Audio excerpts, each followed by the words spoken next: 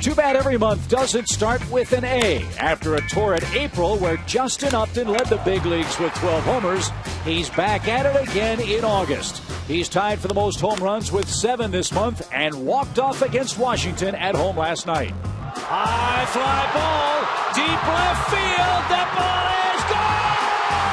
It's gone, and the Braves walk off in the 10th.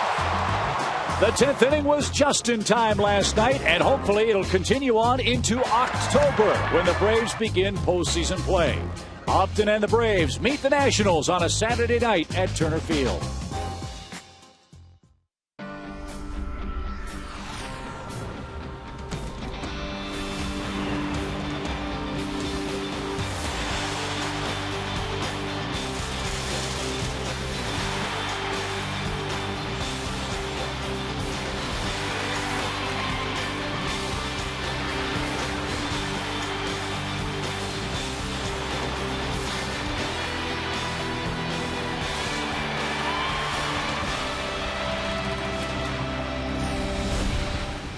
Our chilly, rainy weekend at Turner Field continues tonight.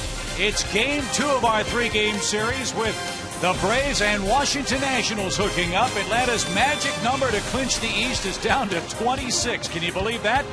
It should be a fun matchup tonight. Mike Minor and Steven Strasburg set to duel in game 2. And hi again, friends, along with Tom Glavine and Joe Simpson. Chip Carey with you at the ballpark where the Braves walked off in 10 innings last night. Justin Upton with the big honors. And tonight, fellas, weather permitting, pitching should take over for Mike Minor and Steven Strasburg, having terrific seasons for their respective clubs. We'll start with the visitor, Steven Strasburg, who may not have a very good win-loss record, but he's been pitching great baseball. In fact, he's pitched at least 7 innings over his last 5 starts, including his last outing against Philadelphia, his first career complete game shutout. It was a 4-hitter. He only gave up 4 singles. He walked 1, struck out 10. This guy comes to town on quite a roll, but he's got a tough opponent as they hook up in another rematch from just a few days ago. Yeah, the other guy on the other side of the equation, Mike Minor for the Braves, having a great season in his own right, 12 wins on the year, 9th in the league in ERA. You see his last 7 starts there, 4-1 with a 2.2 ERA. Opponent batting average just a shade over 200, and the walks and the strikeouts continue to be a big part of his game. Not walking many, striking a bunch out. So you're continuing to see him growing up and really arguably has taken the bull by the horns and become the ace of this staff since Huddy's gone down. And he is Mike Minor, our Georgia Lottery, hitting the jackpot tonight. Speaking of hitting things, Bryce Harper was plunked 2 more times last night and is not in the lineup for Washington tonight. Some around Major League Baseball think we might see fireworks in Game 2. Joe and Tom will talk about that when we come back for more in Atlanta on a rainy night for baseball at Turner Field.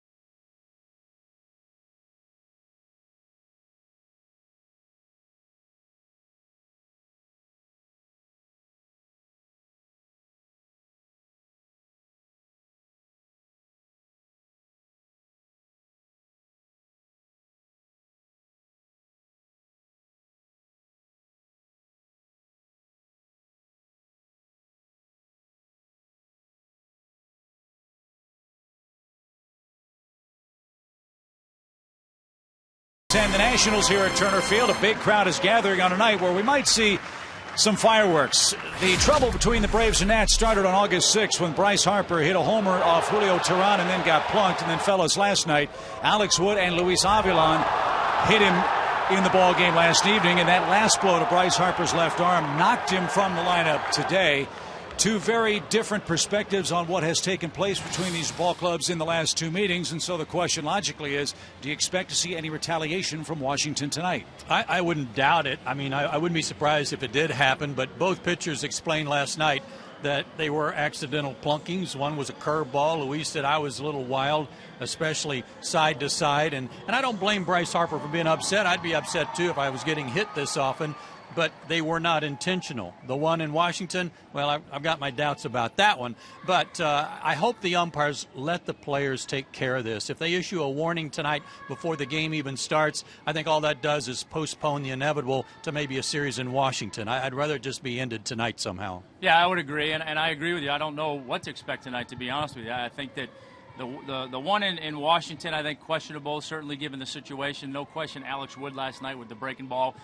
Avilan says it was a mistake, and I think from a player standpoint, it's always hard to accept it being a mistake when a guy gets hit in the back. So, I think that's going to have to be overcome a little bit. But look, the Nationals, if they feel like they have a chance to get back in this thing, are going to be hard-pressed to risk Steven Strasburg going out there tonight and getting suspended. Same thing tomorrow with Gio Gonzalez. So either it's going to be something that maybe a reliever does, or one of these two starting pitchers is crafty enough to maybe to get into that 0-2 count, and oops, one got away from me.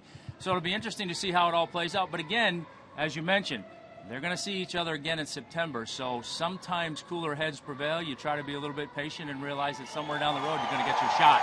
So we'll see what happens. So fasten your seatbelts. What should be an interesting night, to say the least, between the Braves and the Nationals. Mike Minor gets the ball for Atlanta. Steven Strasburg will pitch for Washington. With our delayed start tonight, a chance to catch up with Dan Uggla. He's had his LASIK surgery.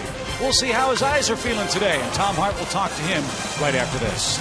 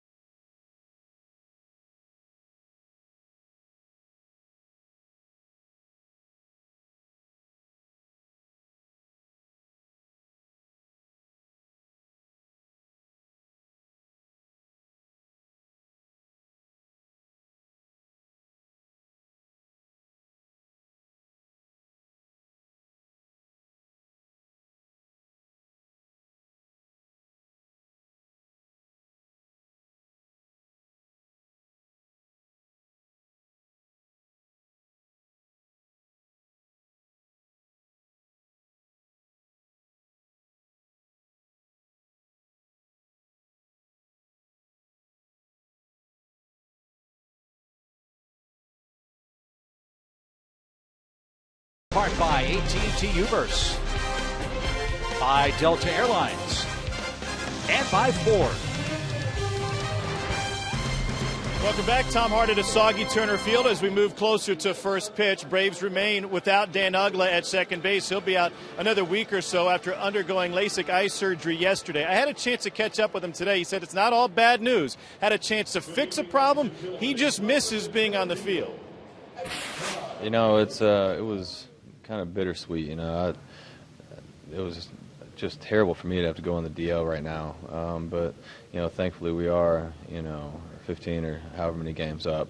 So it gives me a chance to get my eyes fixed and stop messing with the contacts and grinding that process out. And it gives me a chance to work on some things and get in shape or stay in shape at the same time. It remains to be seen how effective it'll be once you get in the batter's box, but you've already been to the eye doctor. The chart tests are coming out well? Yeah, they're coming out really good.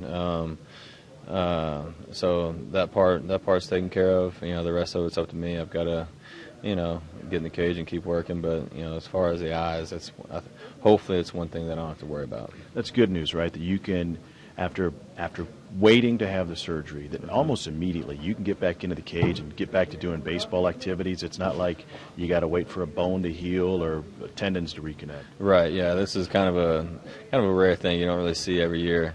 It was just fortunate for me and our team that we're in a situation where I was able to do this, and hopefully I can be more productive throughout September and the playoffs. When we get to New York, you'll have a chance to take batting practice on the field for the first time. What are your expectations, and how may that be different? My expectations are to go out there and just see and have a good round of BP. That's all I'm looking forward to, and I'm just happy that this process is behind me. I've never had to deal with eye problems before. I've talked to Mac about it and Freddie, and it's just awful to see those guys go through what they went through, and for me to be dealing with this all year and then finally having this part of it behind me, once I get back in the box, that's still up to me. I'm not trying to blame anything on my productivity on my eyes or anything, but I'm just glad that part of it is behind me. Now, the schedule for Dan Uggla is that when the team arrives in New York City, he'll have a chance to take batting practice on the field on Tuesday for that quick two-game series against the Mets. As far as concern about playing time is concerned, B.J. Upton is not real happy. Jordan Schaefer will make his third start in the last 4 games in center field. Freddie Gonzalez sensed this coming during the Marlins series. He talked to B.J. He sat him down. He explained what he was thinking when it comes to playing time. Freddie said, I'm not going to call this a platoon situation. I'm calling this a matchup situation, hoping to get everybody playing their best at this time with 6 weeks remaining in the regular season. Well, that's exactly what happened towards the tail end of last night. Guys said we might see some fireworks early in this one. Oh, we saw him last night as Justin Upton went yard for a walk-off winner here at home. And so tonight, after the rain, Braves go for their 7th in a row against the Nets. Chip Jones-Tom will have the play-by-play right after this.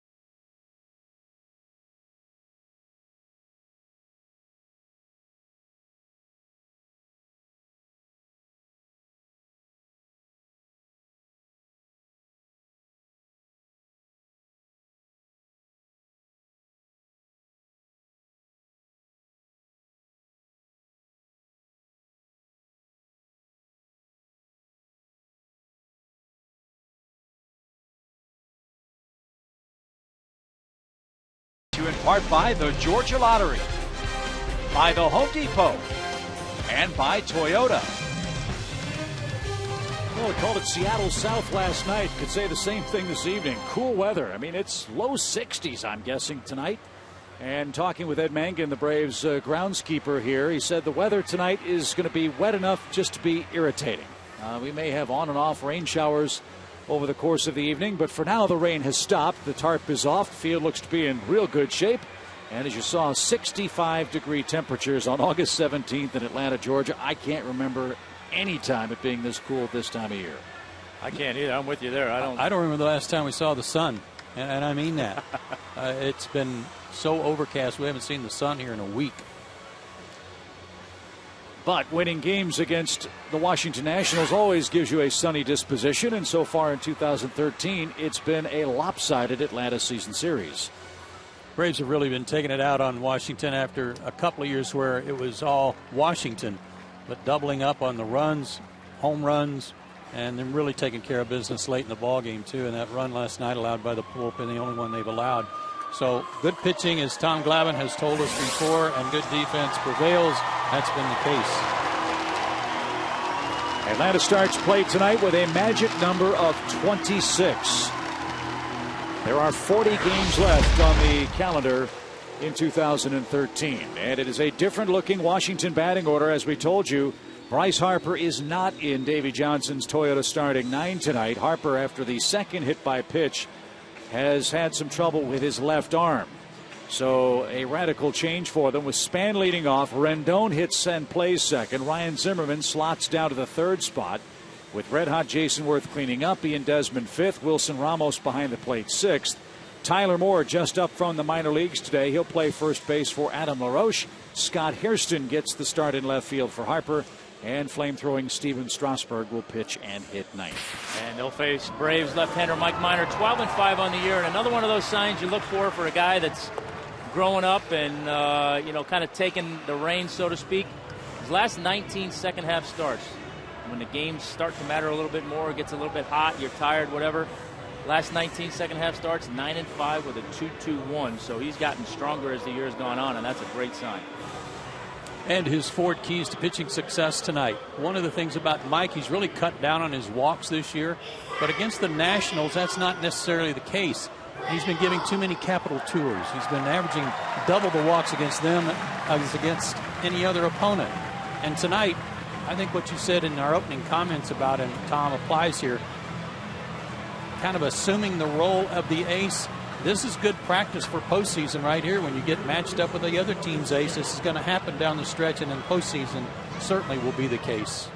And as we said, this is a rematch of a game August 5th up in Washington, a game, fellas, that Minor evaluated himself and said, I had D-plus stuff. And Marvin Hudson's got the plate tonight. Wally Bell, Jordan Baker, and Marty Foster, the other umpires assigned by the National League tonight. Don't know if there were any pregame warnings issued. Don't know if there was anything said while the lineup cards were exchanged as far as the Harper situation is concerned. Like you at home, we will watch and see. Denard Span leads off for the Nationals. He's their center fielder. And Minor gets ahead with strike one call.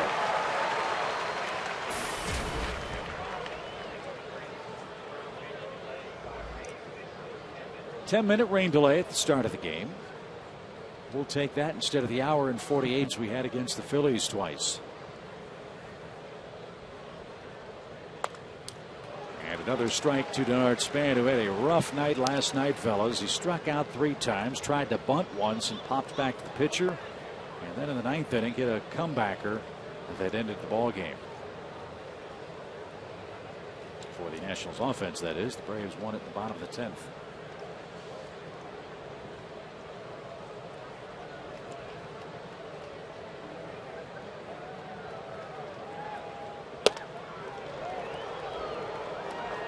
One ball, 2 strikes.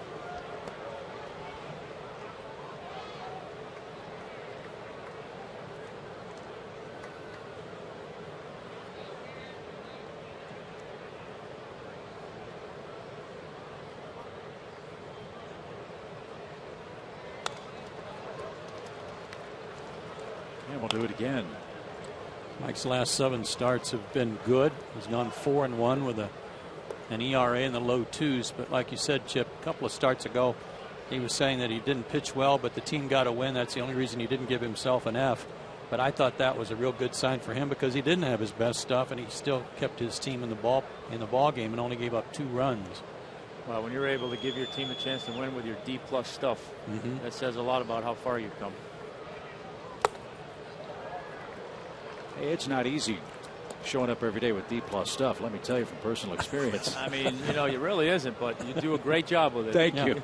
And we're all very proud. My limitations are limitless.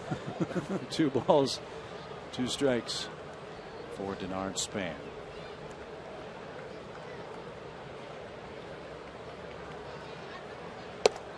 And Mike now has run it full. This is a Nationals club, fellas, that's really struggled against left-handed pitching. Yes, they have winning records against left-handed starters. But Davey Johnson's club hitting a collective .221 this year against left-handed pitchers. What are they, 18-16 now? Yep. Makes you wonder how they've won 18 games with some of their offensive numbers.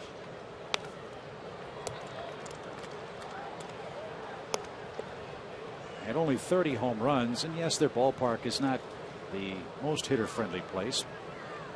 But you think with Desmond and Zimmerman and Worth thumping away, they hit more than 30 home runs. Harper's hurting. LaRoche struggling against lefties. Those 2 left-handed bats off the bench tonight. Slow roller left side. Simmons has to hurry and couldn't get Span.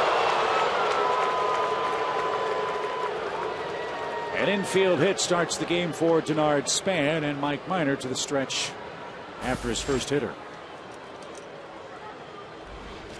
Andrelton did everything he could. Span runs too fast, and this ball was hit too slowly to give him a chance to throw him out.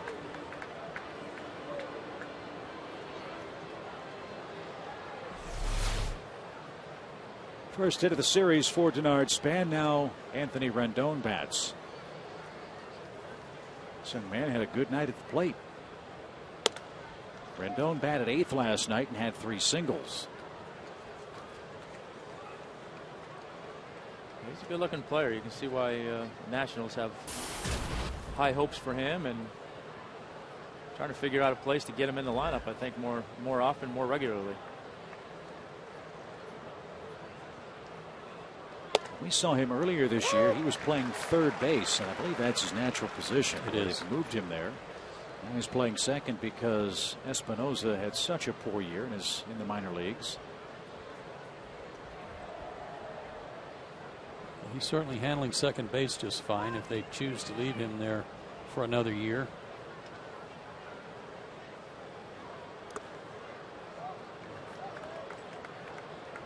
Mike not sharp yet, especially with his changeup.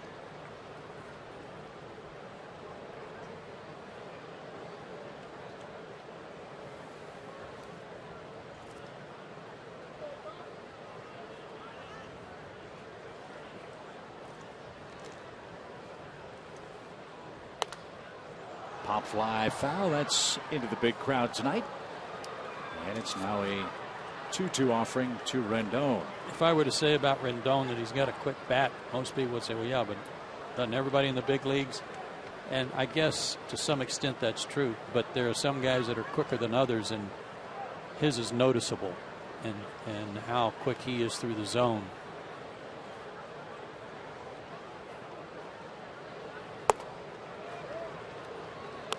That was low, and it's another full count for Minor to start the game.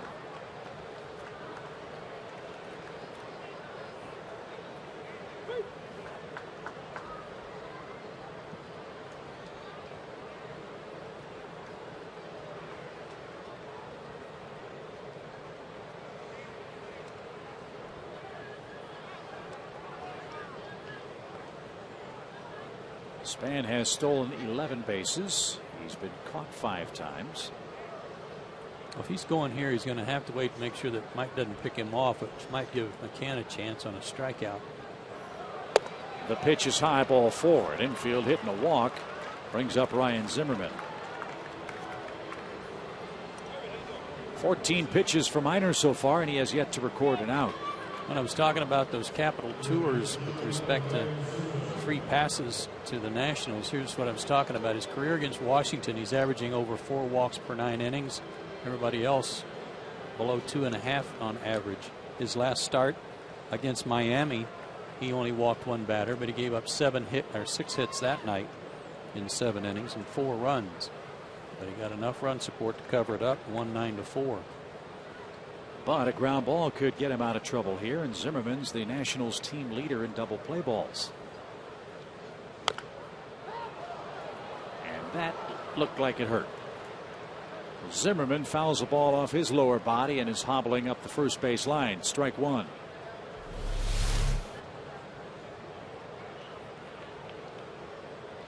Right off the shin, right above the ankle. Oh, baby, does that hurt. Ouch. Remember Jermaine Dye, when he was still playing, I think with Oakland, broke a bone in his shin on a similar foul ball.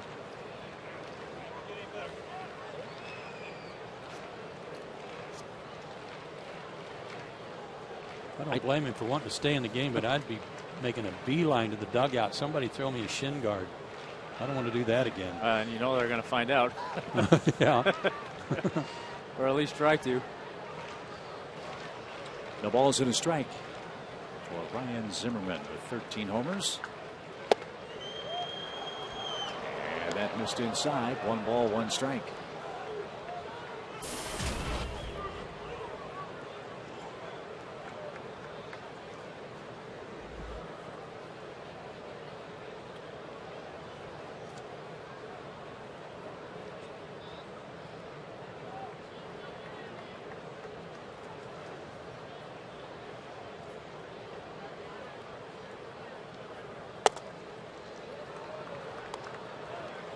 Last year, one of the problems for the Braves against the Nationals is they gave up so many first inning runs to Washington. Look at this differential, 25-4. It's been flipped this year. The Braves 10-5 in that category. But last year, I think Tim Hudson had some first inning problems with him a couple of times. He gave up 12 of those 25 runs. Mike delivered a strike, and now Zimmerman awaits a 2-2 pitch.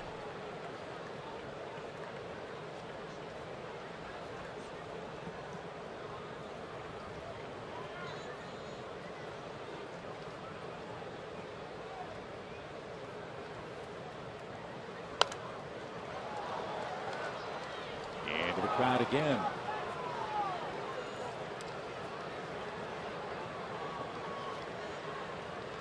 The next pitch will be Minor's 20th of the inning. Well, he's gotten the 2 strikes on the first 2 guys and hasn't been able to put them away. And has Zimmerman here 2 strikes as well, and he fouled off a pretty good pitch right there. So while he's been behind in the counts at the end, he's had these guys in position to put away, just hasn't been able to do it. That's fouled away again.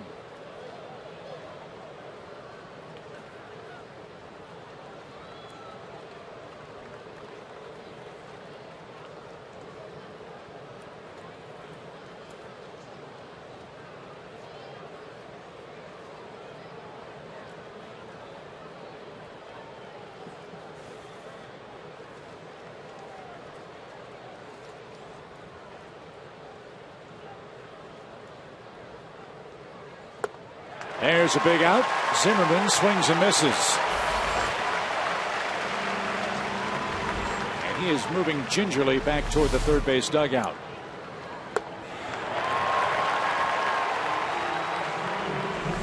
Good change up there, looked like down in the zone. Best one of the inning. But doesn't get any easier for the red hot right fielder for the Nationals. Jason Worth is coming up. Worth had 2 hits last night, including the game tying single in the 8th. He's up to 50 RBIs now.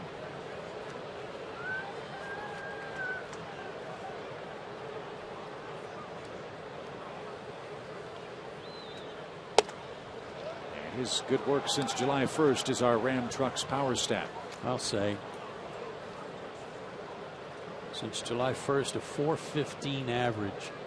Since August 1st, a 511 average. Yeah, he liked that player of the month honor. He's trying to get it again.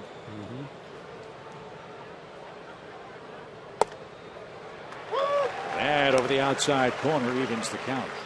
He made an adjustment a couple of years ago, maybe longer than that now, but where he moved his hands back away from his body a little bit. And that really seemed to get him going.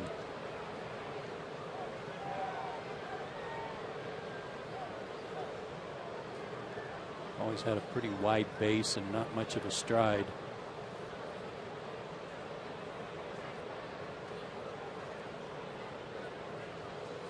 Span is running, and so was Rendon, and Worth fouled the pitch away. 1 ball, 2 strikes.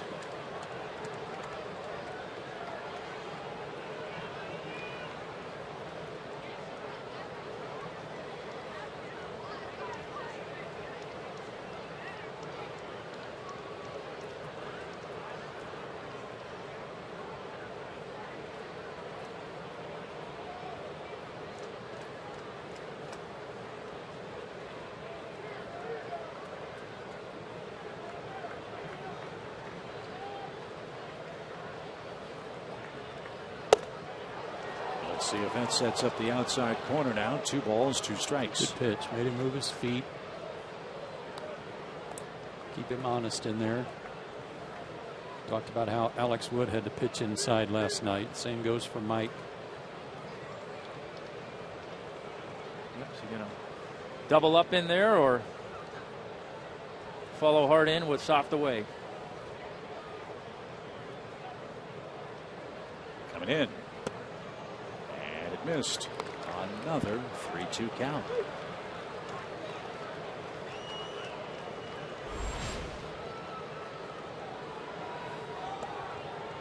Now, I struck Zimmerman out on the changeup, so if you're Jason Worth, I think you got to be looking changeup here and try to adjust everything else. That's what McCann did last night, was call a lot of 3-2 off-speed pitches that were very effective. Span and Rendon lead with 1 out. It's fouled away again by Worth. A little surprised they weren't running there.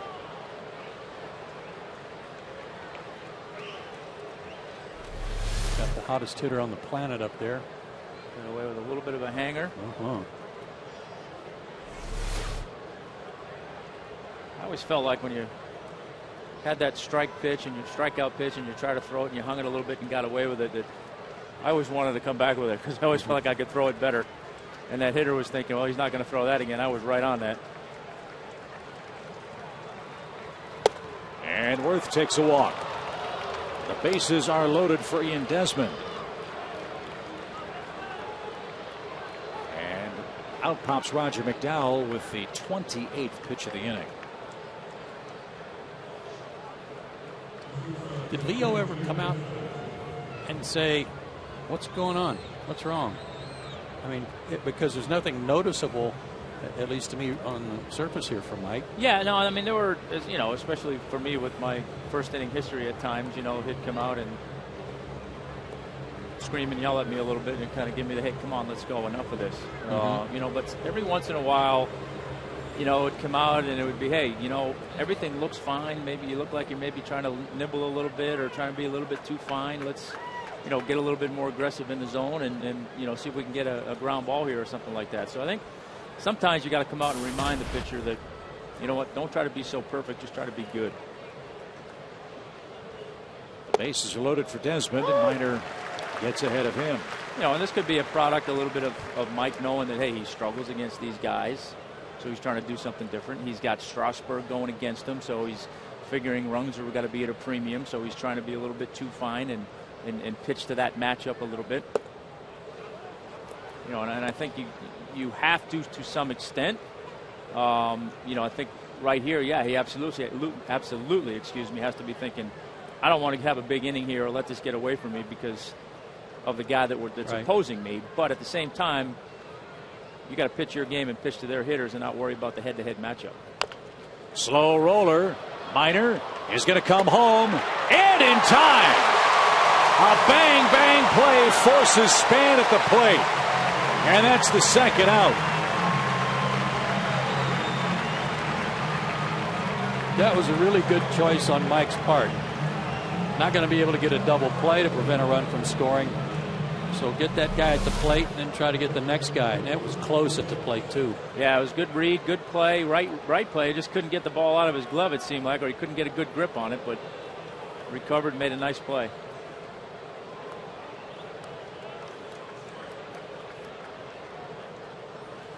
That's like a play at first base on a bang play at first base for Marvin Hudson. He had a good angle on it. No argument from Span nor from Davey Johnson. Now Minor's an out away from getting out of the first. Ramos, though, spoils that with a base hit to left that'll bring home 2 runs. Rendon and Wirth score. And on the first pitch he sees tonight, Wilson Ramos gives Steven Strasburg and the Nationals a 2-0 lead. He continues his hot hitting against Mike Minor. 5 for 7 coming in, and got a high fastball. And with runners in scoring position, those hitters aren't going to miss those high fastballs too much. So the 2 walks issued by Minor come home to roost in the opening inning. And now Tyler Moore is in the batter's box. Moore took the place of young Mr. Jordan, who pitched last night.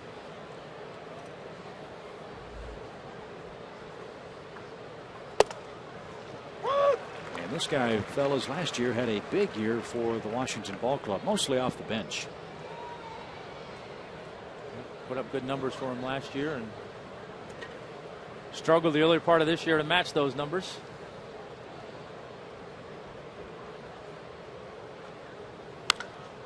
High fly to right, and that'll be playable for Jason Hayward, and he's got it. A long inning for Mike Minor. He threw 34 pitches.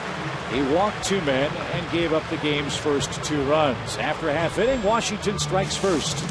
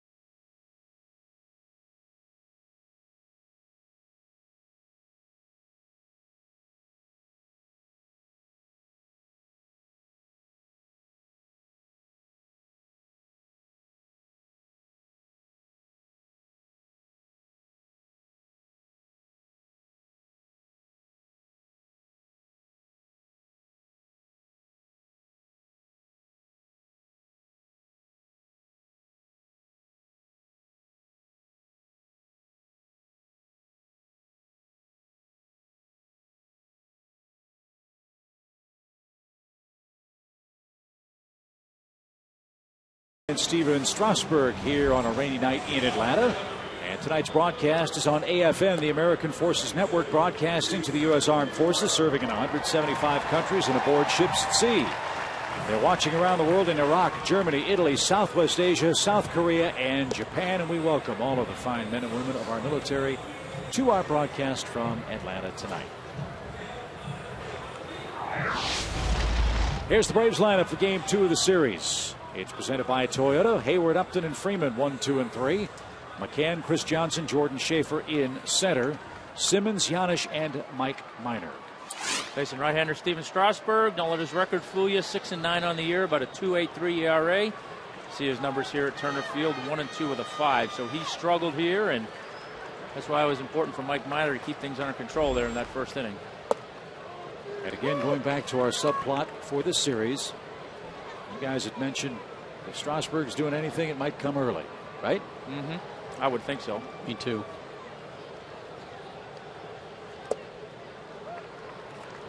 His 4 keys to pitching success tonight. Turner Terrors. I don't know if sometimes it's too hot here tonight. It might be too misty. We'll see. But he is on a hot streak and pitching his best baseball. And he's always had a good fastball. That one at 96. 1-2, a 5.24 ERA for Strasburg in Atlanta in his young career, and he's averaged less than 5 innings a start against the Braves on their home field.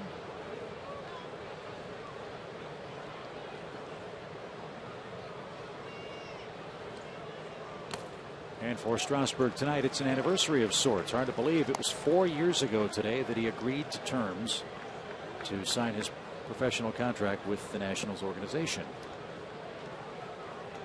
He signed about a week later. And that one popped up at a shallow left.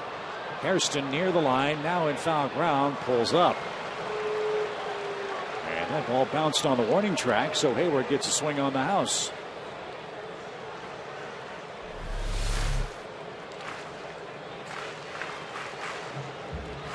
Right there at the corner.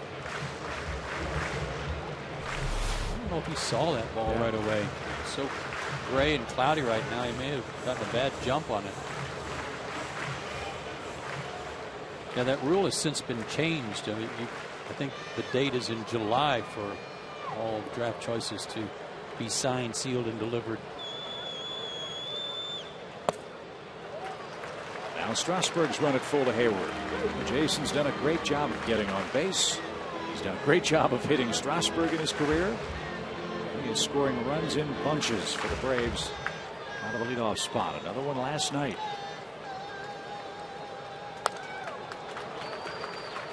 One of the things that made Steven Strasburg special when he first signed is what has made Craig Kimbrell special, and that is being able to throw the ball very hard. And since he signed, since Kimbrell became the closer, that specialness has kind of spread out to a lot of different guys, a lot of different arms. There's a shot deep right center field. That ball was tattooed.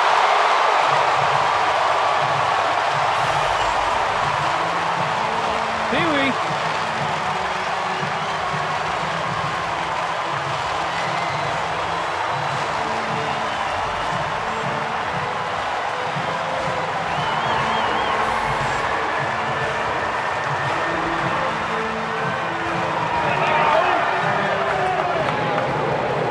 Jason Hayward's second career leadoff homer and his second in the last 3 games.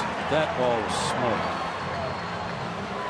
You just can't hit one. You can't square one up any better than that.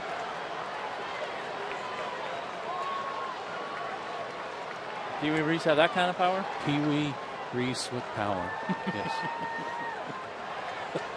Oh, and Upton is hit on the back. There's a warning. It comes after the homer. Their left fielder got hit. The Braves left fielder got hit. And you guys were right on it. It was going to come early if it was coming at all.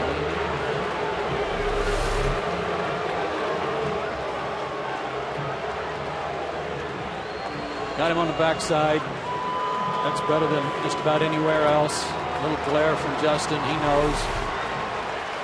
Came after a homer, so Strasburg can say whatever he wants to say, but now the warnings have been issued, and hopefully this is all behind everyone. Now it's game on.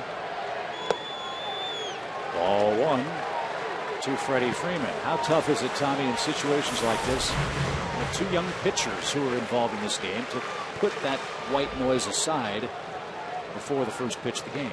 It's tough, but I think, I think now, like we said, it's over. And I think for Minor, I think it's relatively easy. I think for Steven Strasburg, I guarantee you that was weighing on him last night and coming in here today as to when he was going to do it, how he was going to do it, if he was going to do it. And, I think he's the guy that has to do it for them, to be perfectly honest with you. I mean, you could have done it right away last night with a reliever, but I don't think it means as much as when your horse is out there on the mound and he says, okay, boys, enough's enough.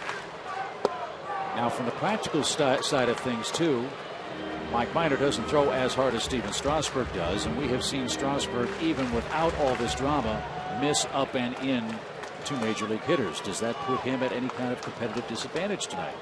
I mean, it may a little bit, you know. I mean, it all depends. Freddie strikes out. It all depends on the umpire's interpretation, and that's why it's always dangerous when you get that warning. And the warning has to be given right there. I get it. I understand. But now you're in that gray area where you know, if you're truly trying to pitch inside on somebody and a pitch gets away from you, you're at the home plate umpire's discretion to interpret that. And, you know, it makes it tough. I mean, I didn't pitch inside a lot, but anytime you got in those situations where you had a warning, man, the last thing on your mind is, boy, don't let one get away from you because you don't want to get thrown out of the game. So you start going inside a little bit more cautiously, trying not to let one get away from you, and that's when you tend to make mistakes. Depends on you really have to rely on the umpire's discretion too. You hope you have somebody back there that understands the game enough that they can tell, that they know when somebody's buried one on somebody, or as guys like to say these days, dotted somebody on purpose, as opposed to, you know, a breaking ball or something getting away from someone. 2 quick strikes on Brian McCann. And from a hitter's standpoint now, Joe, that the warning's been issued. Not that it's ever easy hitting against Strasburg. Is it easier knowing that this has been taken care of? I don't think so. I don't think you know it, and you understand that they have to be careful coming in, but that's not going to keep him from pitching inside, I don't think. But my point right before the home run was that he's throwing 95 to 98. Nathan Eovaldi was here the other night throwing nothing under 97. That specialness of Steven Strasburg, even the specialness of Craig Kimbrell, is not quite what it was because of so many hard throwers. McCann got a pitch up and ripped it into right field. And the Braves now have runners at first and second with 1 man out. Let's get back to the home run and check out this swing by Jason Hayward. He's swinging the bat so well, but this is a fastball down and in. Look at Ramos. He's kind of holding his target there like that's not where that was supposed to be. Boy, did he go down and just zero that thing. That's the danger zone with left-handed hitters, down and in. And he turned that 95-mile-an-hour fastball around in a hurry. Boy. Chris Johnson. He swings the first pitch and rifles one to Rendon. And the Nationals turn the double play to retire the side. But the Braves hit the ball hard a couple times, once by Hayward, and it left the ballpark. After 1 inning, it's back to baseball. And Hayward back to hitting. 2-1, Washington the lead.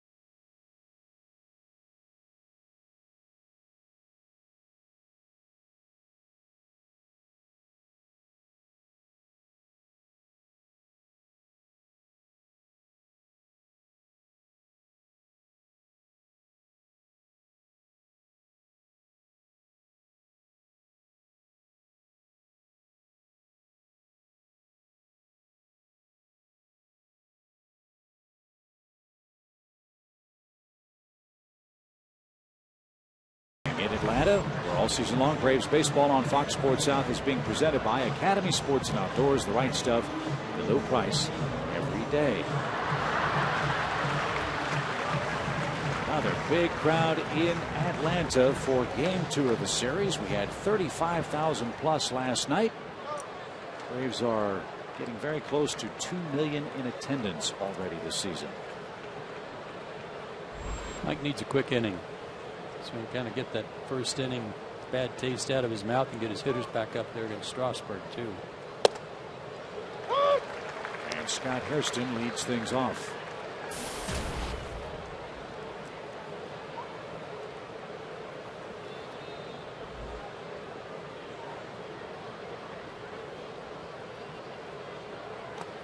The Nationals acquired Hairston in early July, in large part because he's a right-handed bat who can hit lefties. But he hasn't hit particularly well with the Nationals. He's hitting .214 with them in 17 games. And he was late there. 1 ball, 2 strikes.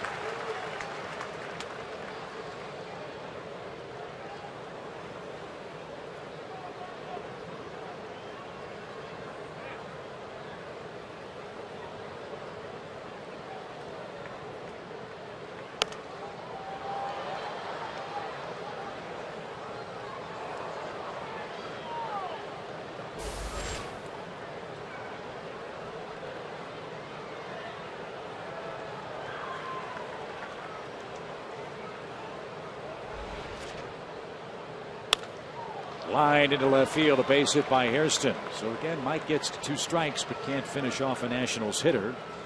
And they've got their second leadoff man on in tonight's game.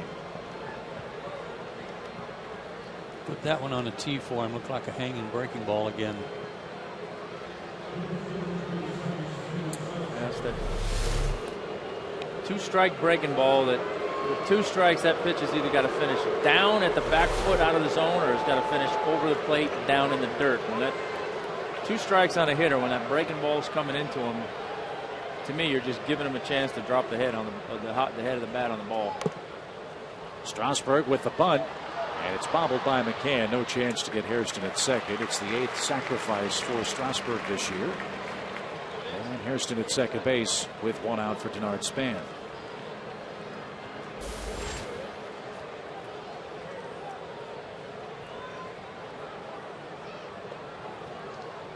Freddie may want to know if there was some interference that disrupted Brian McCann's ability to field that ball.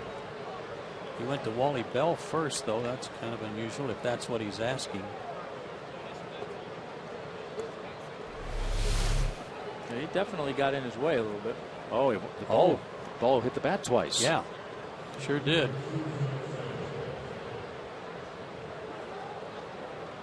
When it came up off the plate, you're right, Chip.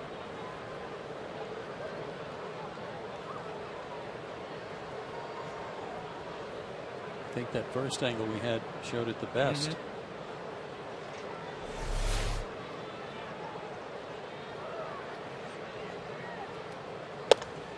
Where's replay when you need it, fellas? Throw the flag.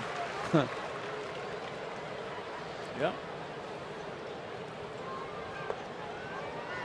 And in fairness to the umpire, that's an impossible play to see. Yeah. There's no chance that Hudson or Bell 100 feet away are going to see that. I mean, it's hard to see it on the replay. So the bunt successful. Span behind in the count. He reached on an infield hit and was thrown out at the plate on a fielder's choice. 1 ball, 1 strike. Well, if you believe in all the numbers you read, that's a big run out there at second base for Strasburg. 30 career starts with when he's gotten 3 runs or more, 22-2.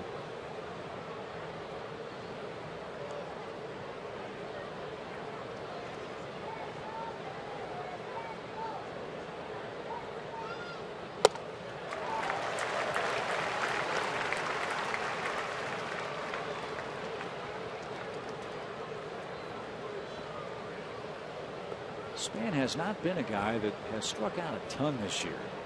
59 of them in 450 at bats.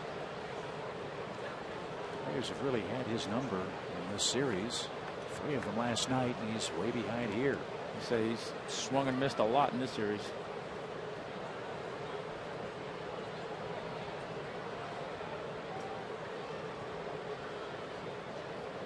Good idea. Getting too big a lead. And give your outfielders a chance with a base hit here.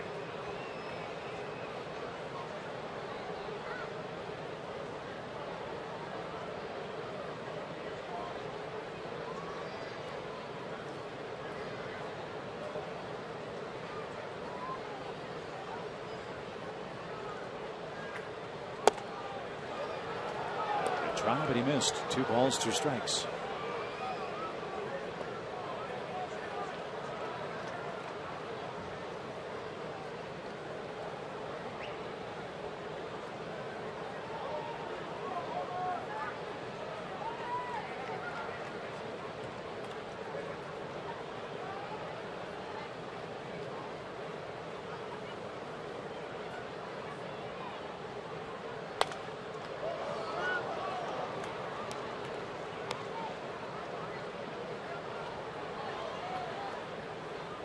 Here's where perhaps that warning comes into play after he spoiled what was a pretty good pitch away. You'd like to come in and keep him honest, keep him off that pitch outside, but got to be careful if you do it. Yeah, I usually want to have that, if I'm going in, I'm going to miss in mentality, and it's just a little bit tougher to do when you know you got that warning hovering out there a little bit.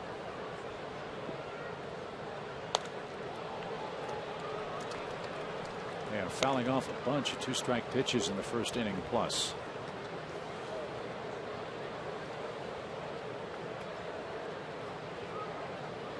Hairston at second after a Strasburg sacrifice. Denard Span, a Washington, D.C. native.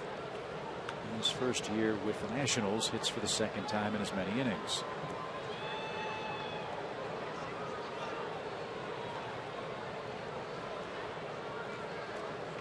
Last year Mike made 30 starts. Tonight is number 25 for him. Total of 179 and a third innings last year. He's at 158 this year.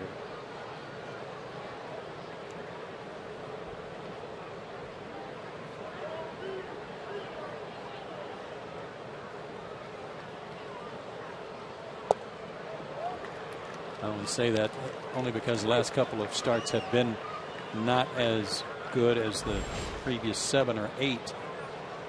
I don't see any signs of fatigue or wearing down at all.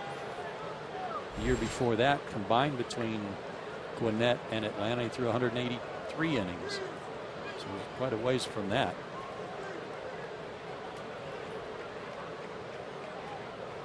But yet another full count for Denard Span. Mike walked 2 in the first inning, including the man on deck, Anthony Rendon.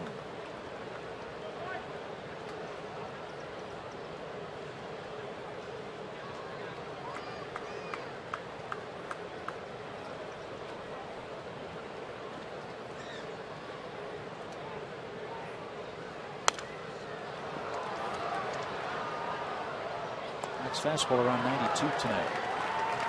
It's about right. Some nights it's a little better than that.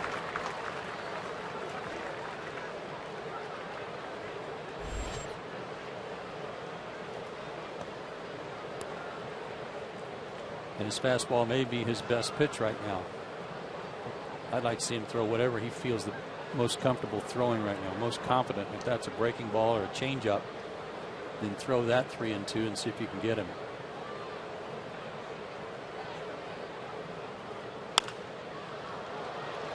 Down the left field line and into the seats by Span. Along with Ben Revere, was traded by the Minnesota Twins after last season.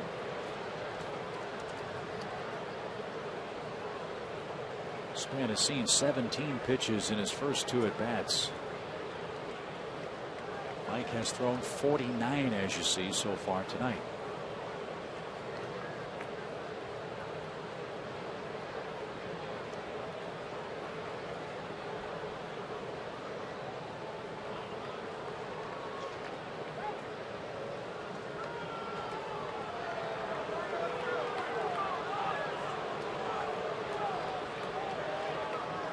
These two men are working at a glacier-like pace.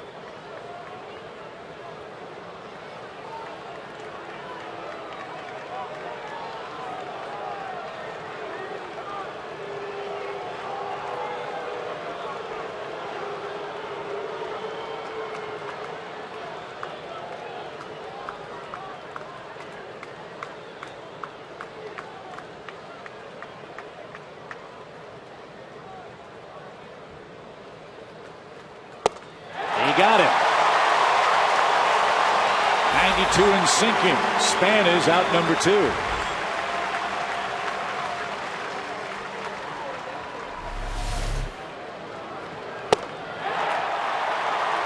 Good fastball there. Good life, good location. Nice job of winning that battle and getting that big second out of the inning. Anthony Rendon walked and scored in the first. He came home on the Ramos RBI single.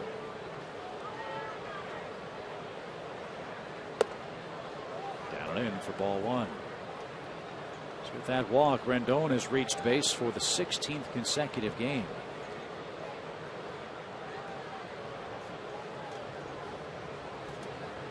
Ryan Zimmerman moved up to the number 2 spot for a week or so for Washington. Didn't have much luck there. So they put Rendon behind Span and in front of Zimmerman because of that on-base percentage. It's already paid off with a first-inning run tonight. Brian McCann may have noticed something from Mike Minor. Went out to talk to him after that first pitch. It was a quick visit. May have been something about his mechanics.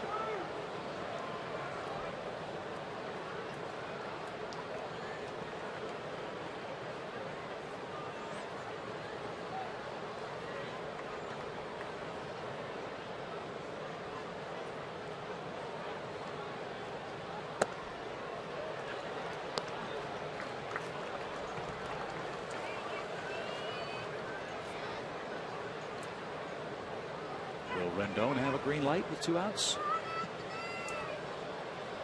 I'm saying no. I'd say why not?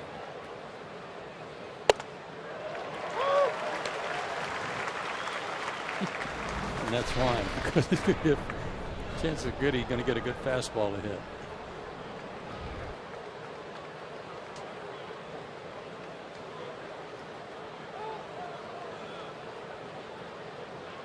Can wants time and has it granted.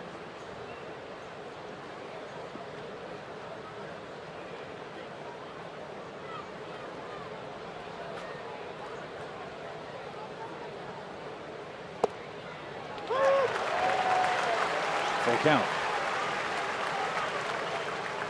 Mike has had 5 full counts already in this game.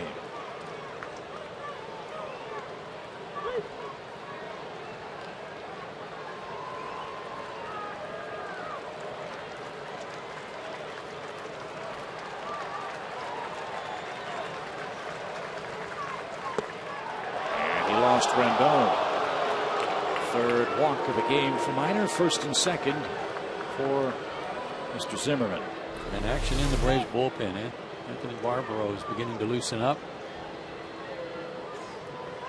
I thought he had him. Box track says he had him. Not Marvin Hudson.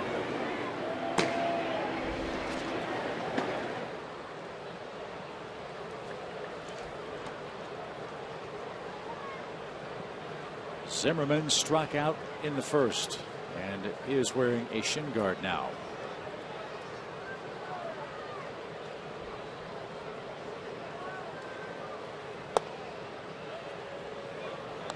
Big at bat in this ball game right now for Mike Minor. And if Zimmerman reaches and a run doesn't score, then it shifts to Jason Worth, but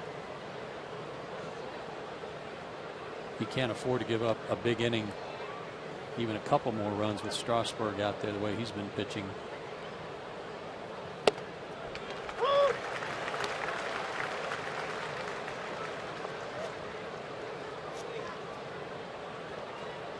Yeah, even though the Braves have had some success against Steven, and you hope that continues tonight, the way he's been throwing the ball, you can't count on it. No.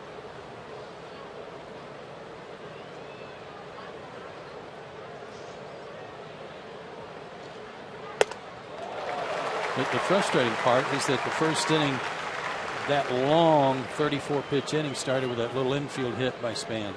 This one started when he was ahead of Hairston and hangs that breaking ball that got everything started. That, what's he at now, 59 total pitches, so another 25-pitch inning this inning. But he's ahead of Zimmerman this time. And McCann smothered that for a 2-2 count.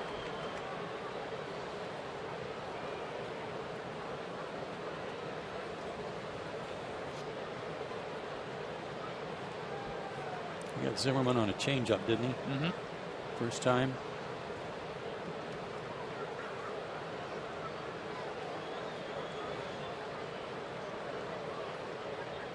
The 2-2 pitch.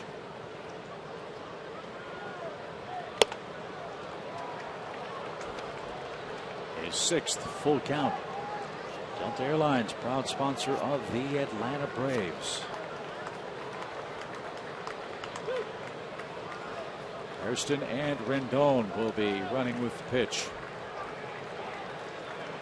So Brian goes back to his 3-2 off-speed call. They've had a tough time with the signs this inning, too.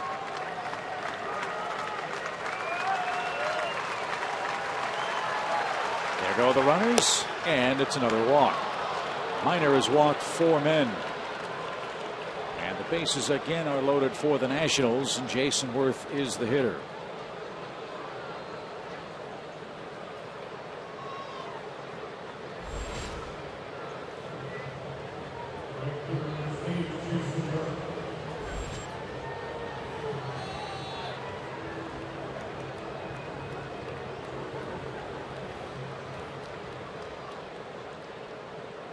Now you've got the, as Joe said, hottest hitter on the planet up in a 1-run game, and the bases loaded in the 2nd inning. Most walks for Mike in a game this year. He's done it in 2 innings tonight. It's the most since September of last season. Well, certainly isn't the matchup he wanted in the 2nd inning, but maybe we'll get him out. This will get him going. Outside corner, strike 1 to Worth. One of the pitches that's worked so well for Mike for most of the season has been a cutter. But tonight, there's been no real signs of that pitch.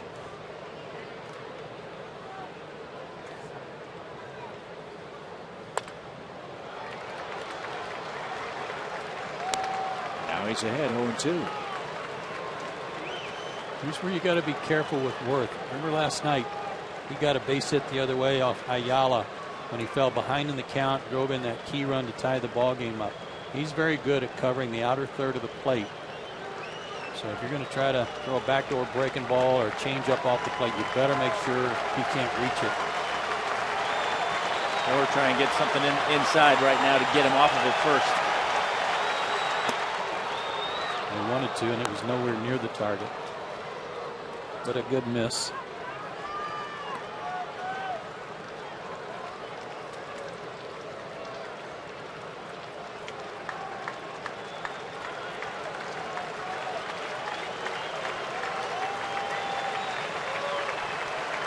A ball, 2 strikes.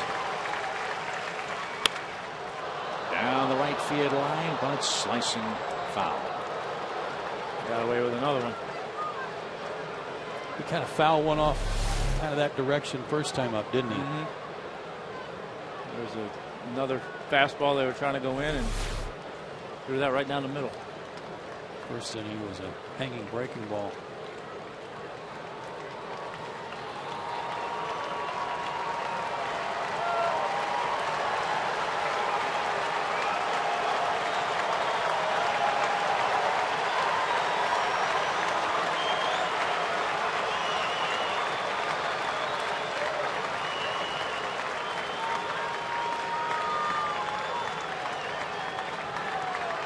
Again, the 1-2 pitch for Jason Worth. In the air to left center field. That's down for a hit. 2 runs are going to score. It's 4-1 Washington. And streaking to third is Ryan Zimmerman. So the Washington Nationals finally are able to get over the 3-run mark against the Atlanta Braves. They've scored 4 tonight, and it's a very short outing, it appears, for Mike Minor as Freddie Gonzalez pops out of the Atlanta dugout. Well, it was something away from him, and he had it covered. Hit it kind of off the end of the bat.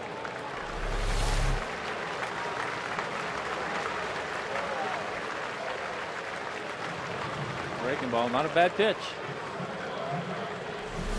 But that hit is the last play of the game for Mike Minor. He departs after allowing 4 runs and 4 walks and 2 men left on base, his responsibility.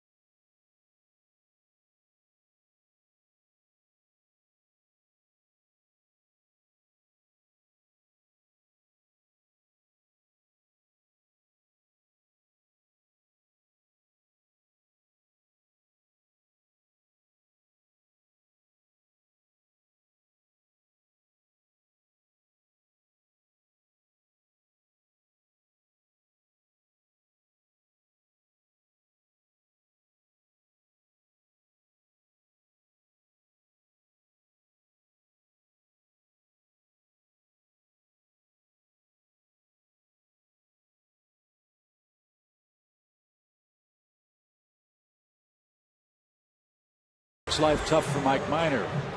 He had better luck last time he saw them in Washington, but a very short night for him tonight. 67 pitches, I believe it was, and only an inning and 2/3.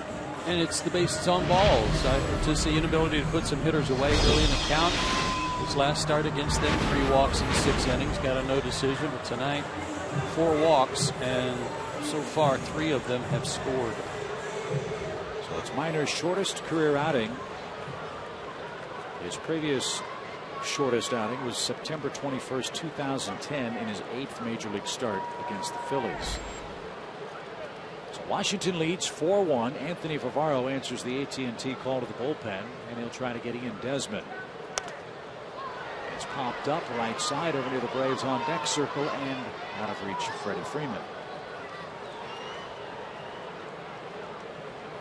Anthony worked in 3 straight games on this homestand, a couple against Miami, 1 against Philadelphia, but he's had 4 days rest, so he can give them some long relief tonight if needed.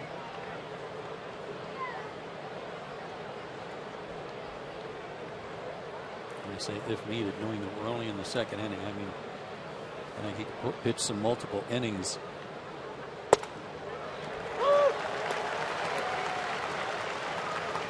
Desmond took that pitch for a called strike.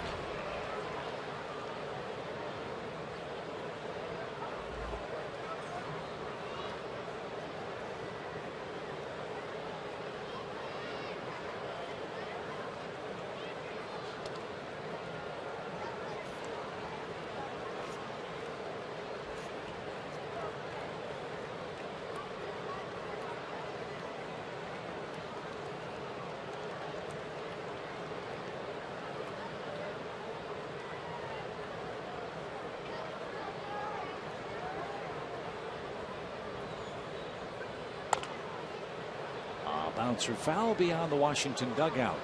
We'll do it again. 0-2.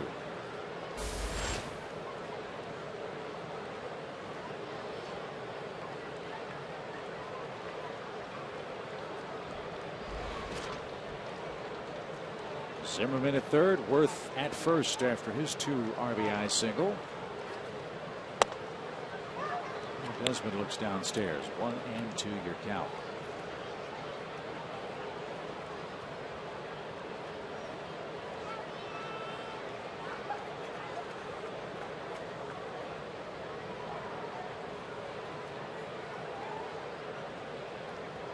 Worth is running. The pitch low and no throw.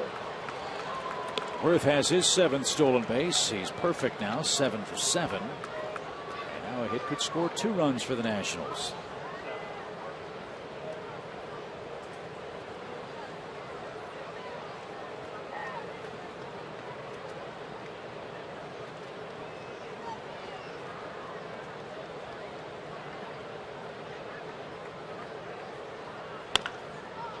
That is a foul ball. Foul ball. Good stop by Chris Johnson.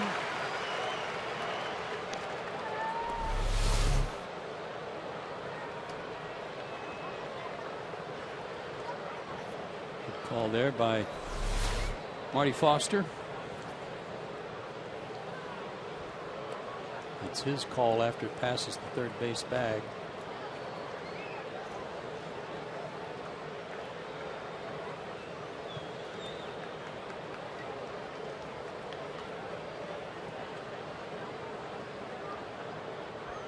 Two balls, 2 strikes for Desmond.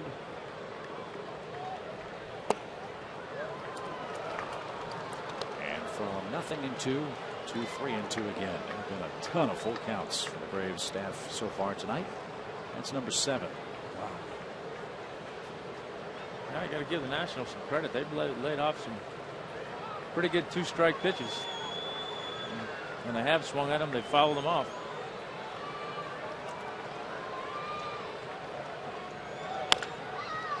Too short. Simmons, gloves and guns.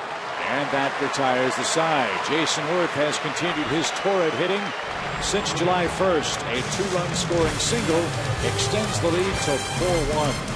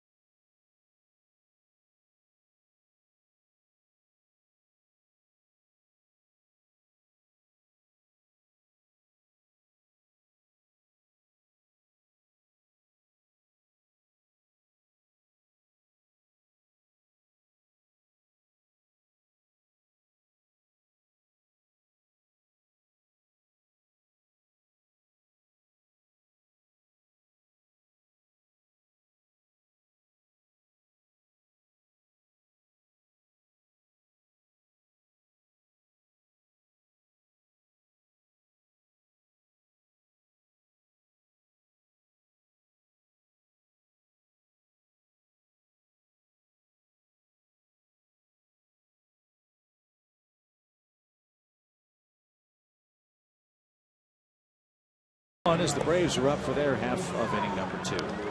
Wilson Ramos got things started for the Nats with a 2-run single in the first. Got a high fastball, picked on that, hit it out over short. That was after the Braves had cut down a run at the plate. Jason Hayward followed with a 3-2 count and a laser home run in the bottom of the first. Justin Upton promptly plunked. Warnings were issued to both sides. And just moments ago in the second inning, with the bases loaded and 2 out, Jason Worth delivered a 2-run single. 4-1 Nats. This wasn't Mike's night tonight. Let's see if the Braves can come back against Strasburg with Schaefer, Simmons, and Janisch here in inning number 2. Braves hit the ball hard a couple of times in the opening inning. Double play got Strasburg out of further first inning trouble.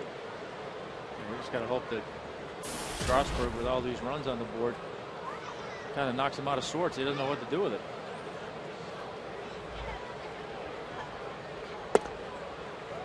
Well, the 4 runs put up by Washington snaps that real long streak. It was 13 straight games where the Nationals had scored 3 runs or fewer against the Braves. Now it's a 3-run lead for Schaefer, who's promptly ahead. 3 balls, no strikes. was saying in the open, don't be fooled by Strasburg's record. 2 earned runs or less in 17 of his 23 starts this year. And he's 6-9. And a 4-pitch walk gets things started for the Braves. That's really one of the surprising stats about this Nationals ball club. They do not score a lot of runs. 53 times they've scored 2 or less. Have a big and rich time on Sunday, September the 1st, as the Braves Summer Concert Series presented by Coca-Cola and Delta. See country duo Big and Rich with special guest Cowboy Troy for free with your game ticket. And fans, you can purchase Field Pass tickets for just $25. Visit Braves.com/concerts today. A couple of your favorites there, right? Absolutely. Yeah. That went all the way to the backstop. See, he's out of sorts. He doesn't know what to do. A very wild pitch by Strasburg. Ramos didn't want any part of that. It was a breaking ball, and he was defending himself on that spin. Steve McCatty's a pretty funny guy, pitching coach for the Nationals, but I don't know that he's got anything humorous to offer right now. No, this is one of those. I'm not going to say what he's going to say. Yeah. But it's essentially, look, son, we got you some runs. Let's go. 5 straight out of the strike zone after Washington extended the lead. And Simmons with Schaefer at second. Looks for his 3rd hit of the series. He's never had a hit against Strasburg. Good time to end that right now. He's 0 for 9 head-to-head. That's a little bit surprising. Pretty good fastball hitter.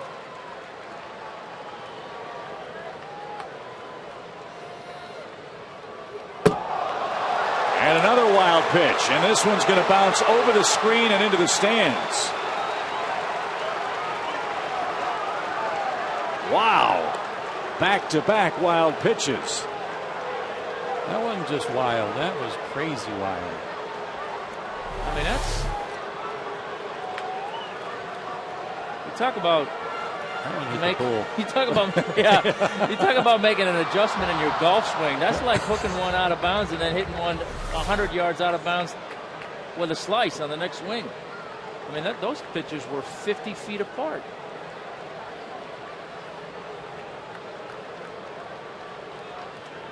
Goes back to the windup now.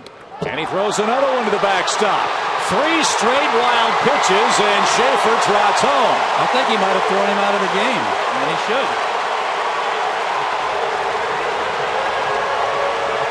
3 straight, and Strasburg's ejected with a 4-2 lead.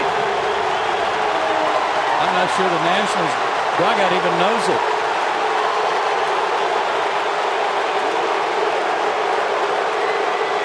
The bad part is he didn't even hit him. Didn't even come close. No. Davey gets ejected automatically too.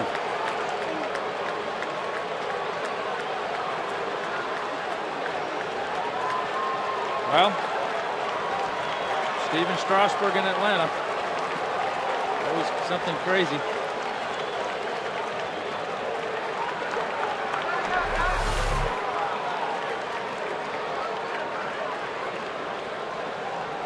There's the move by home plate umpire Marvin Hudson.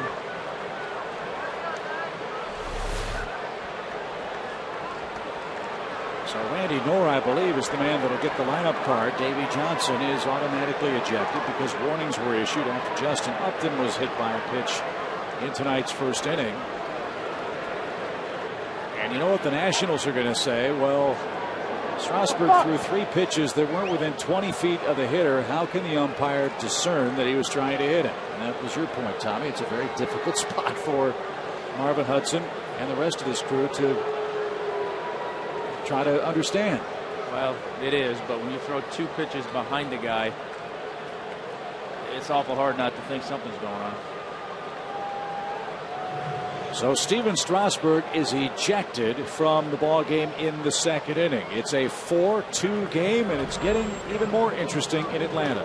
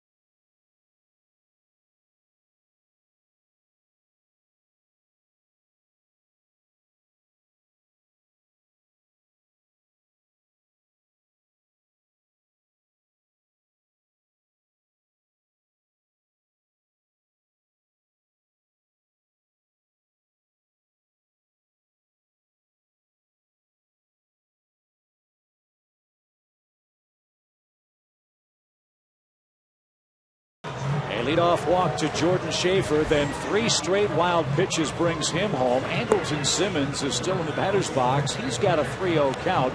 Strasburg and Davy Johnson were ejected from the game. And now Tanner Roark will become the new Washington pitcher. Well, here are the wild pitches in succession. This is the breaking ball. That was certainly not anything to think twice about. This one looked like maybe just came out of his hand funny. It was so wild. This one, not so much. That was right behind the hip pockets, and that's why Marvin Hudson on the second one behind him threw him out. And I guess it's just too misty again here for Steven. Something's going on. Hot weather, chilly weather, Turner terrors for Steven Strasburg. He didn't really put up a fight either, so he must have been trying to hit him. So that ends his very impressive run of 7 innings of work in, what was it, Tommy? 5 straight? 5 straight. And Tanner Roark is a man we saw up in Washington. 6'2", 220-pound right-hander who came over from the Rangers for Christian Guzman. That was at the trading deadline 3 years ago. Well, guess what? It's a new ball game now. Yeah. With Strasburg doing what he did and to get ejected. That 4-1 lead's already down to 4-2, and a lot of things have changed now.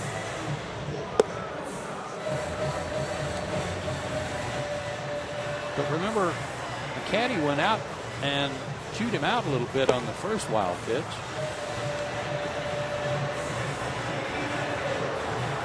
That was just odd. I mean, there's no other way that I can describe it. They got up, didn't they? Got the warning. And you're right. The first two to Andrelton Simmons weren't close. The third one was, and that's what got it kicked out.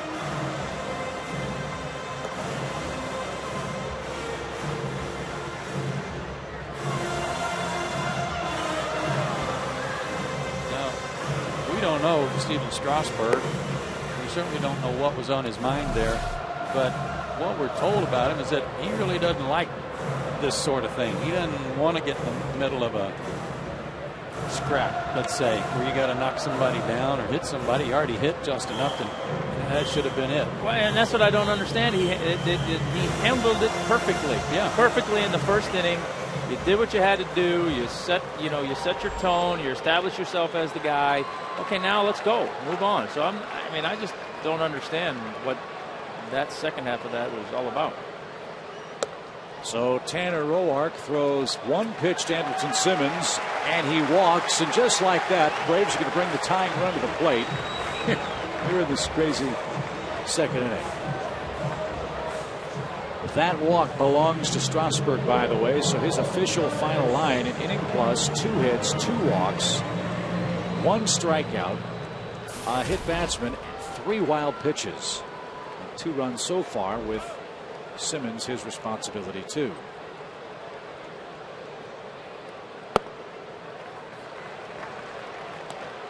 Well, I'm going to go out on a limb and say it's going to be a long time before Steven Strasburg has another game where he throws more wild pitches than innings pitched. And 9 straight pitches out of the strike zone for Strasburg. And now Roark misses. 2 balls, no strikes.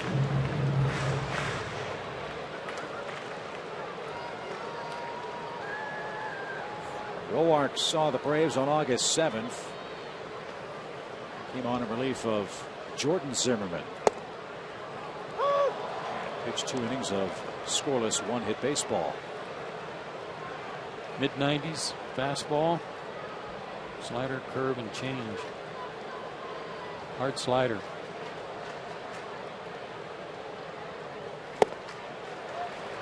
Missed the inside corner to Giannis. 3 balls and a strike.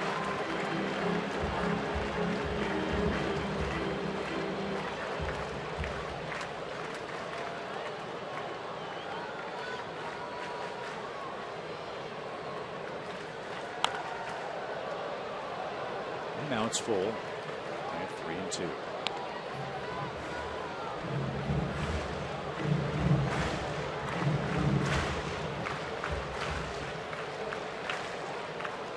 Ball snapped an 0 for 26 streak with a single on August 14th against the Phillies. Got hits in back-to-back games now.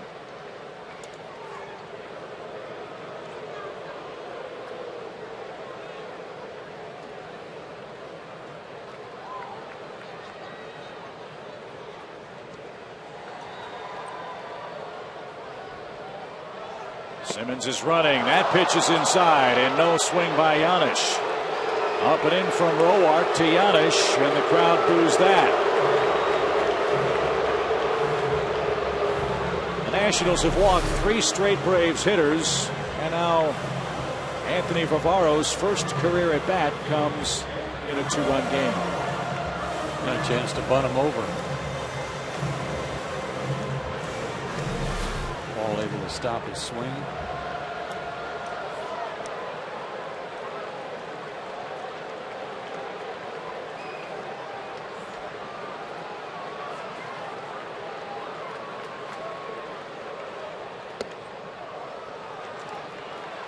You know, I'm thinking, going back and rehashing this whole thing in my head about what Strasburg did, and I think it was a good move on the part of Marvin Hudson, because I think given one more chance he would have plunked Hamilton.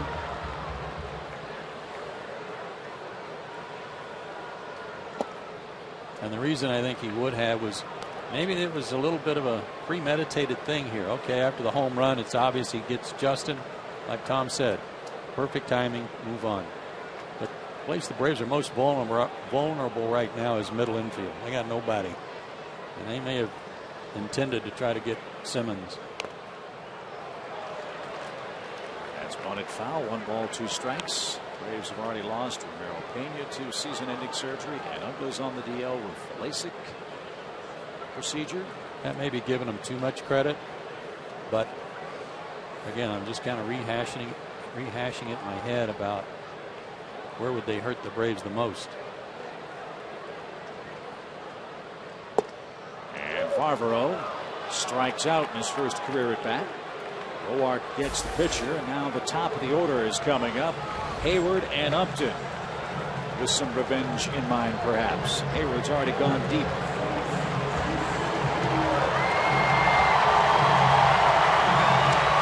One in. 2 on, 1 out for Jason.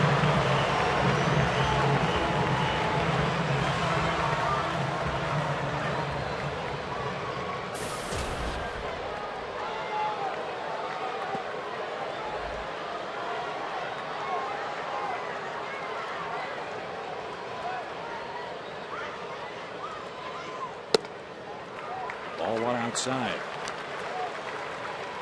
What an odd game in that there's been no flow to this game at all.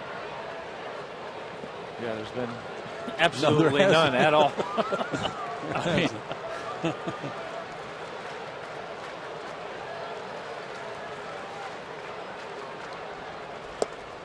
that's high, ball 2. What I remember about Roark up in Washington was he was dealing with fastball and hard slider. He wasn't throwing anything off speed and having a quick inning.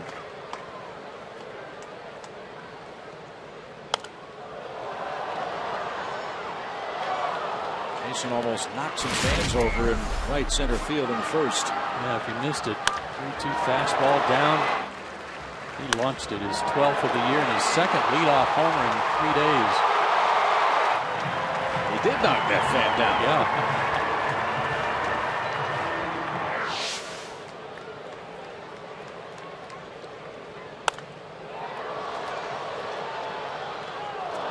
Two strikes. In a season full of great moments, perhaps the move of Freddie Gonzalez of Jason Hayward to the #1 spot be among the best.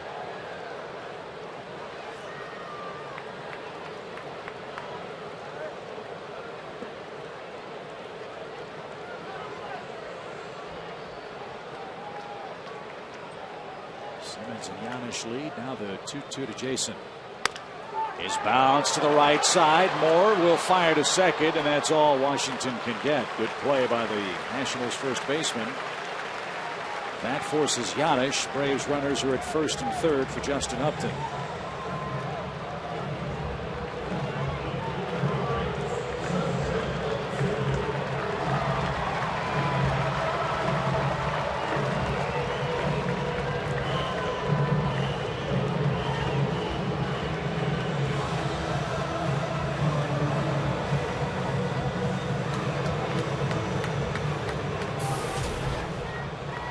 You know what he'd like to do here?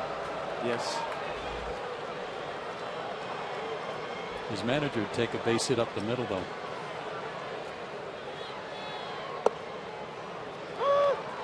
And Justin's the subject of our Academy Sports and Outdoor leaderboard. Tied with Soriano of the Yankees, most home runs in August in the major leagues. What an addition Soriano's been to the Yankee lineup. 18 RBIs in 4 games.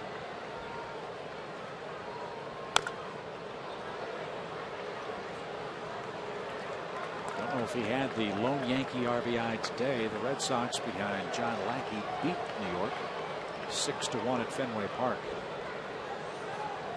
I understand no RBIs for Soriano. Yankees were creeping closer to the wild card berth over in the American League.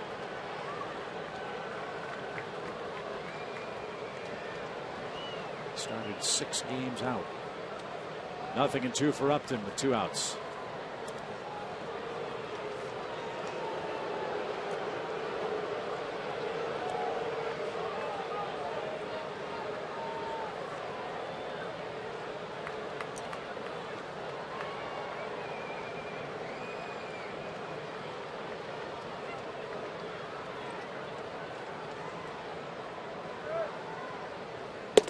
Swing and a miss at 94.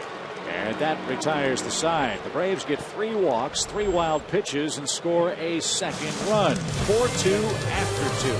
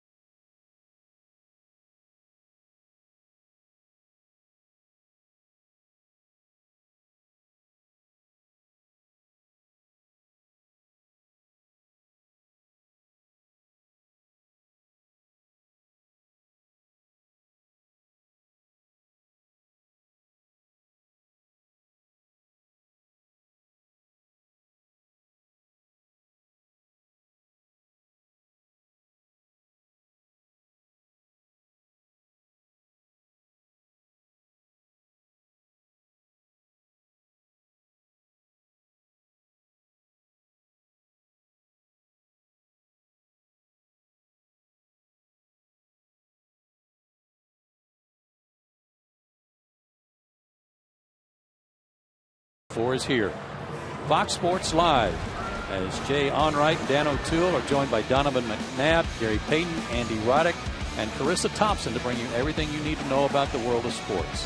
Fox Sports Live airs nightly on Fox Sports 1. And Fox Sports 1 is now available on all major TV providers. Go to foxsports1.com to find out what channel Fox Sports 1 will be on in your area. So it's a battle of the bullpens now as we enter the 3rd inning. Both Minor and Strasburg are out of the game.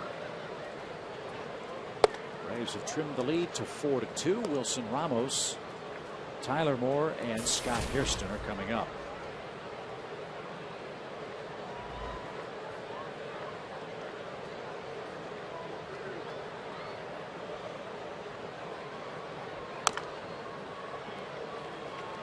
Count, a ball and a strike. Been an injury-plagued year for Ramos again. He's missed 58 games because of recurring hamstring problems.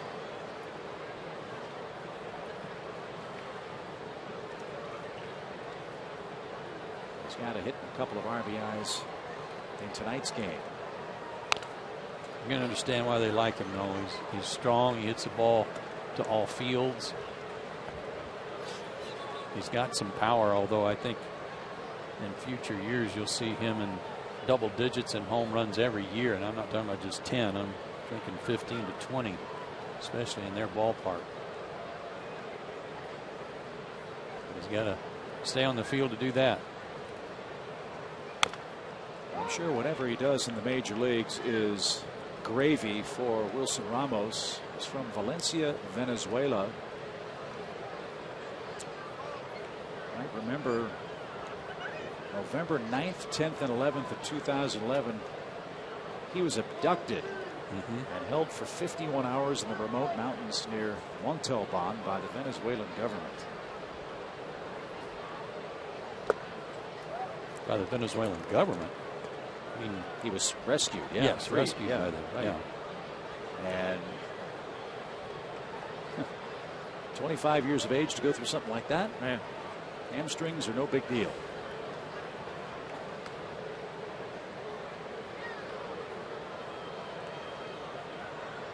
2 balls, 2 strikes. And in the air to right, Hayward is there and has it. And for the first time tonight, the leadoff man for the Nationals has been retired. Good start for Guevara in the 3rd inning. Here's Moore.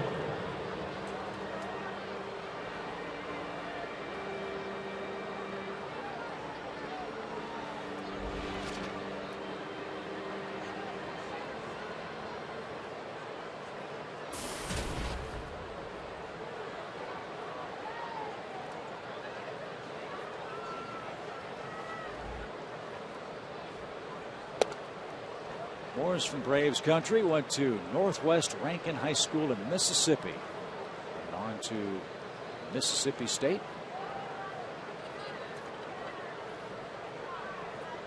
In his college career at Meridian, Mississippi Community College. And he's hit the ball to the right side twice tonight and is 1 for 2.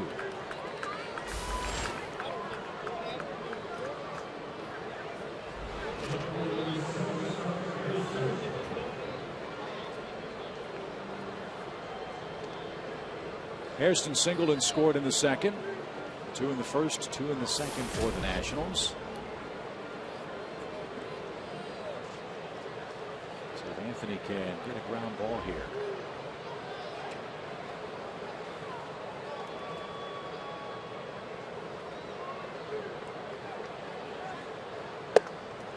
There's a belt tie strike. It's 0-1. Certainly expecting him to pull the ball on the ground. Yanish is way up the middle, and even a potential double play situation. You can see how far Simmons is from the bag.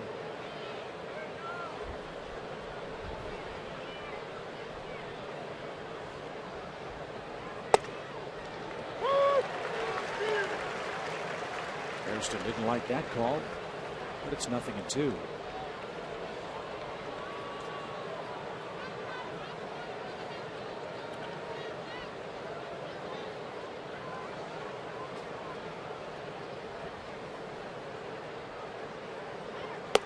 Swing and a miss.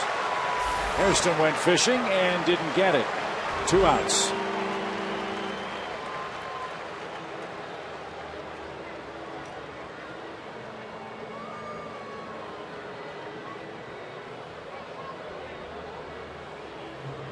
First career at bat for Roark.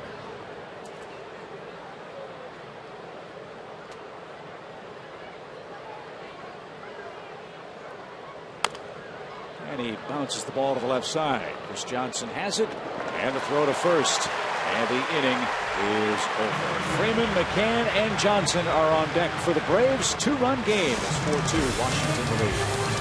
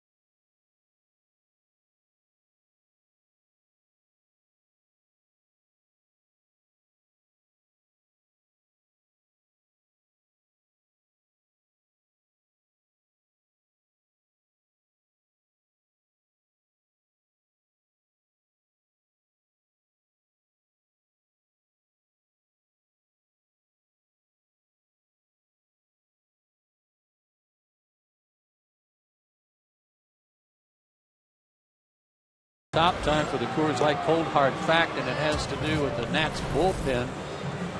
Since the All-Star break in the National League, 15th rank means you're last in ERA, opponent's average, and QUIP. And for losses, tied for the most with 7.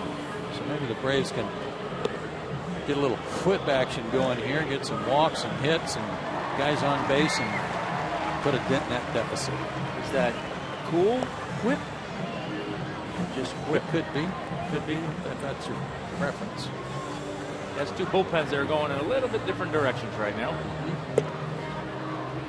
And the Braves have the right guys up in this third inning. Freeman, McCann, and Chris Johnson.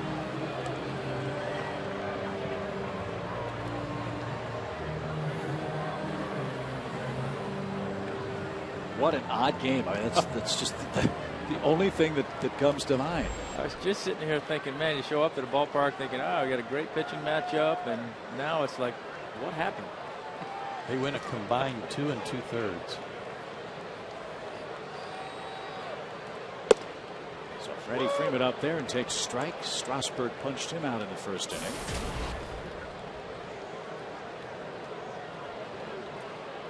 Braves first baseman having a marvelous year. 14 homers, 80 RBIs, a .307 batting mark.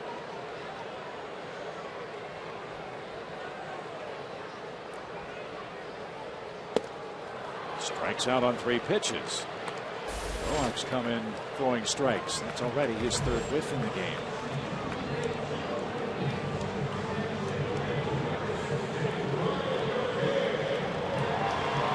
One up, one down for Brian McCann. He's single to right.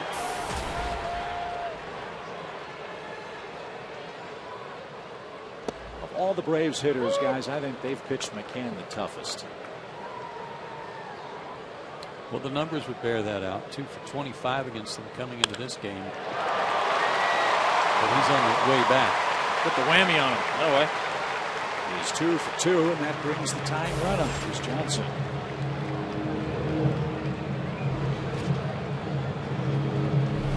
Fancy new batting gloves on there. I know that.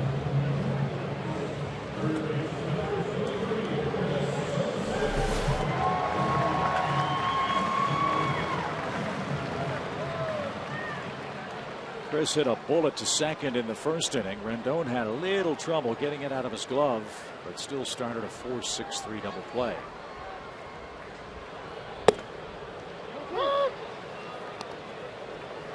Chris Johnson's batting mark now stands at .335 for the season.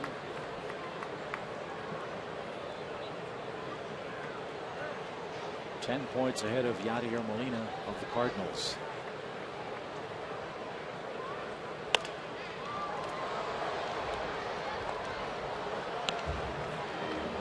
At this stage of the season, with so many at-bats under your belt, it's hard even for a good stretch to bump your average up real high, but you can go 0 for 10 and drop pretty fast.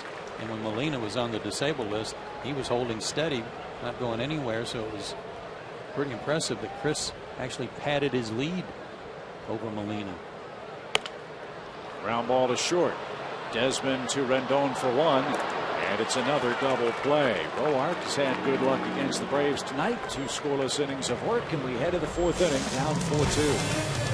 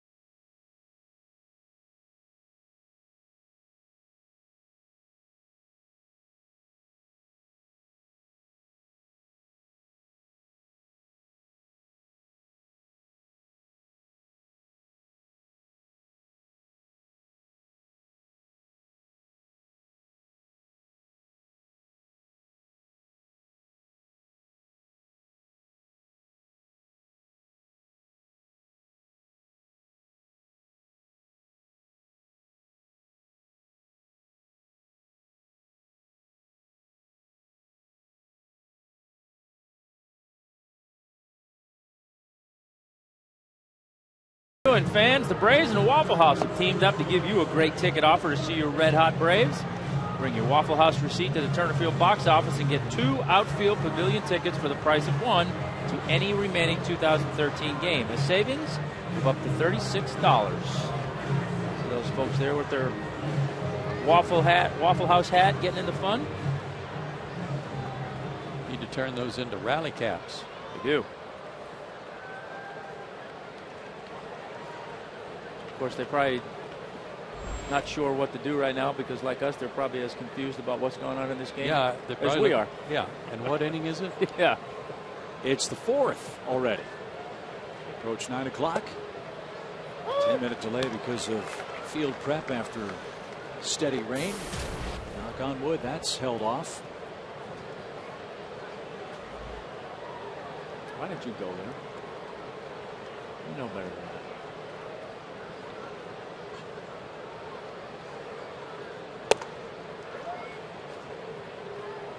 The guy that pointed out no hitters too, weren't you? See now, we're both on board with that. We can talk about it up here. Oh, you can? Yes. Yeah. Okay. Has nothing to do that base hit in the 9th. You cannot tell me that you're a Jinx guy. Well, yeah, I've seen it happen too many times. If you're in the dugout, it's different. You got the uniform on, you can do something about it. Yeah, it's different. I have a different perspective now that I'm up here and I understand how all these graphics work and you get that stuff in, the stats and the whatever, but. Hey, a base hit for Denard Span on a 2-1 count. Third time tonight the Nats put the leadoff guy on. Span's done it twice. So you got the graphics and everything down. No, I don't want to say I have it down. I understand how they play in. Because, when I was playing and every once in a while you'd go upstairs and leave the dugout and watch the game on TV. I mean, it seemed like every time some kind of stat would come on the TV about, oh, this hasn't happened since that, and this guy's gotten that many guys up. Wham! Something bad would happen. Why do you blame the announcers? Should you blame the graphics person? They're the person who does it, right? I didn't know that. Now I know.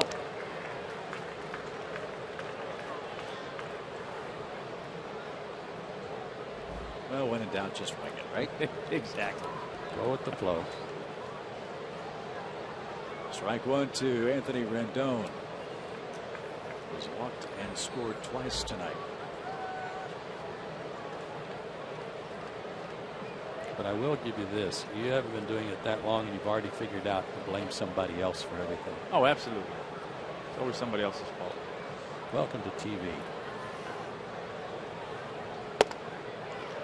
High, 1 strike. It's gotten kind of chilly at the ballpark, hasn't it? Wind shifted a moment ago. It's blowing almost straight in.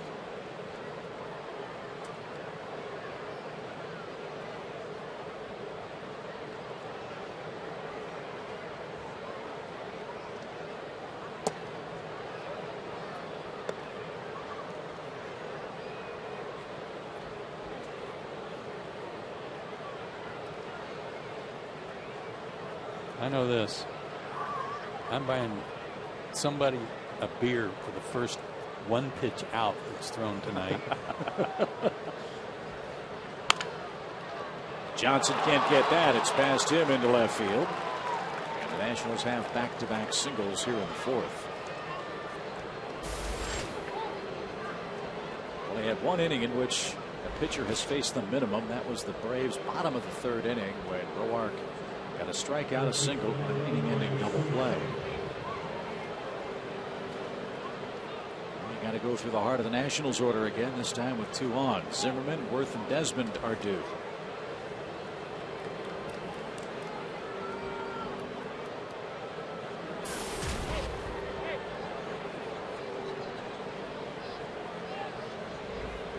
Last time Barbaro went as many as 2 innings was July 30th against Colorado. He worked 2 innings that night.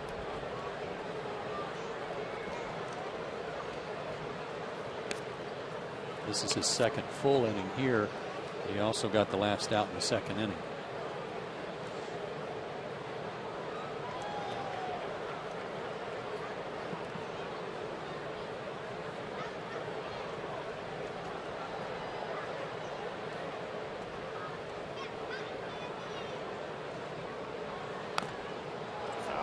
plate. Strike one for Zimmerman.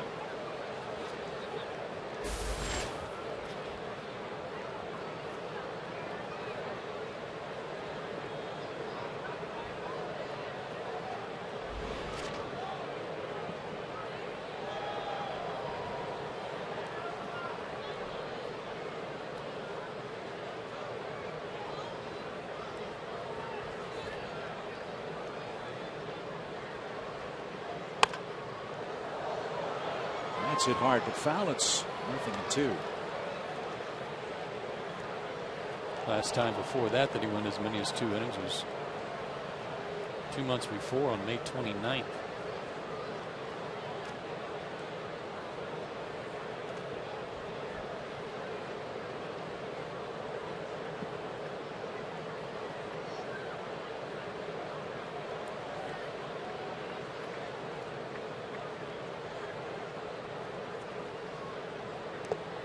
Go. Yes, he did. Zimmerman's called out on a check swing. Big strikeout for Anthony there. Now Worth hits in a spot where a ground ball gets you out of the fourth.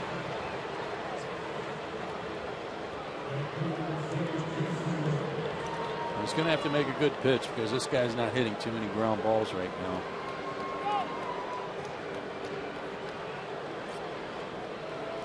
Came over the big hit back in the second inning. Behind in the count, breaking ball, back row breaking ball by Mike Minor, and Worth spoiled it.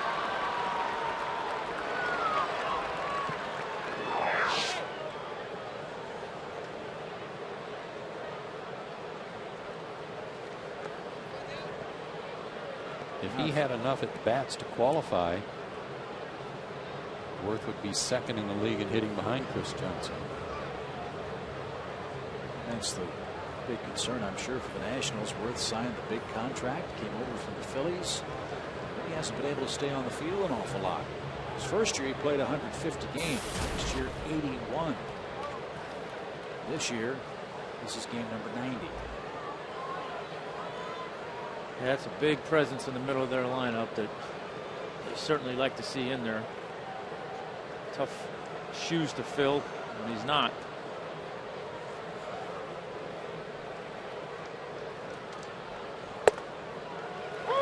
National League July Player of the Month. As Joe said, he's hitting everything. Always like to swing. Always like it. He keeps both hands on the bat. It's a short finish, kind of like Chase Utley, only right-handed in that regard.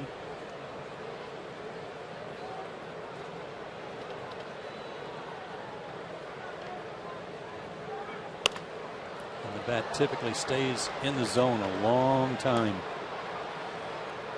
Yeah, that's one thing he does very well. Keeps that bat in the zone, which enables him to stay on some of those off-speed pitches when he's fooled a little bit, or get enough of the one like the curveball that he got the base hit on last time.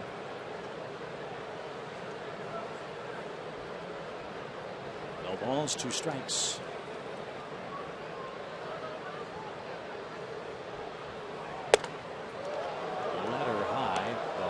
Zone 1-2. Mason Worth was originally a Baltimore Orioles product. Foxtracks had that as a high strike. They never call that pitch, especially when the catcher's calling for it out of his crouch.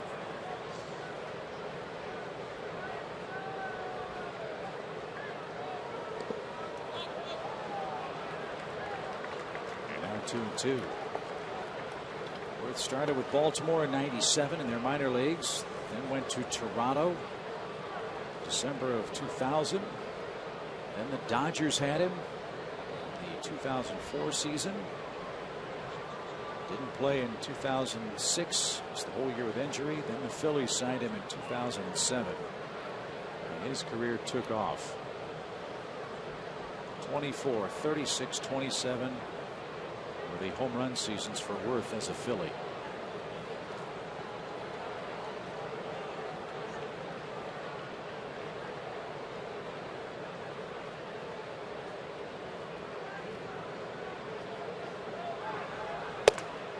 There's a called third strike.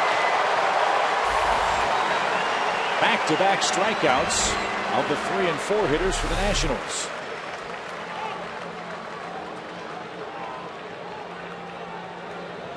Well, that high strike. 95, his best fastball in that sequence. Yeah, it was a good sequence of pitches. Fastball up, breaking ball in the dirt, and then came back with the fastball up again and got the call on the second fastball for strike 3. One more man to get, though. It's Ian Desmond.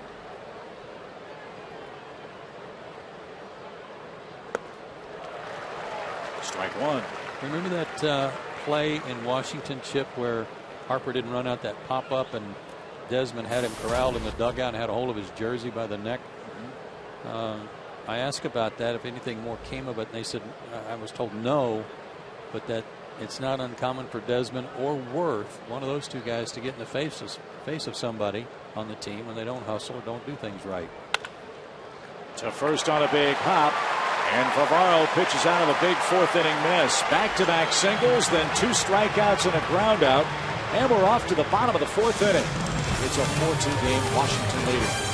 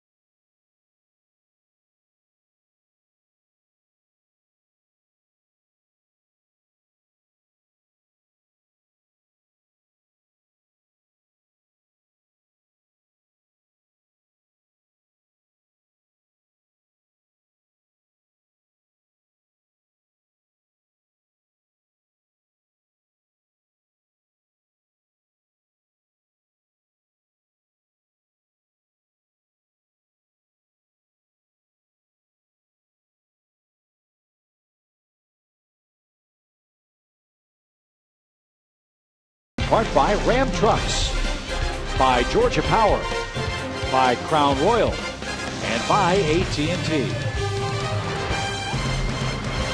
Braves are up for their half of the 4th inning. It's a 4-2 Washington game. Tanner Roark is out for his 3rd inning of relief. Jordan Schaefer will lead things off for the Braves. He scored the 2nd Atlanta run tonight. And if you just joined us, you missed some of the more entertaining 3 innings of a ball game we've had all year. Crazy.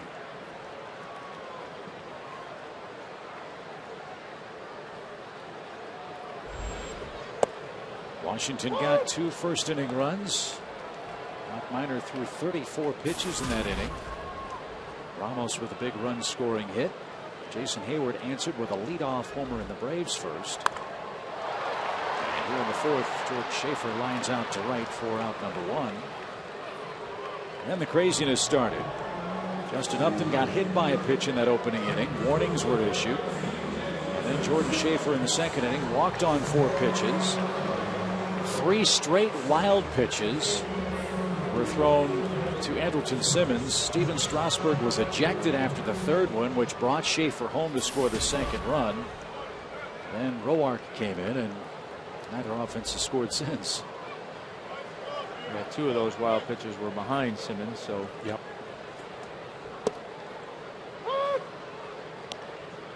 So is it over now? Over and done with, certainly for tonight. For tonight. I don't know if it'll still be over tomorrow.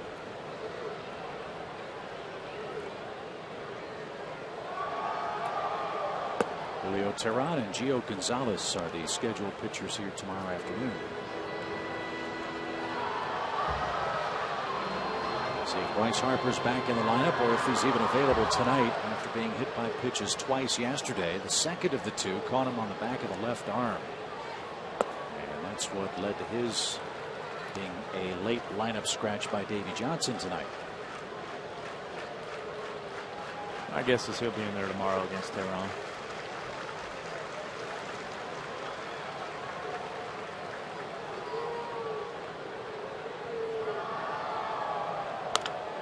That's pulled to third. Zimmerman. Good pick. Low throw, and Moore scooped it up. Nice play. 2 outs.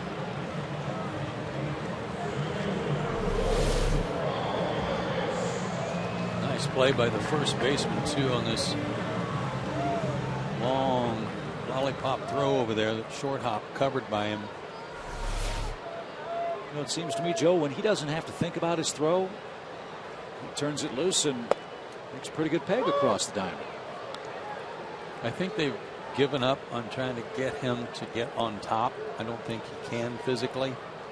So they're just going to live with his sidearm deliveries at best 3/4.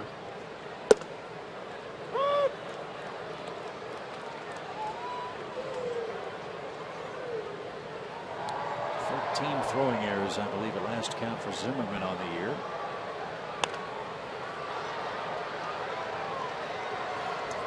The Nationals' defense has, frankly, been one of their disappointing aspects this season after making up 98 wins last year.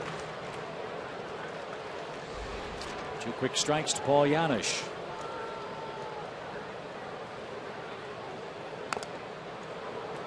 Roark has established a little more control here after all those wild pitches. Only giving up 1 hit.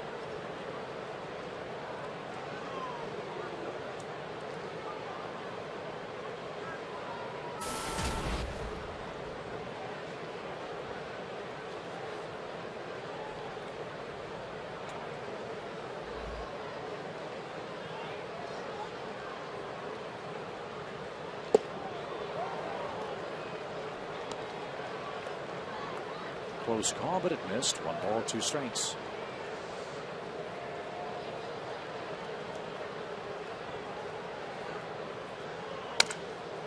Now it's Janisch's turn to foul a ball off his leg.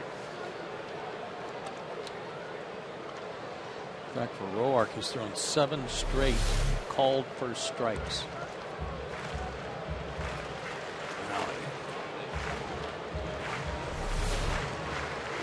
Couple of those shin burgers tonight.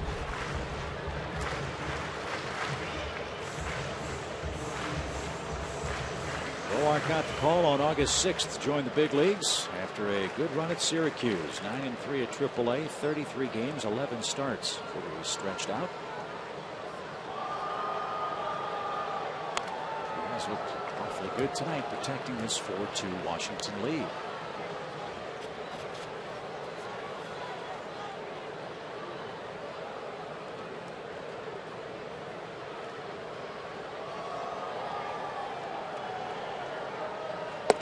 And a swing and a miss. And that is our first 1-2-3 inning in tonight's ball game. It comes in the Braves' 4th.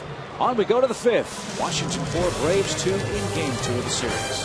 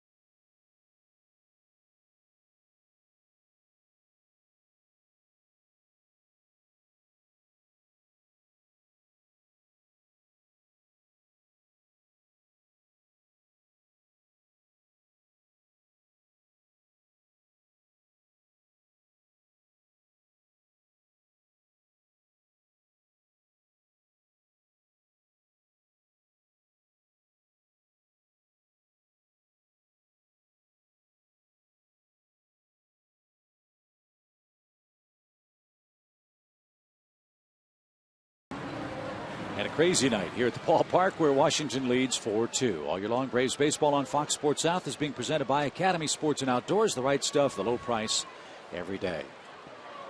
Joe Simpson, Tom Glavine, Chip Carey with you. Tom Hart, Elizabeth Morrow along as well. Wilson Ramos goes to work for the Nationals and is behind a strike.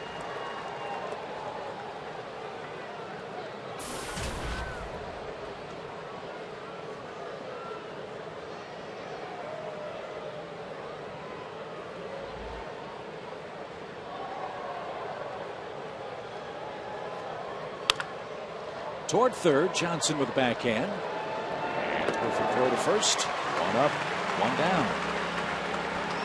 The longest outing of the season for Anthony Barbaro came way back on April 26th at Detroit. There was an early blowout in that game, as I recall, and it was a real rainy, ugly night. And he went 3 1/3, and he can match that if he can get through this inning. Done a good job. Come in and restored order and kept the Braves in this. Well, that's in keeping with the Braves' pen's done all year to the Washington Ball Club. Well, great work by the Atlanta Relief Corps. Last night, the first earned run allowed to the Nationals team all year.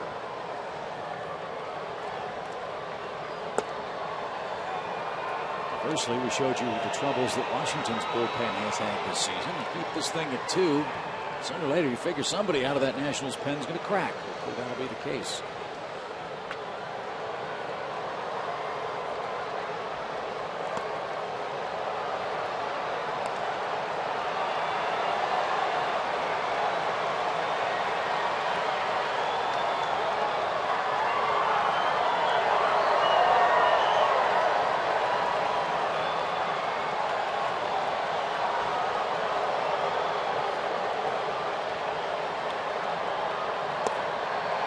It's a little low. 3 balls and a strike.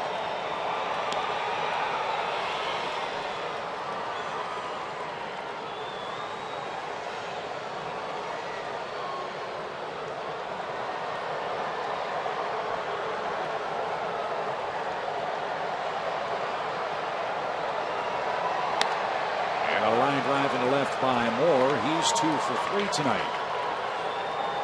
He went to right field twice, and then he pulls this one, but the pitch count was in his favor, 3-1. Might have been looking for something to turn on, even though he got jammed a little bit. He still hung out a line drive.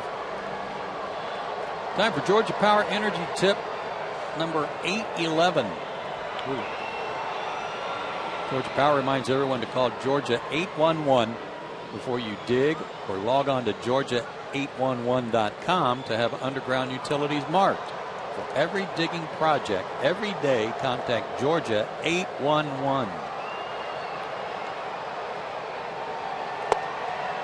That's a new one, huh?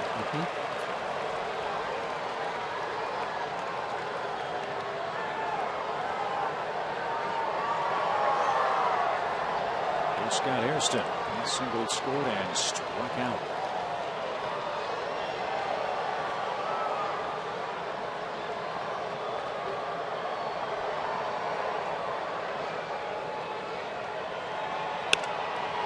Popped up. Left side. Here's Johnson. Will make the play. And Hairston is the second out.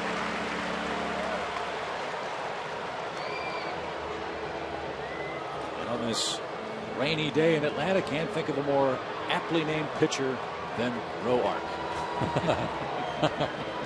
He's going to stay in there and hit for himself and work a little longer. Said he made some starts at Syracuse, so he should be, I'm assuming they know that he's capable of continuing on. He hasn't had to throw a lot of pitches.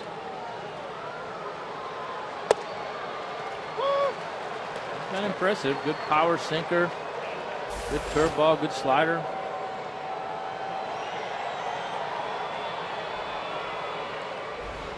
Good athlete out of the University of Illinois. Went to Wilmington High School.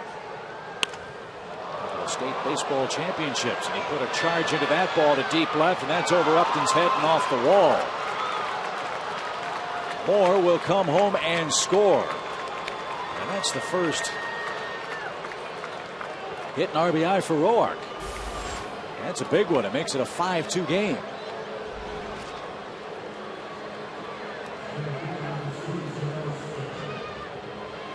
Big short hop the wall.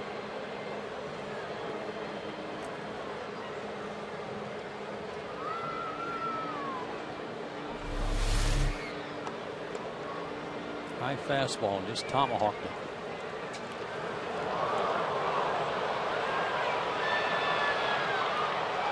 Justin got a little too close to the wall on that one. Otherwise, they might have had a remote chance of getting Moore, who was running on the crack of the bat.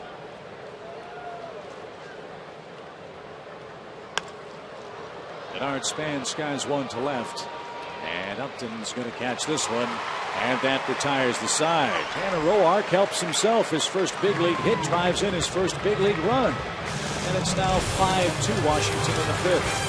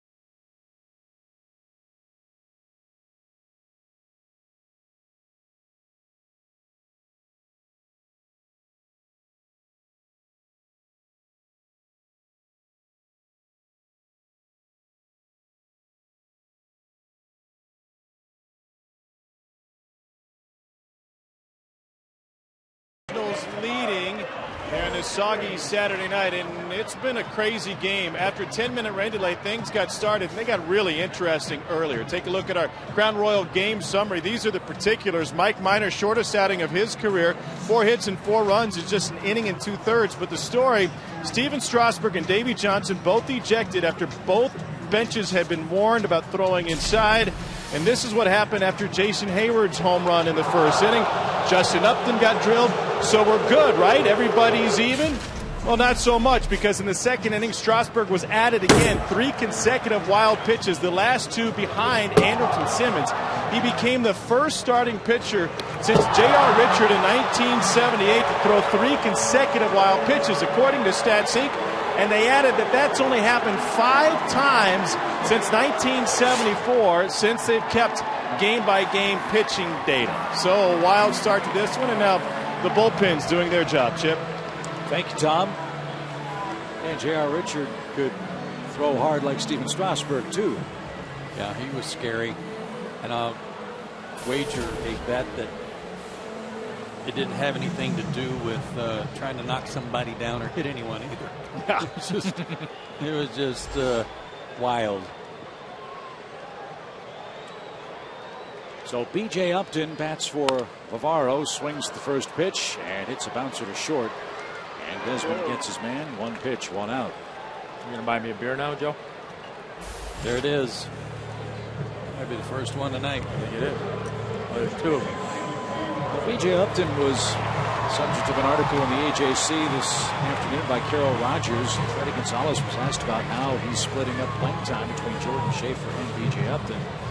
Freddie has said, I'm not going to call it a platoon per se, but he is giving Schaefer some extended looks and trying to create matchups that he feels are advantageous for both Jordan Schaefer and B.J. Upton. And in that article, I thought B.J. had a great quote. And said ostensibly, if I'm in the lineup, I'm in. If I'm not, I'm not. And he said, I don't have an argument. What's my argument for more playing time? And that's an acknowledgement of B.J. Upton. I thought he was very honest. Offensively, yeah, he's had a rough go. Said he'd be ready when the team needed him. So one pitch at bat for him in the 5th inning. Now Hayward hits. And Roark missed outside. 1 ball, 2 strikes.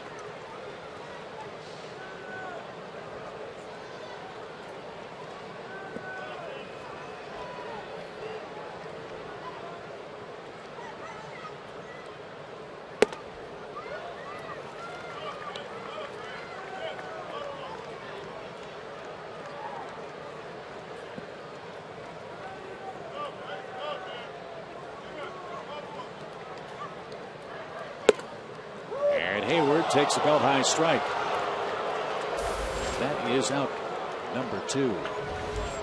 Braves did make some news today, Joe. You mentioned how thin the Braves are at the middle infield spots, and Frank Brent today made a move to try to shore that up, signing a guy that's had some major league experience with the Cardinals and the Astros and the White Sox, Tyler Green. Well, if he can play all those positions right now, that would be a great asset to the ball club. Did he also play at Georgia Tech? He did. He did. 2nd round pick by the Cardinals.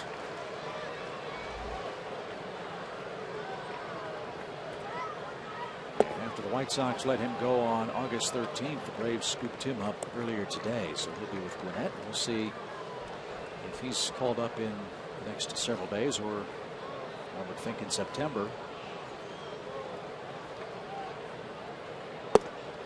Justin Upton takes a generous strike. Didn't like it. 1 ball, 2 strikes. Look, this guy's dealing. That's a pretty good slider. 5 strikeouts already.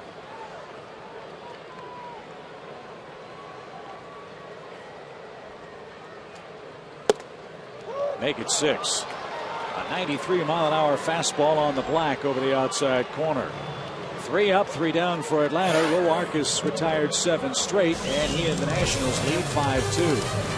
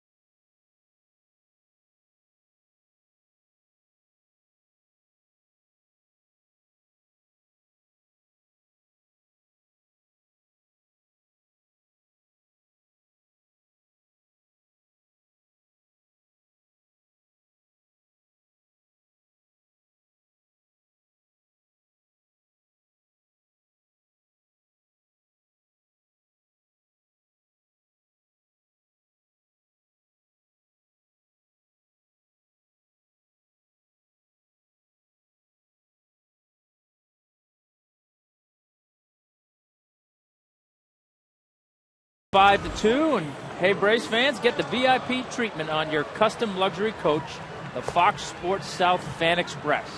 Book your seats today and travel in style to and from Turner Field. Check out foxsportsouth.com to find out how.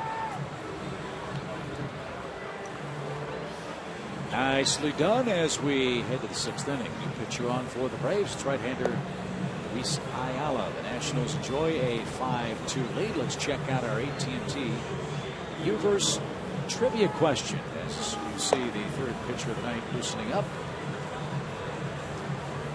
Looks like Ian Desmond is the subject of the last 2 years, who's the only shortstop with more homers than Desmond's 42. Major league shortstop. Major league shortstop with more than 42 homers.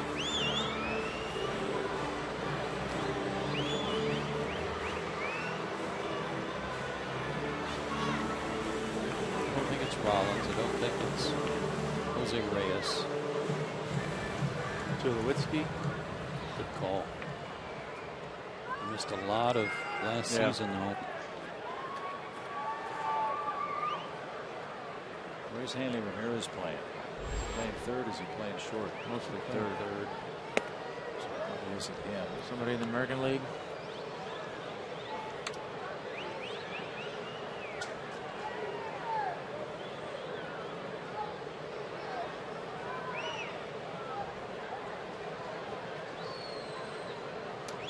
Rendon takes a strike from Ayala. It's an even count. 1-1.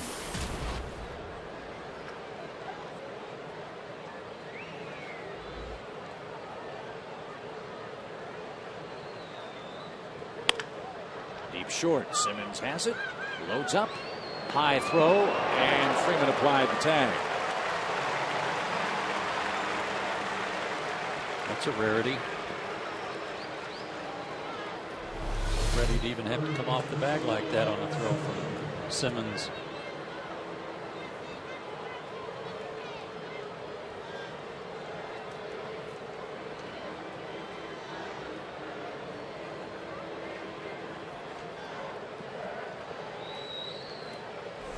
Nice camera work. The tag on the hip.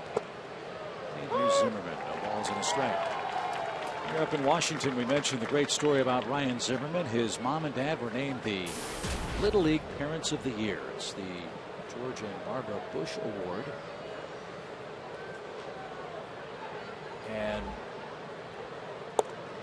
Zimmerman, also a great philanthropist with this Nationals ball club. His mom was diagnosed with multiple sclerosis, and Zimmerman has a charitable foundation to help find a cure for that disease. It's raised over $1 million for research.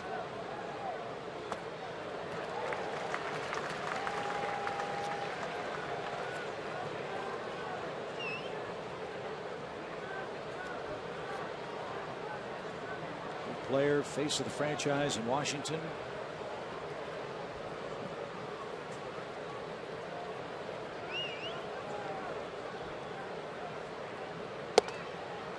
Inside to an even count. 2 balls, 2 strikes.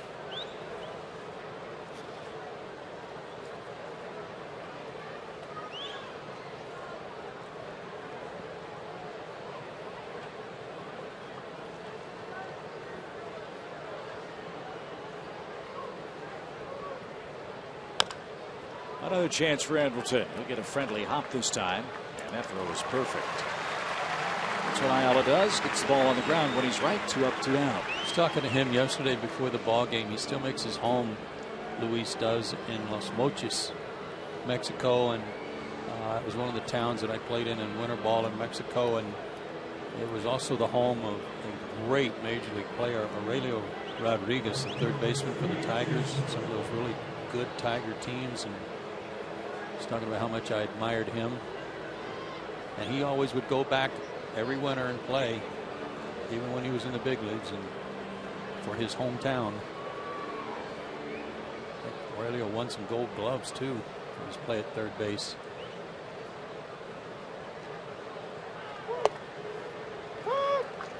Not so long ago, Major League Baseball actually had a Major League game played in Mexico. It was in Monterrey. It was the Padres, and I can't remember who they played. Texas.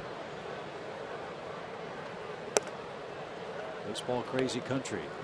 Good players. Vinny Castillas, and it comes to mind immediately.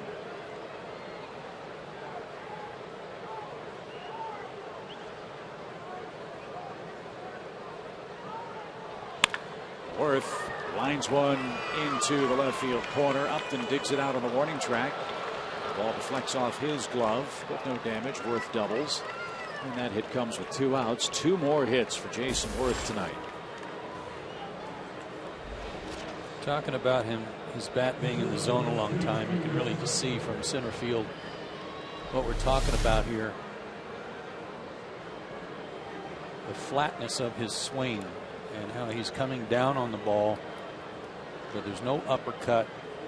And when your bat is that flat coming through the zone and they're so long, the chance of an intersection with a pitch is greatly enhanced. Got a little bit different finish than most guys too. Like he doesn't roll his wrist as much. Kind of pulls it through. Yeah, and I guess that's what helps keep that bat so flat through the zone for so long. Utley does that too. When Utley finishes, it's a real abbreviated follow through. Odd that they were teammates once. 0-1 to Ian Desmond, who's 0 for 3 tonight. And it's a little low. Braves have a big lead in the division. This game, in the bigger picture, much more important for Washington than it is for Atlanta. As Tom said earlier, alluded, Nationals need every game they can possibly get. They've got a lot of work to do if they're to make a final 6-week push toward a postseason berth.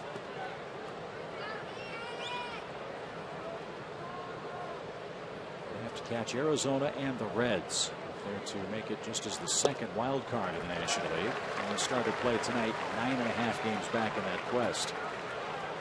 I mean, they really got to go on some kind of tear. And, you know, not necessarily that 14 or 15 in a row, but you know, even something like the Braves are doing now, 18 out of 20 or, you know, 15 out of 17. They got to really do something special to even put themselves in a position to feel like they have a chance.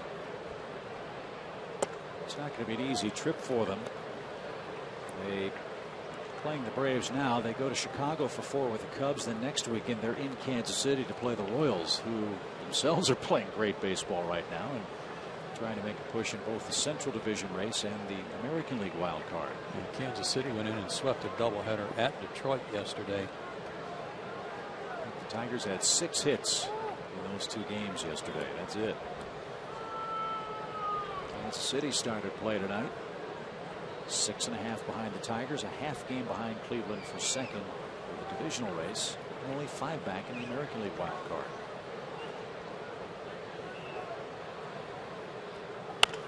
Line over first and fair by Desmond. Worth will cruise around third and he will score. Desmond's 58th RBI makes it a 6-2 Nationals game.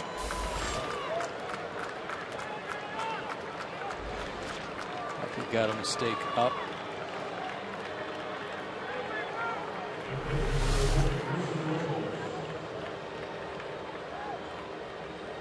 The old sinker that didn't sink. Yeah, backup sinker. Got it backdoored and just kind of went east and west. Didn't go north at all, or south, I should say.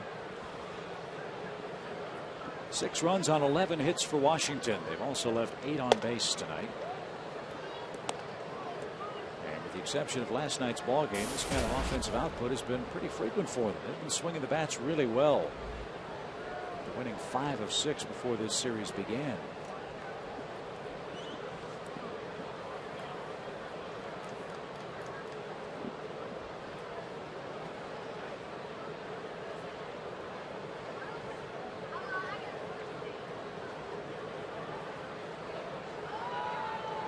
Ball, no strikes for Ramos, and that's a little high. Ball 2.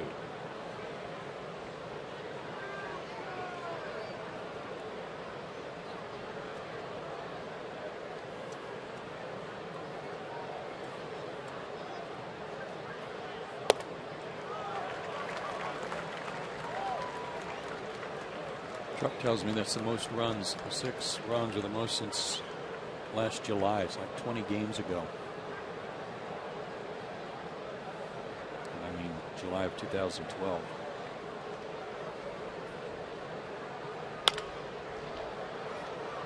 And that's a big reason for this turnaround. The Braves are 11-3 against Washington this year. They were 8-10 against them last year.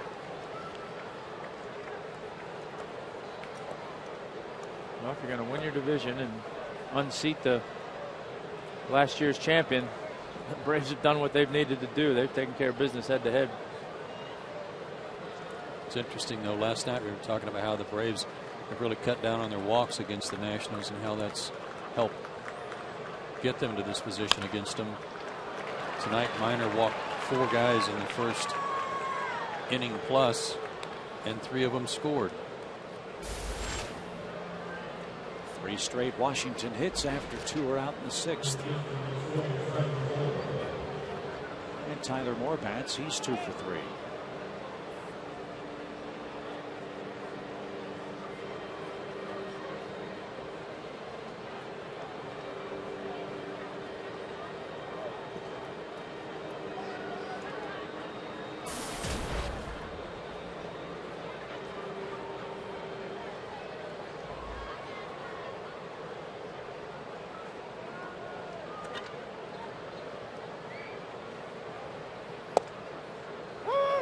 There's a called strike.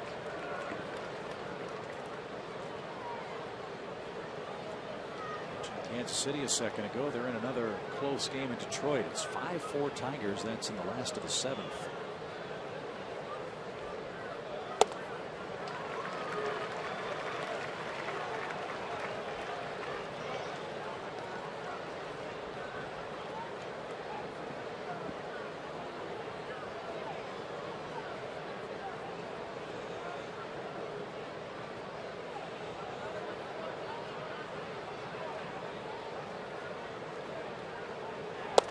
Swing and a miss. Tyler Moore is retired. And that ends the top of the 6th inning. A run on 3 hits, all of that with 2 outs. Freddie Freeman, Brian McCann, and Chris Johnson are up for the Braves. It's now a 6-2 score.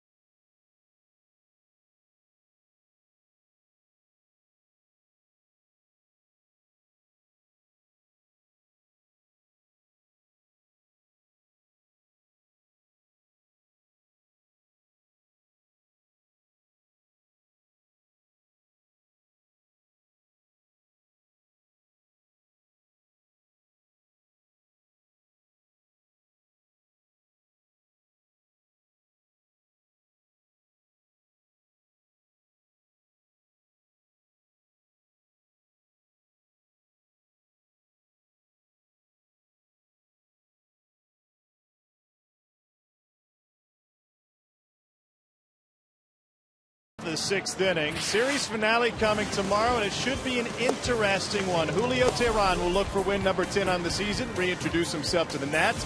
And Gio Gonzalez, remember when Bryce Harper got hit? He said, I wasn't surprised that Julio Teheran hit me because I hit that ball pretty far off of him. Our Chevron starting pitchers, Gonzalez 7-5 with a 3.42 ERA.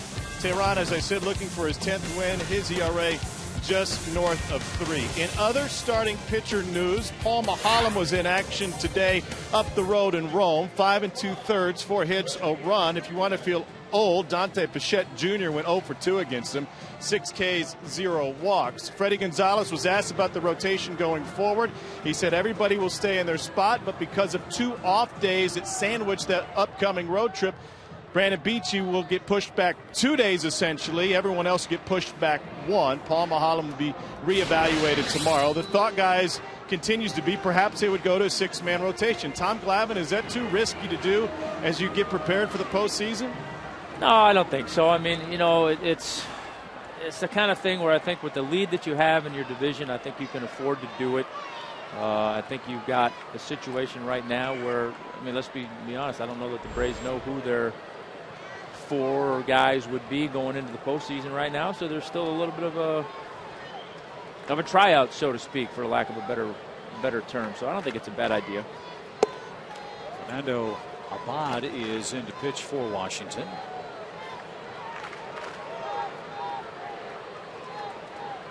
He'll hope to equal Tanner Roark. 4 innings of 1-hit shutout ball with 6 strikeouts. That was impressive. Very great job.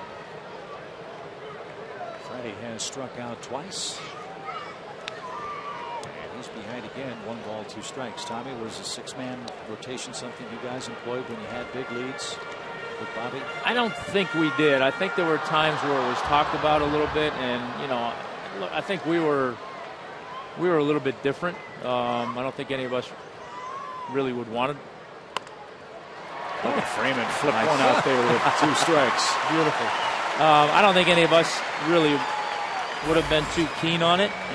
But again, I think it was simply because we were coming from a different place, you know, mostly veteran guys, and we're so kind of used to our routine. We're used to pitching late in the year. So, I mean, those weren't really factors the way they might be a little bit with these guys. I mean, it's still a relatively young rotation. A lot of guys that are getting to this stage of the season, innings-wise, for the first time. And, hey, taking a little load off is not a bad idea. Joe and I were talking about it earlier in the homestand. The age-old question for a team in the position that the Braves in: rest versus rust. And there's no right answer. You know, I think that, you know, again, I look back on my own experiences. We had both. We went into the postseason some years where it was a grind in September and it didn't work out. You know, I can't tell you honestly that I remember exactly where we were in '95 going into the postseason in terms of what we had going on. But, you know, I think you'd like to have a combination of both. I mean, if you can have a big lead, great. And you hope that you have disciplined enough, veteran enough players that you're still playing the game the right way, even though you have that big lead and you're not resting on the outcome of every game. But, you know, if you're a team that's banged up a little bit, that rest could come in awfully handy. That's what I said. If, as a player, you want to play. Get 1 day off the last week or something, okay, but you don't want to take a week off somewhere. Talking about taking off, that ball just jumped off the bat of Brian McCann.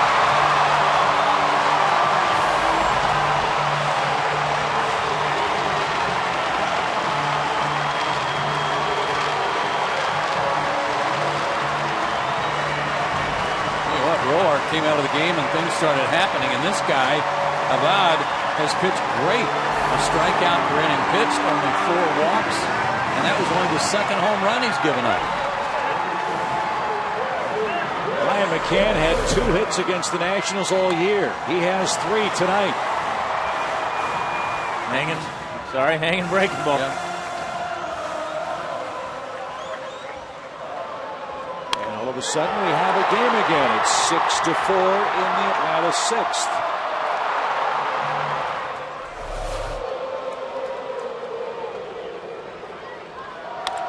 Johnson rifles one off the pitcher's glove for out number 1.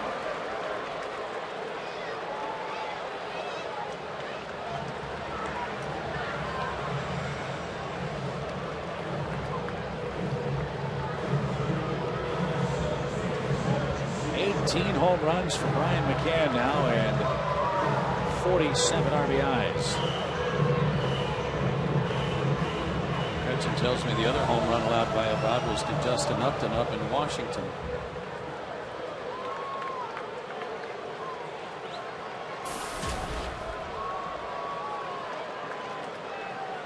This game's not over by a long shot. 1 strike to Jordan Schaefer. He's walked and scored. He's also flied out to right.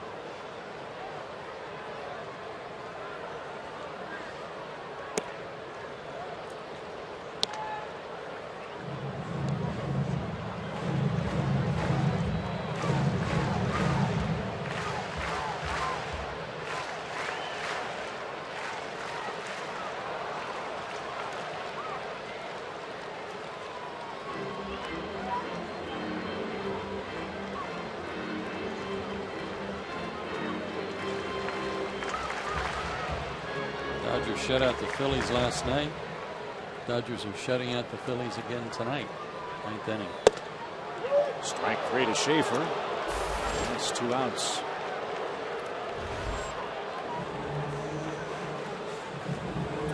Fans, as the postseason approaches, the Braves are offering fans a chance to secure their 2013 postseason tickets early. Fans can register for a special pre-sale August 27th through the 29th before tickets go on sale to the public by visiting Braves.com/postseason today. And there is another race in the National League to talk about. It's the race for the best record.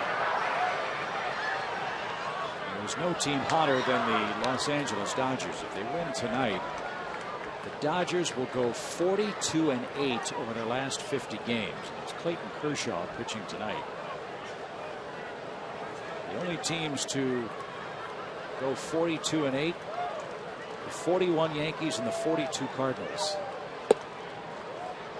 Truly an historic turnaround for the Los Angeles Dodgers. Well, I know they were a team that everybody looked at early on, had a ton of talent, and couldn't figure out what was going on. Yeah, nobody's surprised they're in first place. It's just the way they got there. Exactly, yeah. It's like they spotted everybody in the National League West about 10 games and then went to work. Yeah, they were all beat up early in the year. Dodgers, when we saw them in mid-May, had used the disabled list 15 times. With Lilly, Beckett, Billingsley, Andy Ramirez, Jerry Hairston, and Mark Ellis all disabled at one point. Did anybody sign Ted Lilly after they let him go? I thought I heard his name mentioned the other day. Line foul. Simmons missed a double by inches. I want to say it was the Giants that signed Lilly. You know, they're the Dodgers. They're a team that, you see this line drive, almost fair.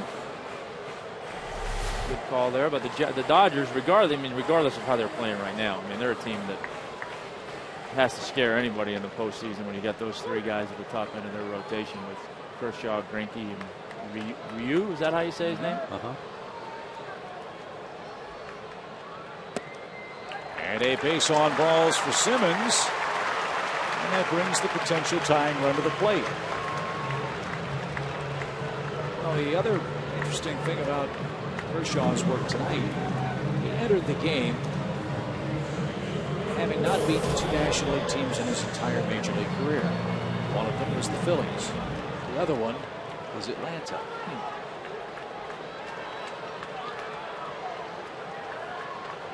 Looks like Clayton Kershaw is taking care of that in Philly tonight. Now Ramos makes the long walk out to the mound to talk to Abad with Paul Janisch digging in. Nobody in their bullpen. He's not buying time for anybody.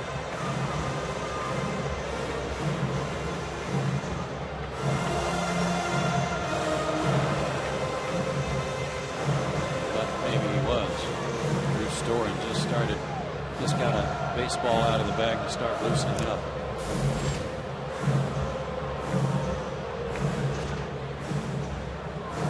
And a close game between the Braves and Nationals. Washington scored 2 in the first, 2 in the second, single runs in the 5th and 6th. Braves scored a first inning, a second inning run, and 2 here in the 6th on the McCann run.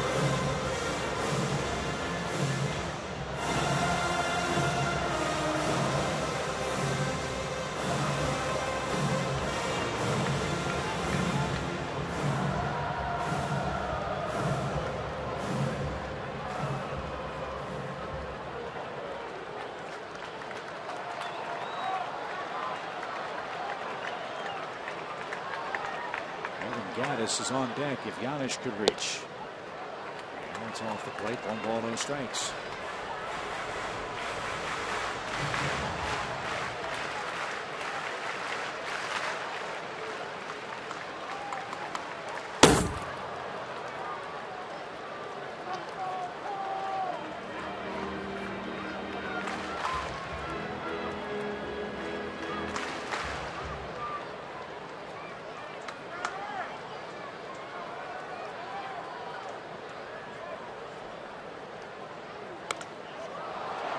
High fly ball, shallow center. Desmond drifts back, and he's there to retire the side. But the Braves get a Brian McCann home run, and our game moves to the 7th inning. It's 6-4 now. Washington the lead.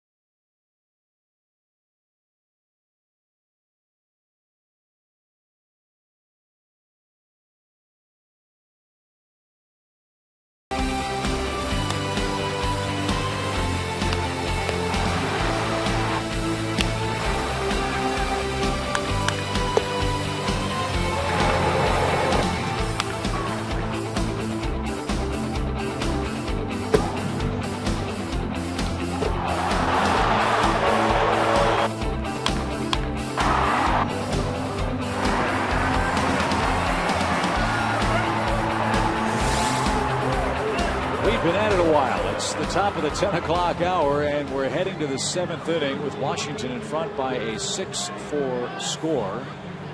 The Nationals with a big offensive output, 6 runs on 12 hits. The Braves with homers from Hayward and McCann. This battle of the bullpen continues on for the final 3 innings tonight. Just seems like the middle of the order tonight has come up for Washington with runners on base just about every time up, and they've been able to come through on most occasions. Well, Scott Downs is on to pitch for the Braves, and he'll face Scott Hairston first. Got the win last night thanks to the walk-off homer from Justin Upton.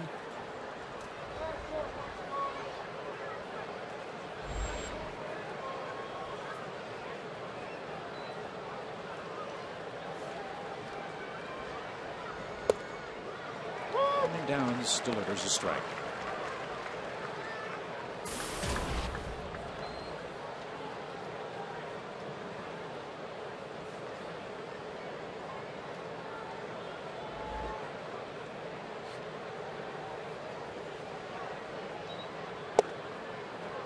On an inside corner, it's 0-2.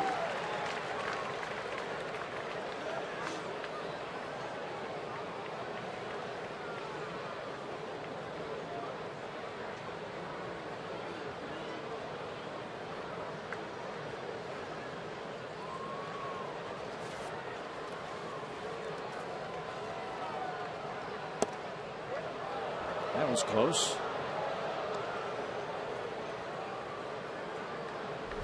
He's got a nice 2-seamer just off the corner. Scott's been a real nice pickup. 6 innings, 6 strikeouts with the Braves. This is his 8th game. As Joe mentioned, he's 2-0. And guys, it's amazing to me too that the Braves always seem to have a knack for getting the exact right guy they need on or around the deadline to put him over the top. That was no exception.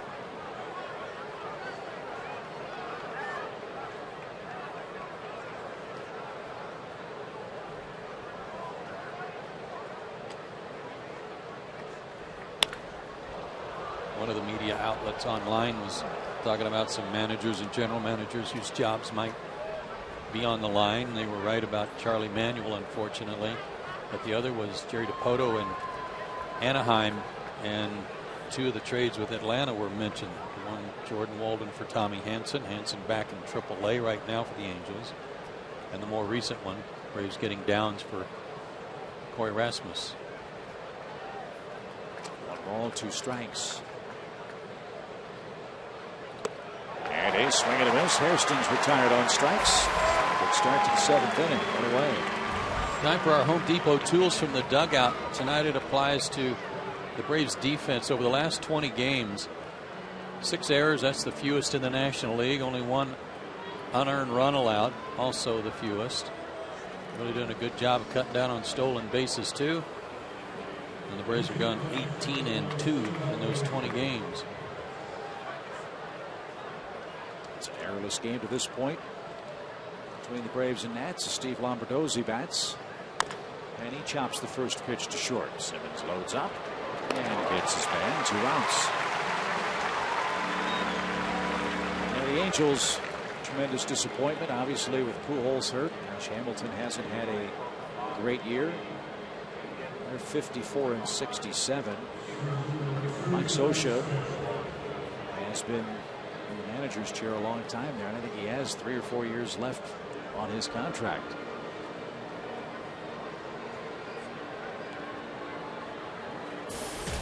If Scioscia's on the hot seat or not. But the season in 2013 hasn't gone the way the Halos thought it would. Here's Span. 2 hits for him in 4 tries. And that's downstairs, ball 1.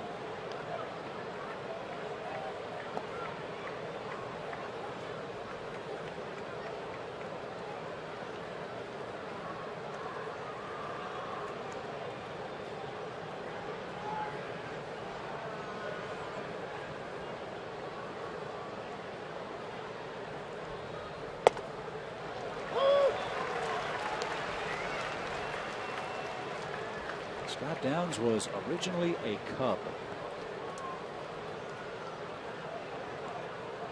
Well, he's an exception to the present day rule of relievers that have to throw 95 or better. Isn't that the truth?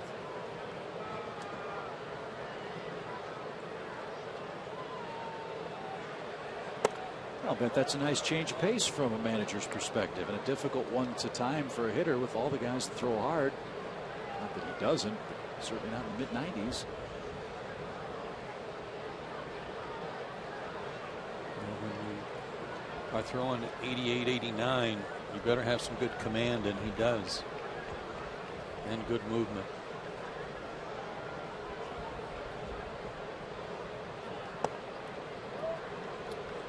It's outside, 3 balls and a strike.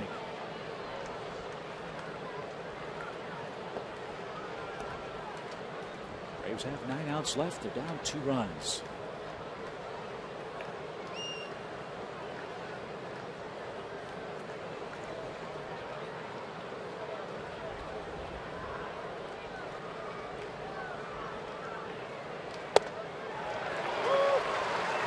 Right down Hank Aaron Avenue. He calls 2 strikes right there.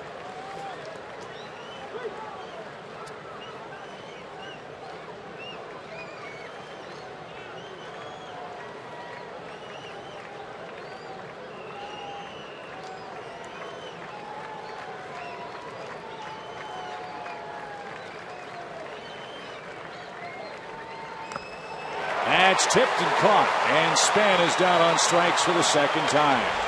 It's the 7th inning stretch in Atlanta. Braves are within striking distance, down 6-4.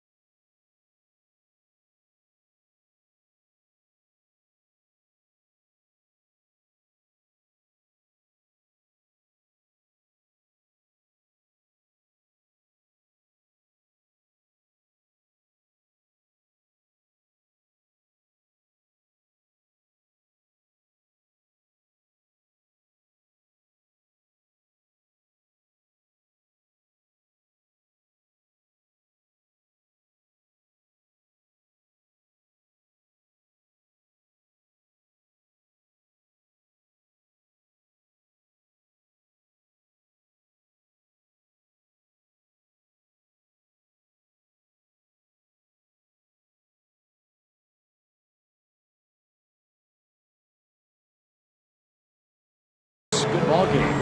Odd ball game, long ball game. Let's see if the Braves can make it worth the wait tonight. Come back and defeat the Nationals again. Let's check out our AT Universe trivia question. Tommy, we talked a lot about Ian Desmond and how powerful he is. Over the last 2 years, there's only one big league shortstop with more homers than the 42 hit by Ian Desmond. Any guesses?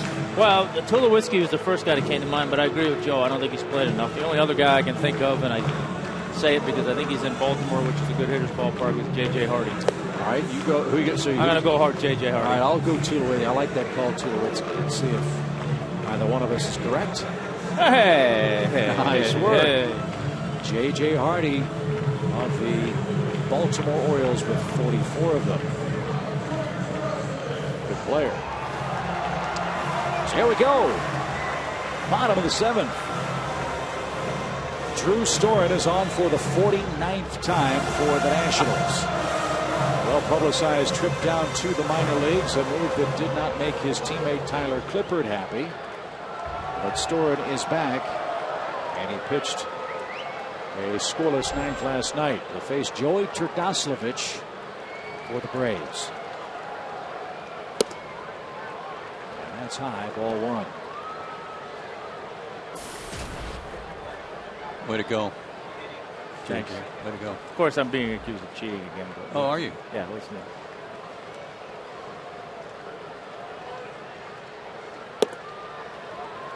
Here's my sheet. See, I had him written down too. Right? Yeah. Alexi Ramirez. Yep. Tulowitzki. Cleveland, Detroit, and JJ. That's what I had written down. Well, I was thinking Cleveland and Detroit, but I have no idea who plays there. Right. So Johnny Peralta. The only other ballpark I could do. Yeah. The only other ballpark I could think of was Baltimore. So. Turdoslavich way ahead in the count. Then the top of the order. It's a big at bat right here for the Braves. And they call it strike. Storen may have caught a break there.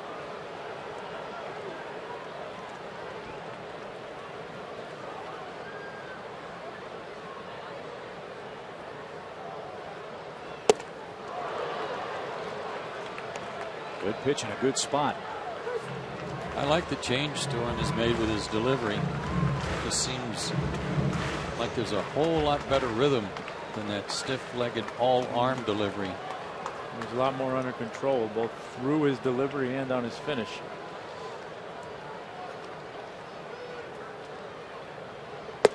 And he rallies to strike out Turdoslavich after falling behind 3-0. One away in the 7th. Fox Sports 1 is now available on all major TV providers.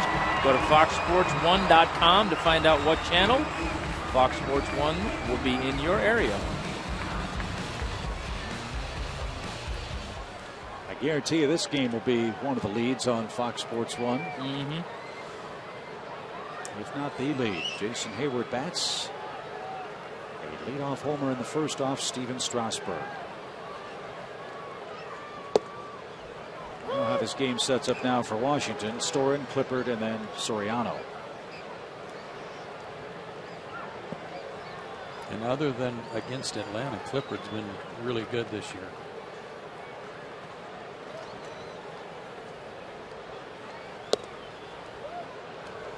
Yeah, it's funny how what your perceptions are based on the limited amount of games you watch. And for me, obviously watching the Braves, and every time Clippard pitches against the Braves, it seems like he's horrible. Mm-hmm. So you assume he's having a horrible year, and then you look at his numbers, it's like, oh my goodness, he's having a really good year. I think that happens to scouts, Tommy. I think they see a series and they see a guy perform poorly, and then all of a sudden when his name comes up, maybe in the offseason or whatever, it's like, no. Yeah, no, not that guy.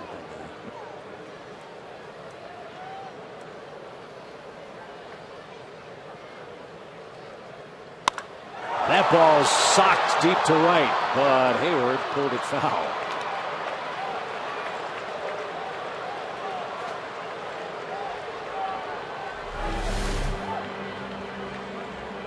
All over that fastball.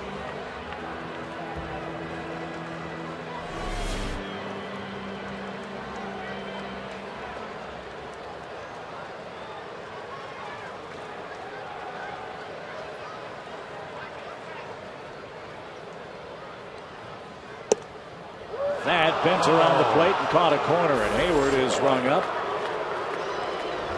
2 up, 2 down in the 7th. That thing had to come back a long way. Didn't.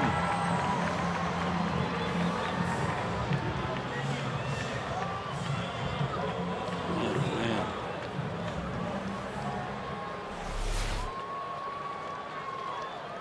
So 2 are out for Justin Upton. He was target number 1 for Strasburg. Hit by a pitch in the first. He struck out twice since.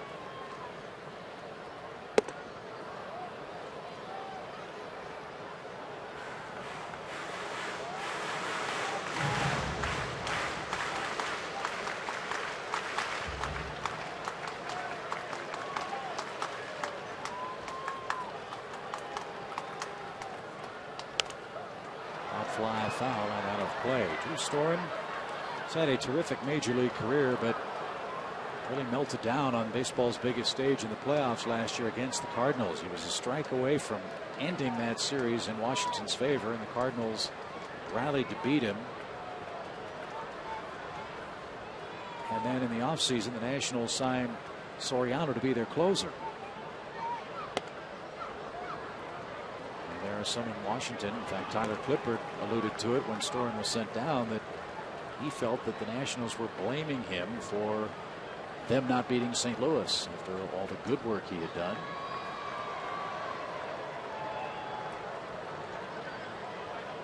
He had a 5.95 ERA as well. That was a big part of it. And some wonder if he has recovered from that postseason blow-up.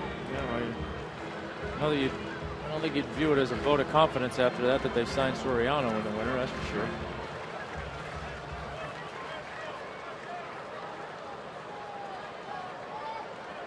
Two balls, 2 strikes.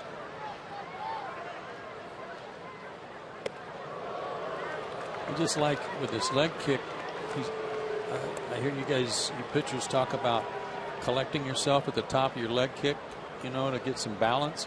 He seems to really have that working now. Yeah, I think when you pick your leg up and put it down, you have a much better chance of doing that consistently versus that stiff front leg that he had before, and you're swinging your leg more like a gate. Then you better have good timing each and every time, or you're gonna struggle being consistent.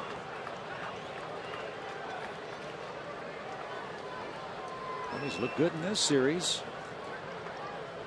4 strikeouts.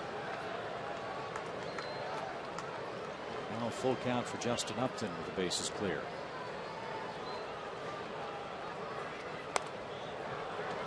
Good swing. Just a protective swing there on a good pitch. He spoiled a good, what looked like a good slider. Good to see another one.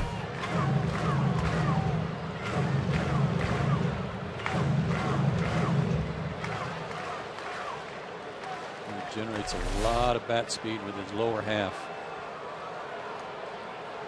Good hip action.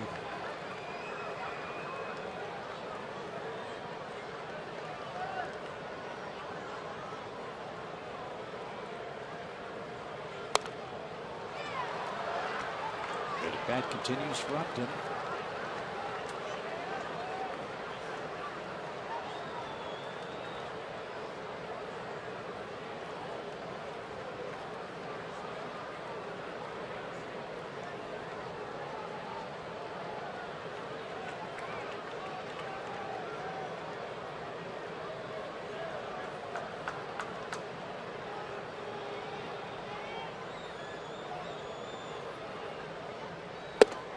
How about that? He struck out the side. Big confidence boost for Storen. He's worked 2 innings in the series, and he struck out 5 men.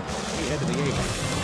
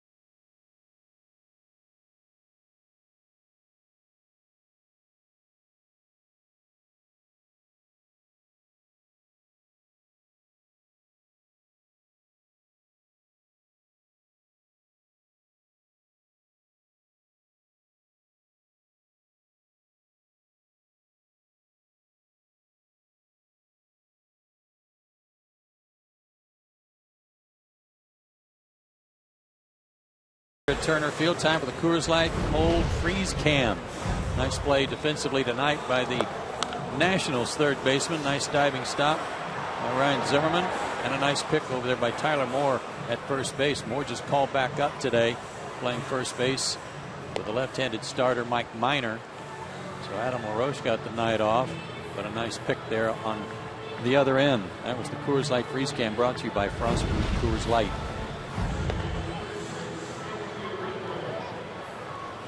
So in the Washington 8th, they'll have their 2, 3, and 4 hitters coming up, and it's good to see Jordan Walden back and ready to go. Yeah, he took that hot shot off his bare hand, mostly his thumb, a few days ago. Well, already a week ago. Able to recover and get the out, but had to come out of the game. And very fortunate that it was just a bruise. Yeah, very. Yeah, when you can hear that splat all the way up here, that's usually not a good sign. But it cost Jordan a week. So we'll see what kind of stuff he's got. His first pitch, an encouraging sign. 96-mile-an-hour strike.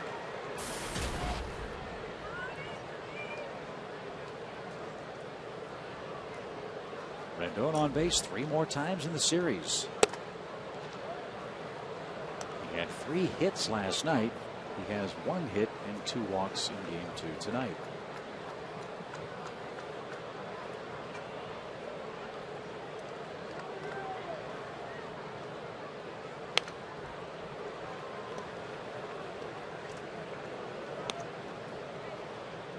One ball, 2 strikes.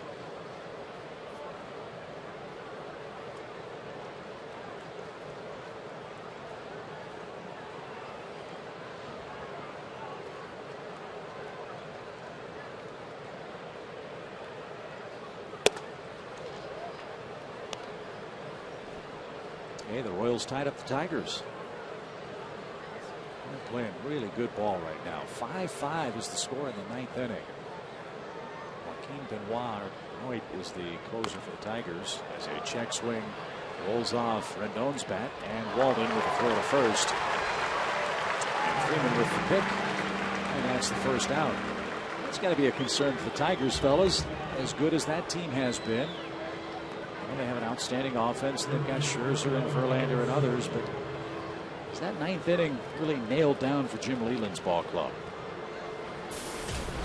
Well, it's I wouldn't say it's a certainty in that 9th inning anyway, so it's going to be cause for some concern.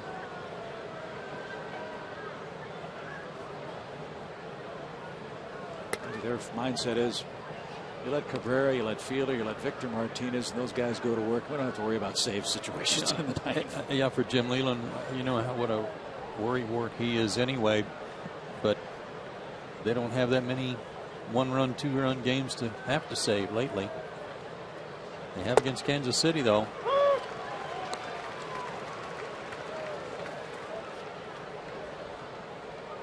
Well, that would be so great for baseball to see the Royals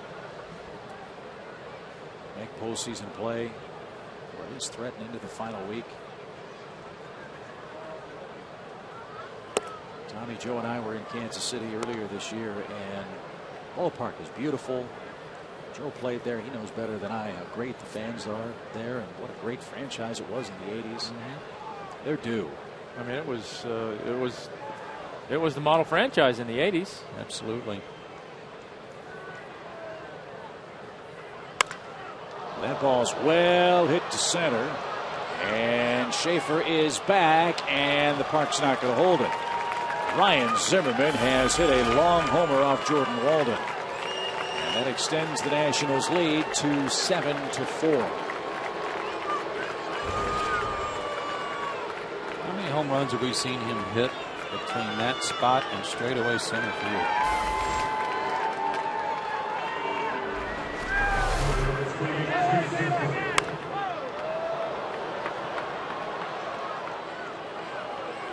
High leg kick, gets his foot down though. Pitch out away from him, and he hits it where it was pitched. But it just seems like every home run he hits off Atlanta is that way. It's now a tougher mountain for the Braves to climb, 7-4. The Braves played the Nationals in the first ever game at Nationals Park, right? Did Zimmerman hit or prove to be the game-winning homer in that spot? Oh, it was left center. Was it left center? Okay. He homered. I just couldn't remember the direction, but you're right. A lot of homers to center against the Braves.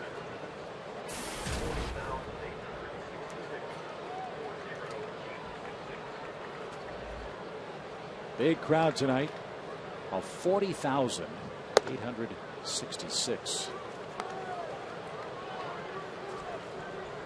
That was one of those weird scheduling things where it was the debut of their stadium, and the Braves went up there and played one game and came back, and then the Braves opened up at home the next day.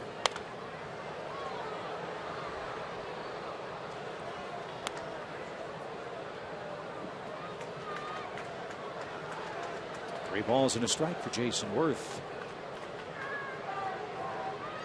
He scored twice. He's knocked in 2 runs. He's got a couple of hits.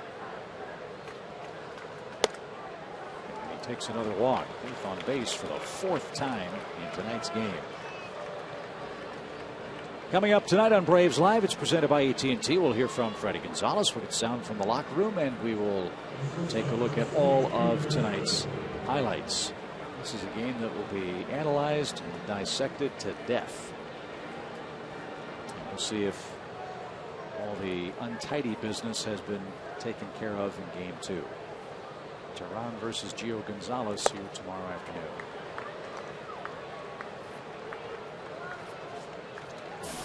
Interesting to see what Steven Strasburg's comments are for sure. He had 3 wild pitches all year, and then 3 in a row. Just very curious that first one was a curveball in the dirt away from Andrelton Simmons, and then after a visit from the pitching coach, there were 2 thrown behind him.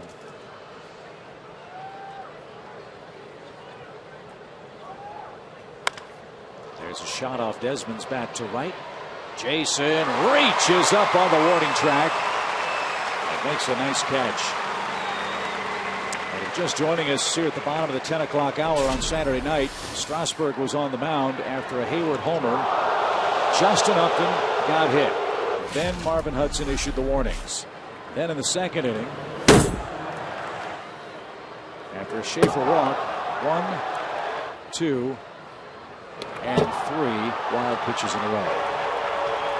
No argument, not even a debate with Marvin Hudson about being ejected. So that must have been part of what he was trying to do, must have been the plan, and he knew what the result was going to be.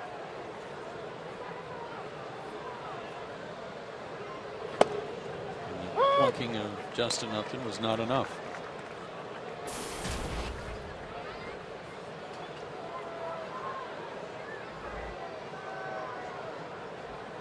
The only other open question about whether it continues is it started with Harper and Tehran up in Washington. Harper was a late scratch from the lineup today. Maybe he'll be in there tomorrow. Julio Tehran is scheduled to pitch. Well, as everyone has contended, the 2 plunkings last night were accidental, and I say again, I don't blame Bryce Harper for being upset for being hit last night, because he's probably getting tired of it, but they were accidental. 1 ball, 2 strikes.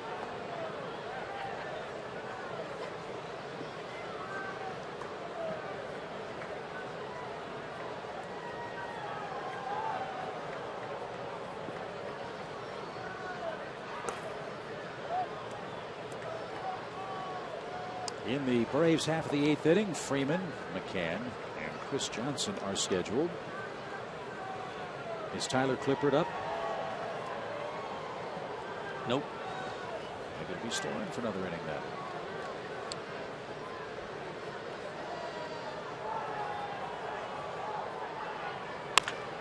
Deep short.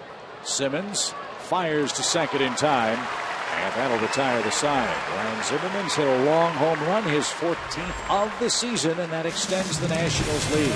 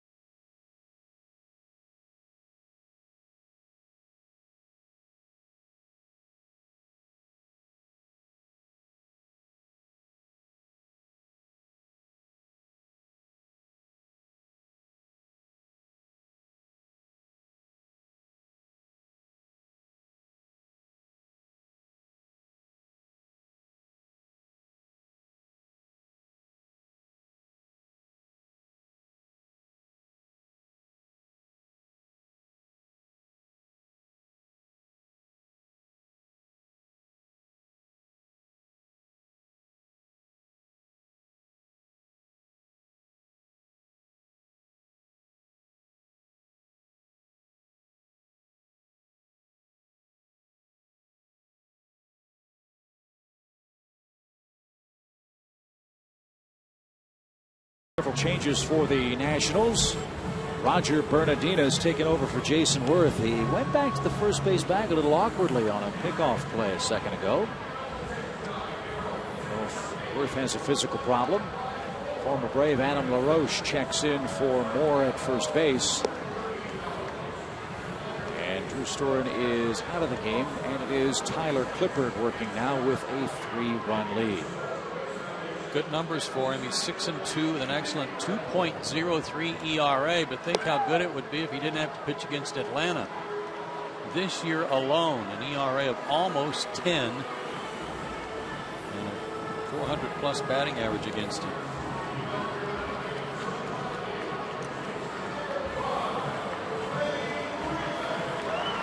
walks and 3 2/3 innings. It just seems like every time he goes out there against Atlanta, they're very patient with him, Tom, and he's unable to get ahead or throw strikes. Yeah, they're not getting themselves out against Tyler. They're making him make pitches, and he hasn't been able to.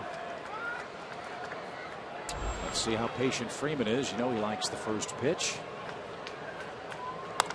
And he backs away at that one and fouled it off. Strike one. He's mostly fastball, changeup.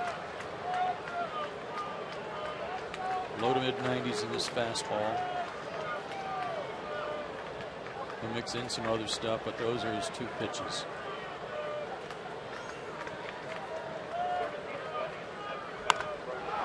Fly ball center field, well hit. Man going back, track wall, goodbye.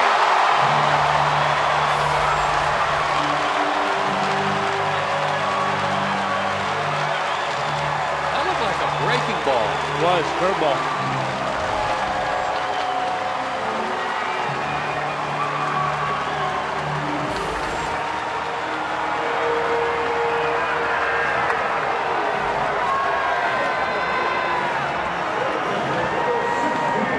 Came to the plate at 75 and left a whole lot more quickly.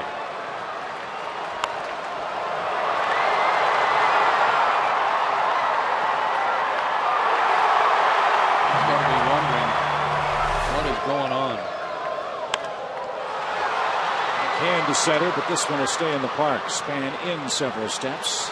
On the first pitch, McCann is out number 1. 7-5 game. Loop and a blast. Anybody on this team can do that. That's the dangerous nature of this Braves ball club. It's been such a terrific comeback team all year long. Here's Johnson. Chris 0 for 3 in the game, including a couple of double plays.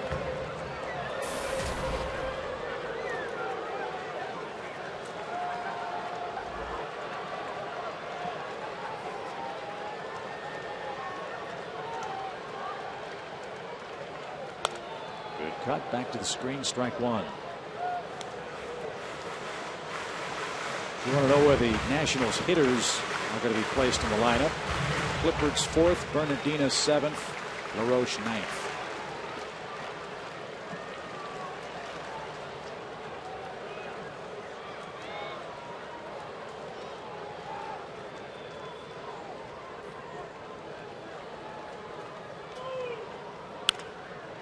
To second. And Johnson rolls out for out number 2.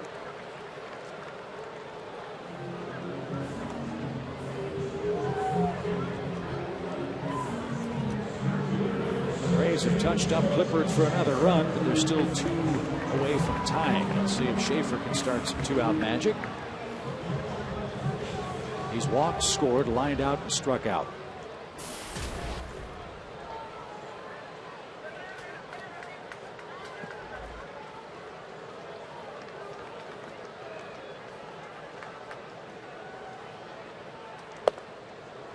Braves have been out hit tonight 13-6, but of their 6 hits, 3 are homers and 4 of their 5 runs from home runs.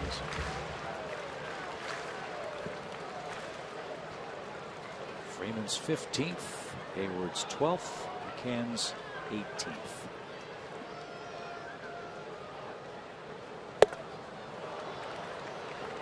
Nothing in 2.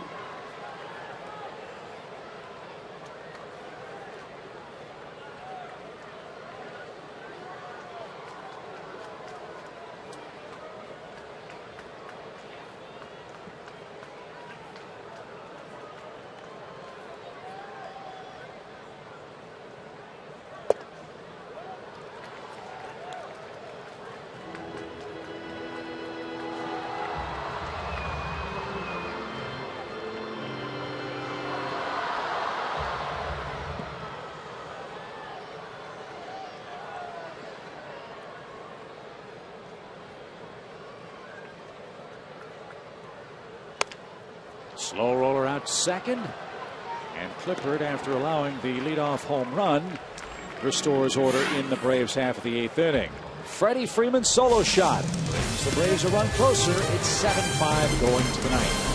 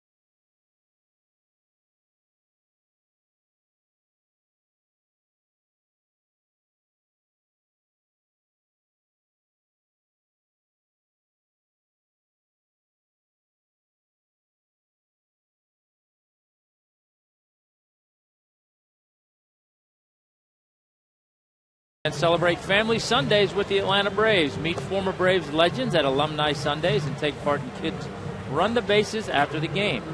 Fans can also enjoy up to 36% off gate price with tickets starting as low as $10. Visit Braves.com/Sunday or call 800-745-3000 today.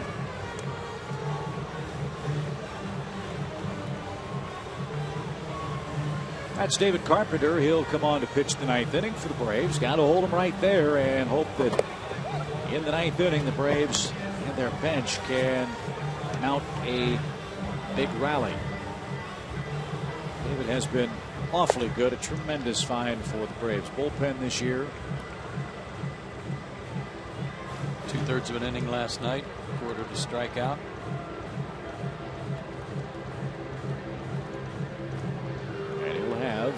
Bernardina, Hairston, and LaRoche for Washington in the 9th inning.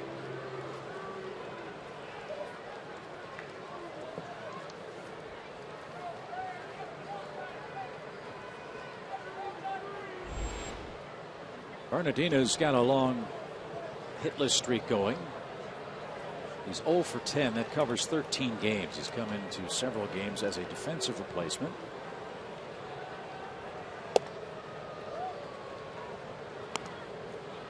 Last year had a big second half for Washington.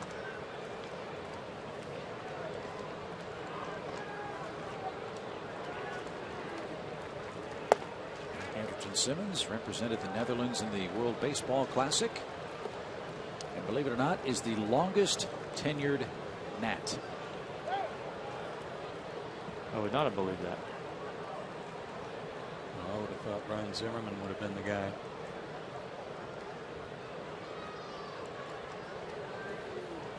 Two balls, no strikes to Roger Bernardina. And it's inside 3-0. First 4 guys out of the bullpen tonight, 3 of them have actually given up a run. That never happens. One guy might allow a run, but Scott Downs the only guy that did not allow a run tonight. Braves had allowed just 1 earned run out of their bullpen against Washington all season. Yeah.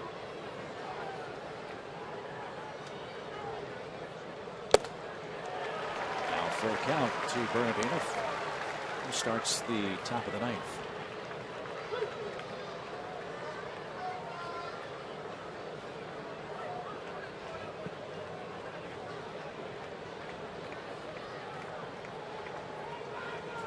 And he blew him away with a fastball, 96 miles an hour. Nice comeback from Carpenter, who's behind 3-0.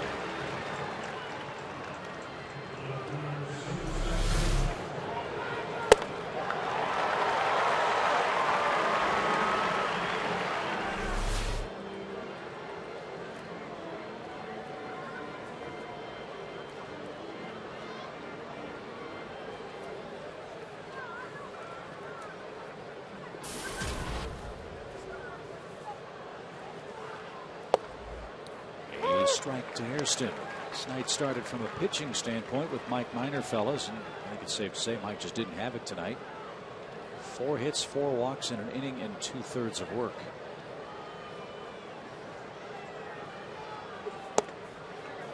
Yeah, he really, I mean, he gave up that infield hit to start the ball game and walked the next guy, and it just seemed to kind of pile up on him after that. Yeah, when he had guys and opportunities to put him away, just wasn't able to make that out pitch. Yeah. 6 full counts to the first 13 hitters he saw tonight. Season high 4 walks. Yeah, drove his pitch count way up.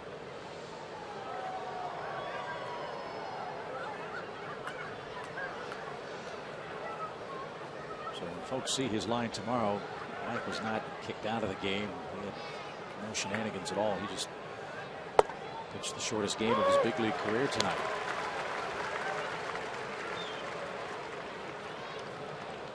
So we'll try to reset, and he'll in all likelihood go after the Cardinals in St. Louis next time out. 2 balls, 2 strikes for Scott Hairston. At the knees, and he turns and argues. And he's tossed.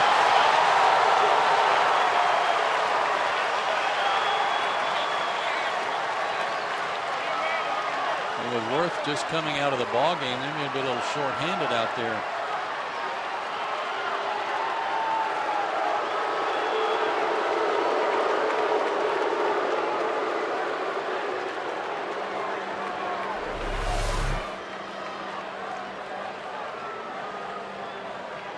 Pitch-Tracks had it right at the bottom of the zone.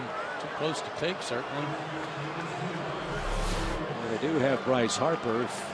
They need him to come out and play defensively. As Adam LaRoche hits with 2 outs.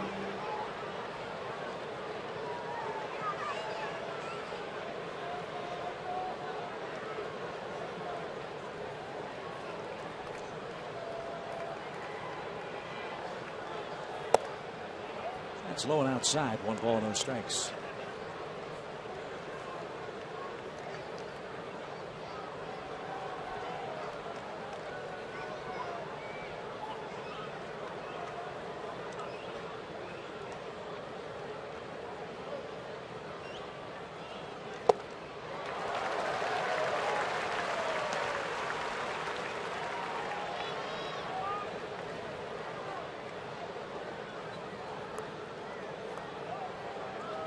Roller coaster offensive year for Adam LaRoche.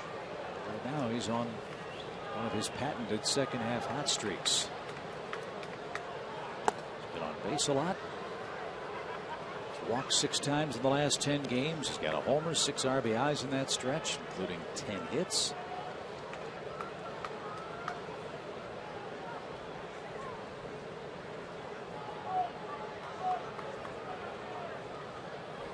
He's ahead in the count. 2 balls and a strike.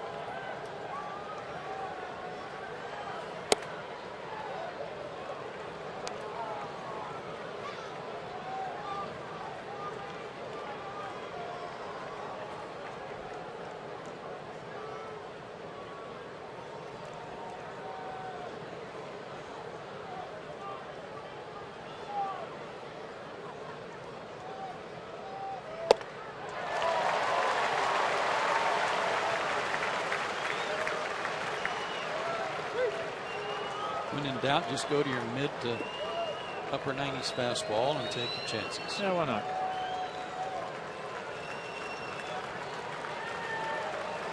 Rafael Soriano loosening up in the Nats pen for the night. Last time he pitched, he was a strike away from saving it. Gave up a home run. There's with the line to repeat of that tonight. Down 2 with 3 outs left.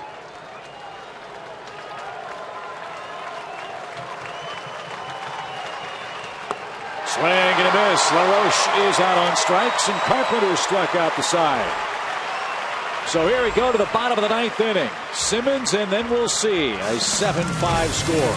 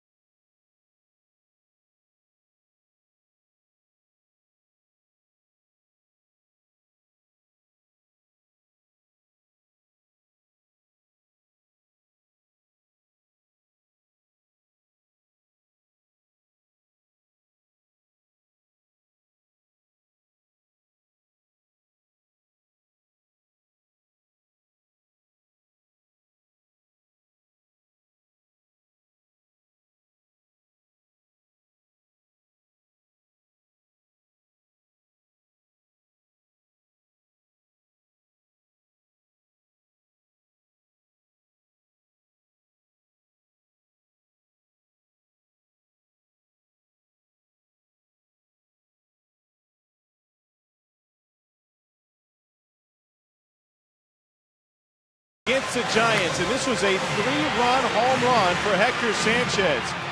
Yes, Soriano's tied for second with 31 saves in the National League, but that one got away from him. Braves will send Simmons to the plate, Laird waiting on deck. We might have an Evan Gattis sighting before this one is done here tonight. Chip? Thank you, Tom. And the bullpen for the Nationals has been rather porous this year. They've blown 15 saves. Soriano, 5 of them. Not as many strikeouts as you're used to seeing from him this time of year either.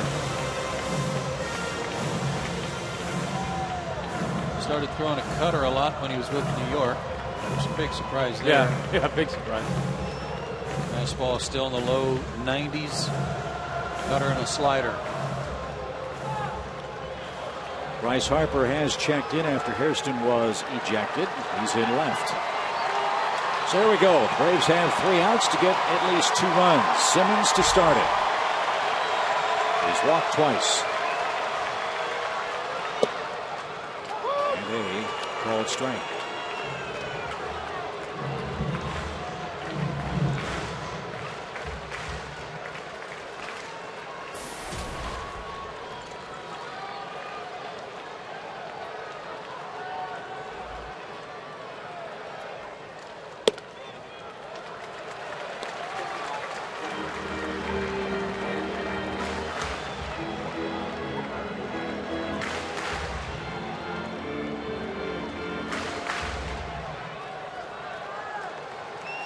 Two saves for Soriano last year after Mariano Rivera got hurt.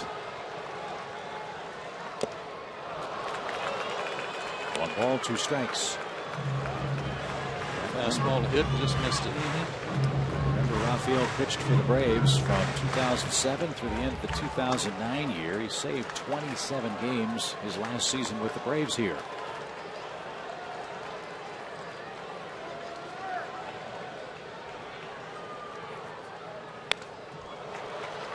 Another good cut. 1 ball, 2 strikes to Anderson Simmons. The guy with the best numbers against him. Can't hit against him tonight. Dan Uggla, 5 for 14 with 3 homers off Soriano in his career. Dan hit Strasburg well too. Yeah. 1 ball, 2 strikes. Fouled away to the right. Simmons putting up a battle in the ninth.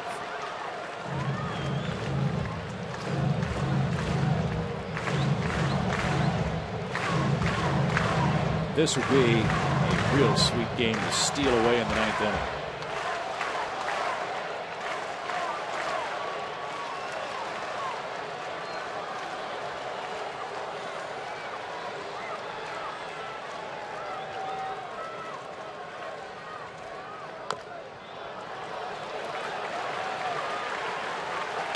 Job of defending the plate. A little bit of an emergency hack there. Yes, it was. The best that could have come out of that would have been a swinging bunt down the third baseline.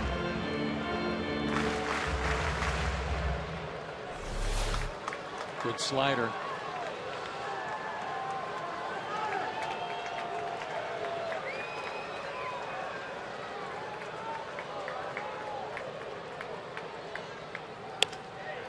Popped up.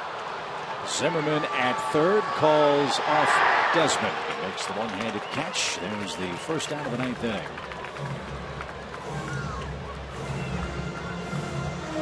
Gerald Laird grabs a bat. He'll pinch hit for Paul Janisch.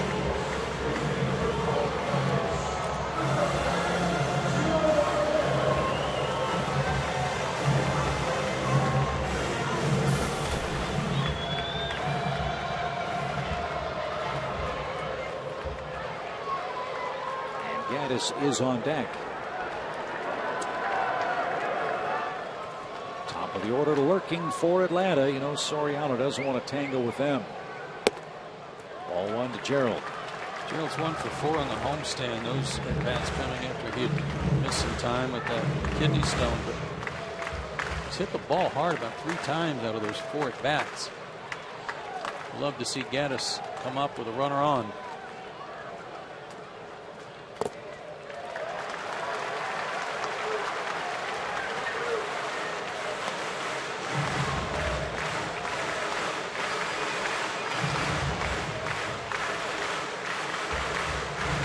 don't know it to be the case, but you watch Soriano, he looks like he's the unhappiest guy in the world on the mound, doesn't he? Mm-hmm.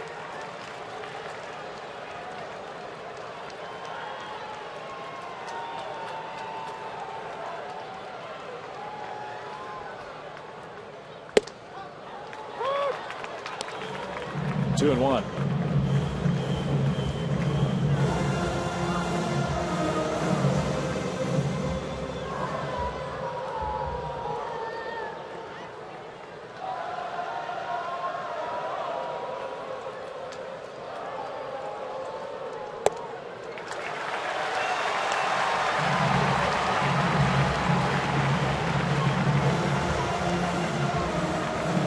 Fastball certainly good enough, 91 to 93, but not like I'm accustomed to seeing from him, which is more 95, 96. Right. Well, he's got that slider and that cutter now to complement it. Laird made him throw a strike. Now it's a full count.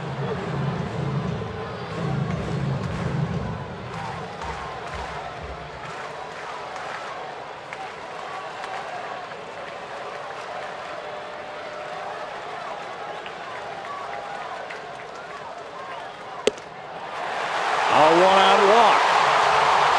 Let's see if Freddie employs a pinch runner here for Laird with Gaddis in the batter's box.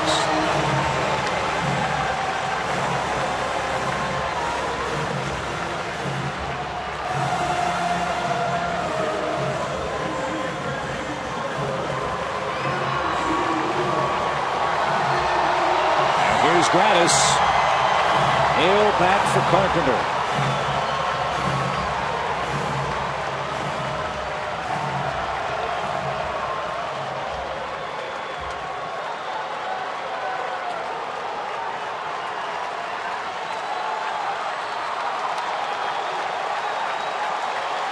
Braves trying to give him a finish in the ninth. Bouncing ball deep short. Desmond to second, one. The turn to first will be late.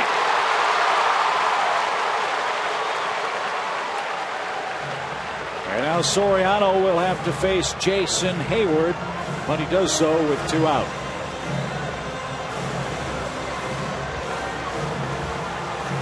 Jason only has 1 at bat. 0 for 1 against him.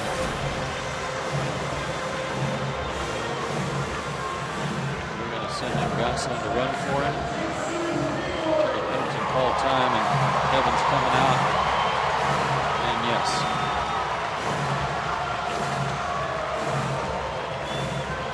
So Gosselin, who made his big league debut last night defensively, now on to pinch run.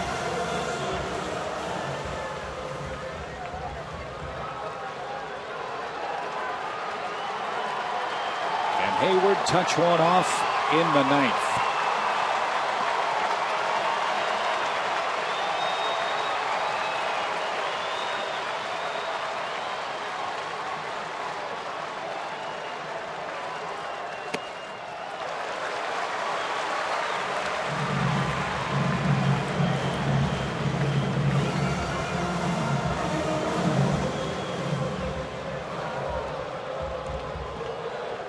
Great to see Hayward reach. As you know, Upton has revenge on his mind too. He's on deck. High fly, right from deep right center field. That ball is gone.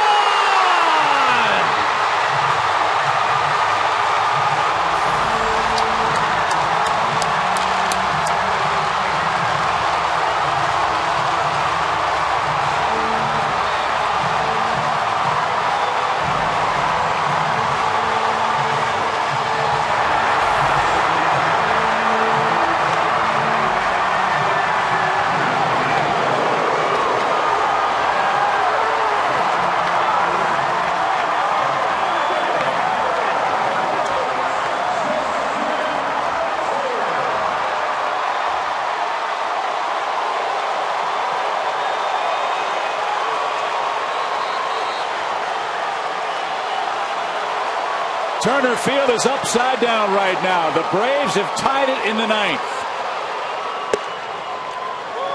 Back-to-back blown saves for Soriano, and it's a 2-homer night for Jason Hayward. The 5th two-homer game of Hayward's career. And now Upton, with a long ball, could turn in a repeat walk-off performance for the Braves.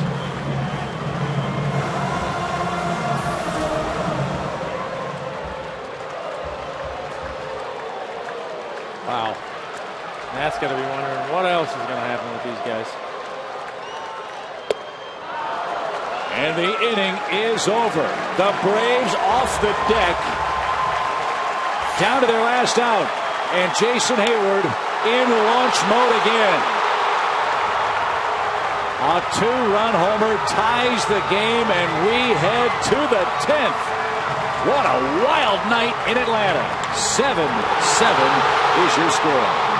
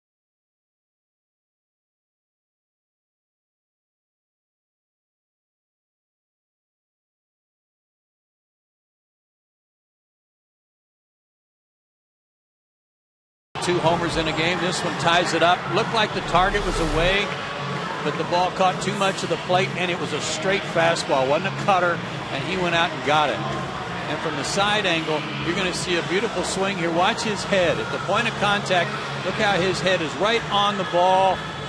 Firm front side, great extension, and then look at Justin in the background. You think he knew? I think so. Tie ball game. Wow, is he swinging the bat? Oh, Pee Wee Hayward. Yeah. And Soriano, his 6th blown save, the 16th blown save for the Nationals. As they're running out of pitchers, they're running out of position players, and Atlanta now has Craig Kimbrell ready to go for the top of the order and the 10th inning. Phil Gosselin's in to play second base. Remember, he came on as a pinch runner. And here's Craig Kimbrell, very busy man, number 50 for his game total. Span, Rendon, Zimmerman the first 3. Bryce Harper is hitting 4th. Remember, he came on after Hairston was ejected.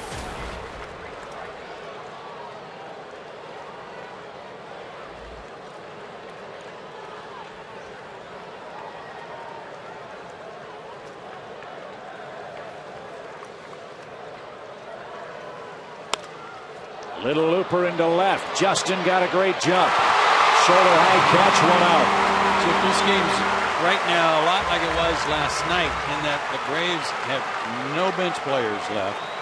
They've used up everybody in the bullpen except Luis Avilan, who's still down there, while the Nationals still have some depth in their bullpen, still have some guys to go to, but both teams have had to tap into that with the early departure of both of their starters. Rendon's the hitter. He's 1 for 3 and takes a little low. Obviously, from the Braves' perspective, you've used Gaddis, you've used Laird. If something were to happen to Brian McCann, who catches for you? Mislovich came on as a pinch hitter. He's obviously not available. Let's not worry about it. Let's see if Kimbrel can work a perfect inning and end it in the bottom of the 10th again.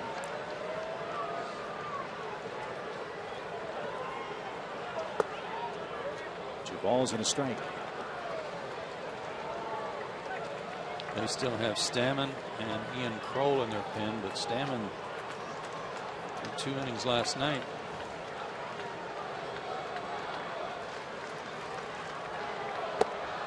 Kroll is warming up in their pen right now. He gave up the homer last night. This Braves club has never quit in a game. Fly ball center. That's playable for Schaefer. He'll drift back, and he's got that 2 down. When virtually every guy in your lineup has the ability to hit the ball out of the ballpark, you're never out of a ball game. And they've done it with home runs since McCann homered back in the 6th inning. 38 comeback wins this year, 19 last at bat wins this year, and 6 victories for the Braves when they have trailed after 8 innings. That's remarkable in this day and age of specialization with relief corps. Major League Baseball. Here's Zimmerman. Ball 1 to Ryan. He can hit anybody's fastball. He showed us that the last time he hit. Cranked one on Walden.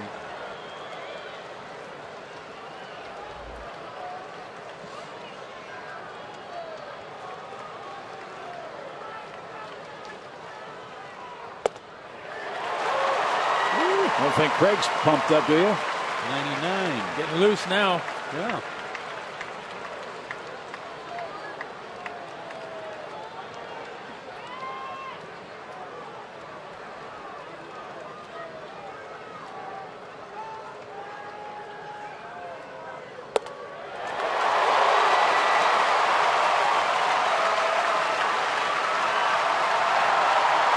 He strikes out Zimmerman. It might get real loud here.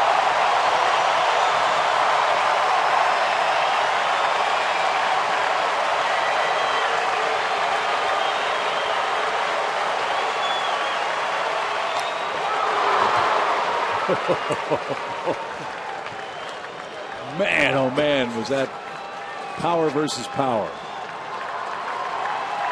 Zimmerman fouled it straight back to the screen at 98 miles an hour.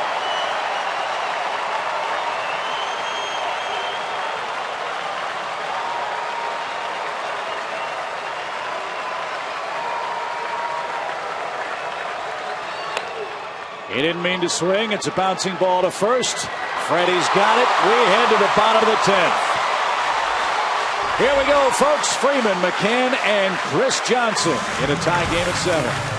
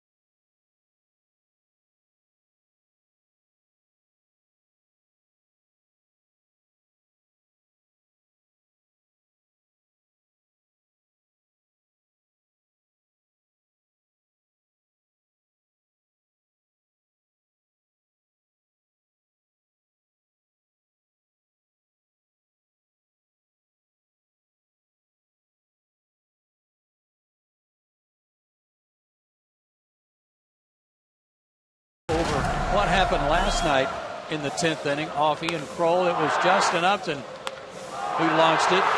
The fans seemed to know that Justin was yelling, "Get up, get up." And it did for the game winner, a walk-off. And tonight, in the bottom of the ninth, after a walk and a fielder's choice, Jason Hayward, his second of the night. That's off of Soriano, ties the game. And now the Braves have a chance to do it to Kroll again. He's in there in the 10th inning.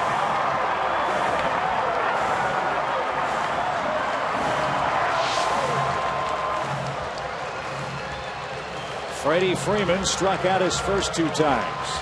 He has singled and homered in his last 2 at-bats. He loves the first pitch. And he hits lefties well. Breaking ball, fly ball, center. Span turned the wrong way, but recovered at the track.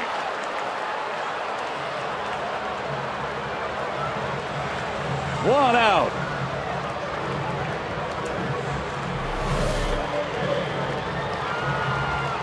Breaking ball, too, and he smoked it. Boy, did he ever make a bad turn, but a good adjustment. 3-hit night for McCann, including a homer in the 6th.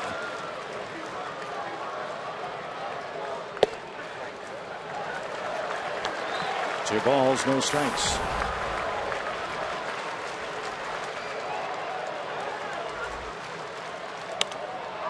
This one's popped to short. Desmond on the outfield grass is there and makes the play. 2 out. In the 10th, extra innings is always presented by Jack Link's Beef Jerky. Feed your wild side. Braves are 10-4 in extra inning games, 5-1 here in Atlanta.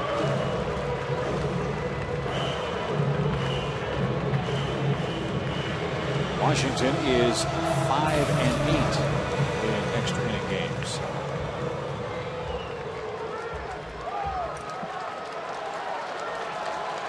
This be a nice spot for Chris Johnson to touch one off. It's been a rough night at the plate for him, 0 for 4.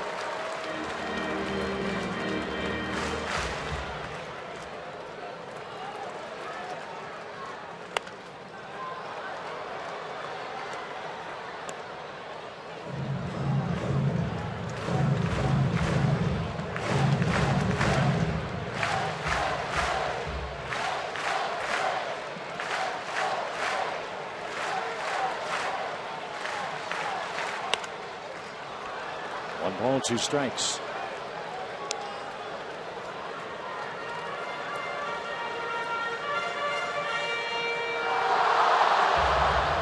Well, 2 strikes last night on Justin. He tried to throw that breaking ball. See if he stays away from that here. Deep short. Desmond can't get it out of his glove. That'll be an infield hit for Johnson. That keeps the inning alive for Jordan Schaefer.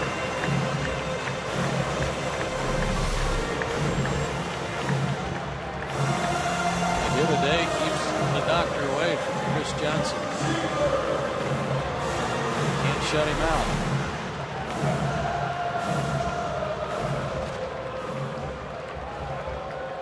Now their outfield's got to play deep. Try to prevent an extra base hit that might score Chris from first.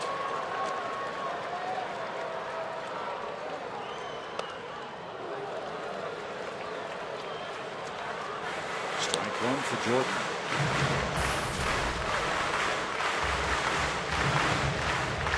Harper, Desmond, and Ramos if we get to an 11th inning. Schaefer hopes we don't. He's going to get that breaking ball. He got a fastball there first, but he's going to get the breaking ball one of the next 2 pitches. Look for it. There it was, and a bunt is pulled foul.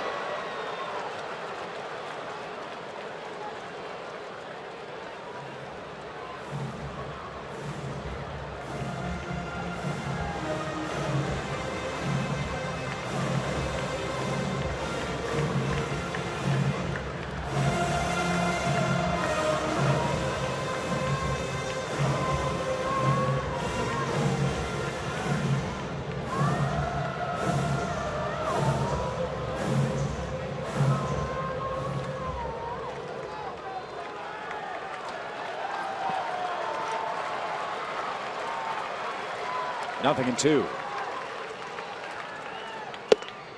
Strike 3 on a fastball outside corner. And no repeat performance for Ian Kroll. He gets the Braves in the bottom of the 10th inning. So we do head to the 11th. Bryce Harper will go to work for Washington.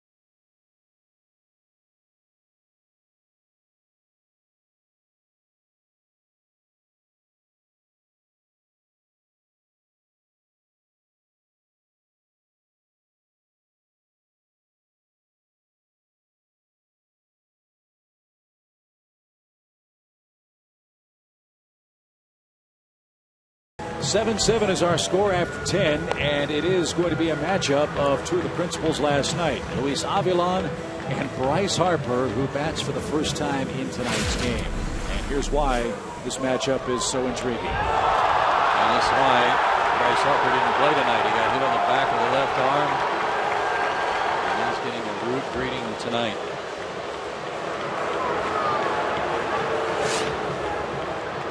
Two-thirds of an inning last night for Luis. He had a scoreless streak snapped. He had not pitched since the 14th before last night, so he shouldn't be too stressed out over last night, at least from a physical standpoint. And it is going to be Harper in the 11th. Swing and a miss.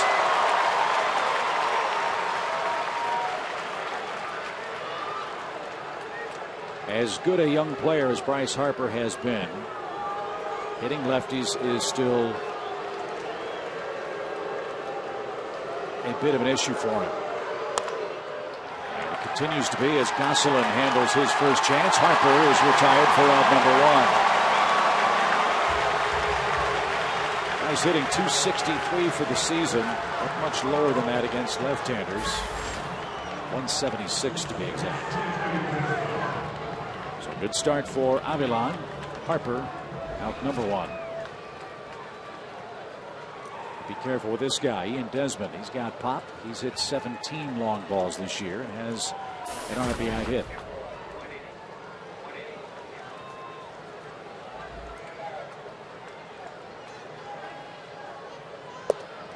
Greg Kimbrell went a scoreless inning for the Braves.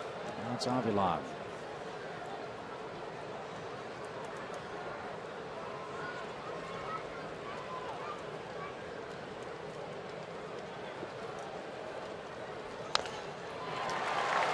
Off Brian McCann, a ball and a strike. Don't want that.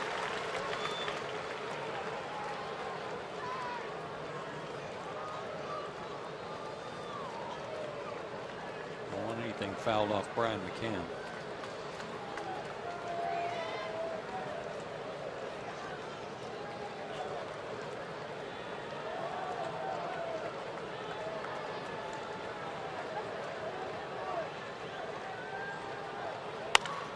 In the air to right. Hayward says he's got it. He does. 2 out.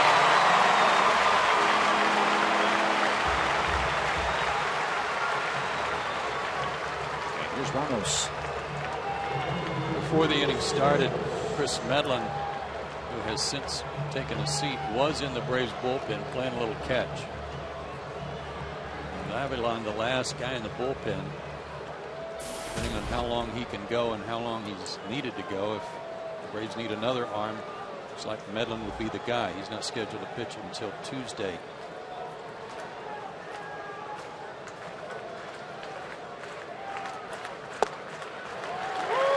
Sure, that's a little plate catch. Get your arm loose so you're halfway there. If we need to get you up and get you in a hurry. The big question is who hits second. Avilan's due. Braves are out of position players, right? Well, all of that. Simmons is going to get on. He's going to bunt him over. Then Gosselin, then Hayward. One more strike. And we worry about the Braves offense.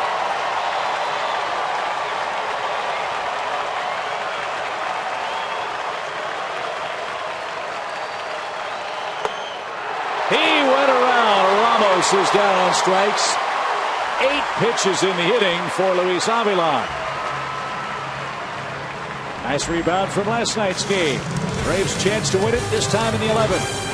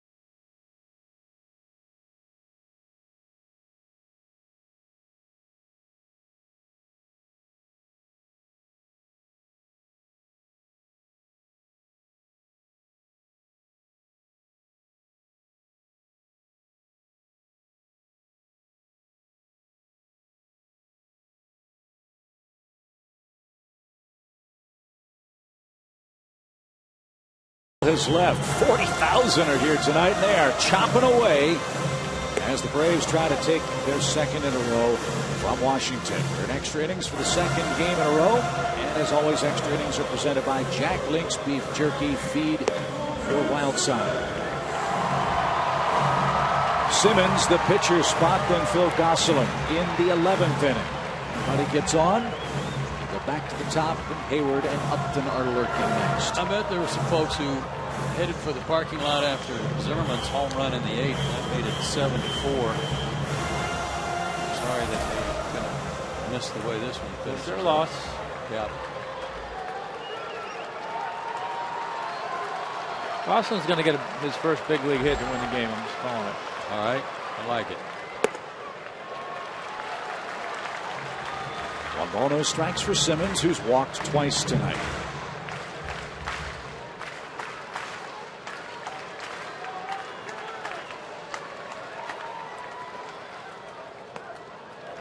Ball 2.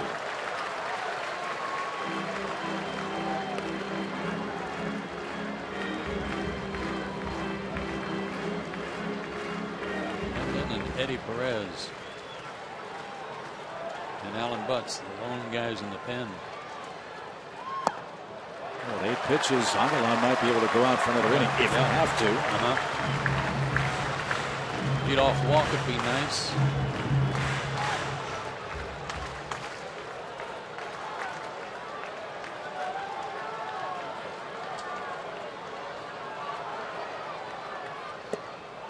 Oh, Simmons thought it was low. 3 balls and a strike.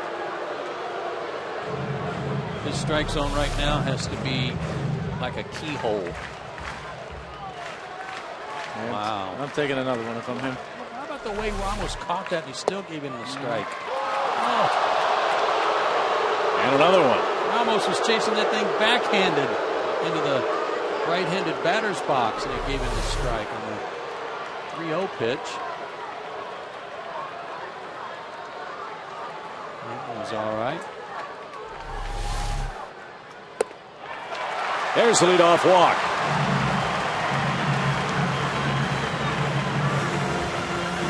A walk did in Soriano in the 9th. I like your call, Tom, because if Avilan can get the bunt down, and let's hope he can, with first base open, they're not going to put old Gosselin on and pitch to Hayward, I don't think. No, they're not.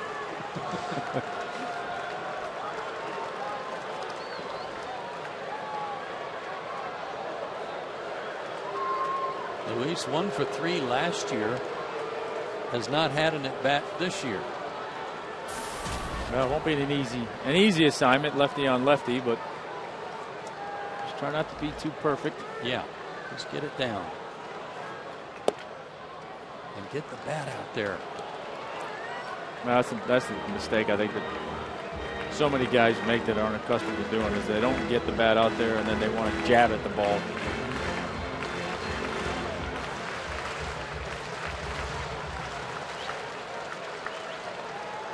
The strike one pitch. And he missed that one. It's 0-2. Kids at home, bunting is not easy, but it shouldn't be that difficult if you get the bat out in front of you. Get it away from your body, right at the top of the strike zone, and then catch the ball with the bat. He got it down. Zimmerman played that ball right at the line, and man, that thing had a chance to go foul, I thought. Sure did. What a break. With 2 strikes, Avilan got the sacrifice. That's another thing I don't understand, too. You got an inexperienced runner in there. You got 2 strikes on him. Why not take a shot with a breaking ball? Instead, you throw him another fastball.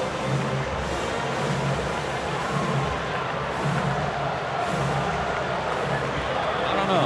Yeah. From that angle, it looked like it was going to stay fair. But you know what?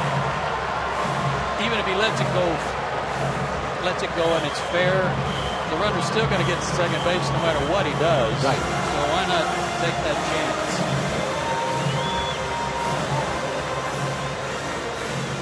So the sacrifice is good.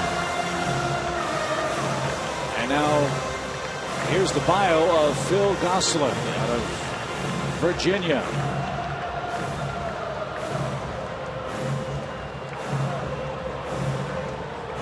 For more on Phil, let's check in with Tom Hart. All right, Chip, thanks. I was talking to him today about his schooling. He's 2 semesters away from earning a degree at UVA. He said, you know, I was considering going back there this fall as soon as the minor league season was over. I think I'd rather stick around here and push off that sheepskin for a while, though. Yeah, good call there. Naturally, they've got a place to put him, but they don't want to face Hayward with the game on the line. I think he's going to get something to hit here. I agree. The outfield shortens up in center and right just a touch. And Gosselin looks outside. 1 ball, no strikes. What a spot for your first major league plate appearance. He had his first major league game last night, being part of a walk-off win, and he could be the guy doing the walking tonight.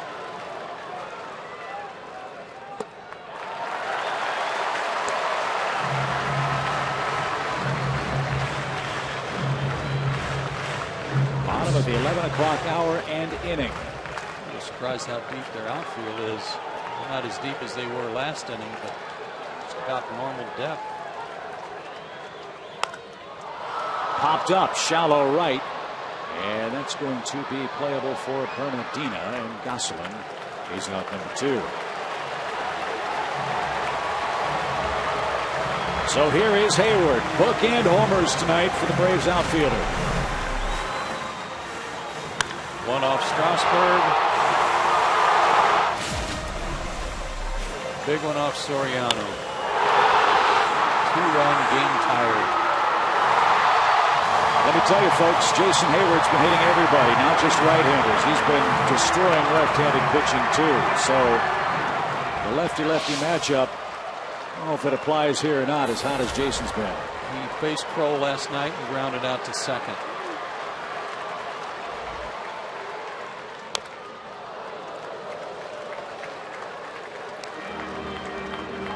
Hayward hit a 2-out homer last time up. A 2-out single could win the game.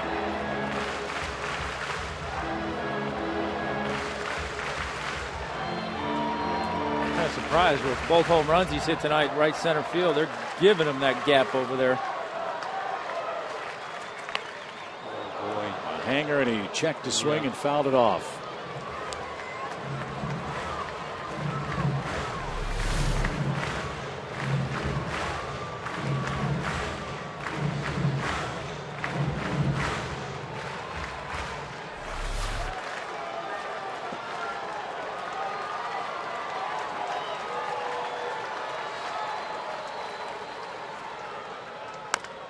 Bouncing ball right side. LaRoche fields, flips to the bag. Hayward dives and is out. So Kroll's able to pitch around a leadoff walk in the 11th inning. The lower third's up for the Nationals as we head to the 12th. 7-7 is your score.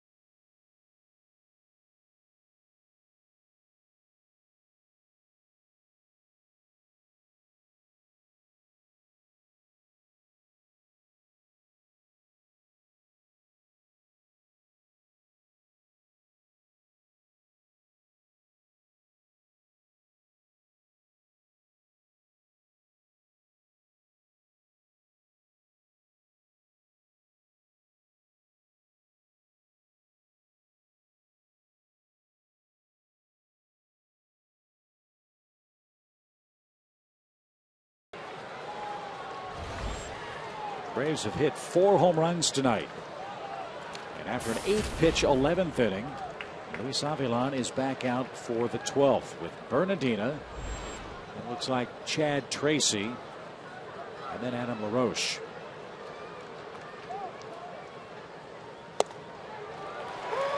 Pitch number 9 of the night for Luis is a called strike to Bernardina.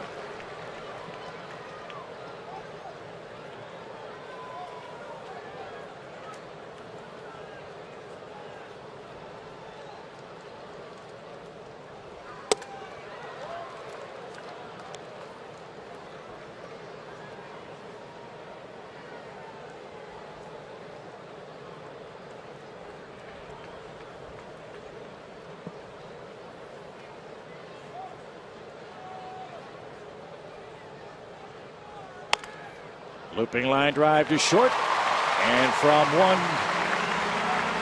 Curaçaoan to another, Bernardina is out number 1.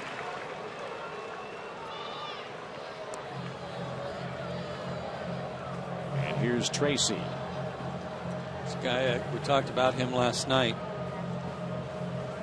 He's pinch hitting off Craig Kimbrell, and he's aggressive early in the count. And look at those numbers. That's odd for a left-handed hitter to have that kind of a split, but he'll go up there hacking.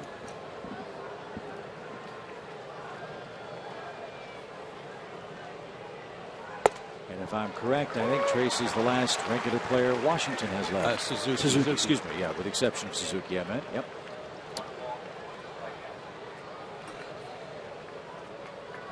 No balls and a strike. Tracy hits for Kroll. Nothing in 2 at 93 miles an hour.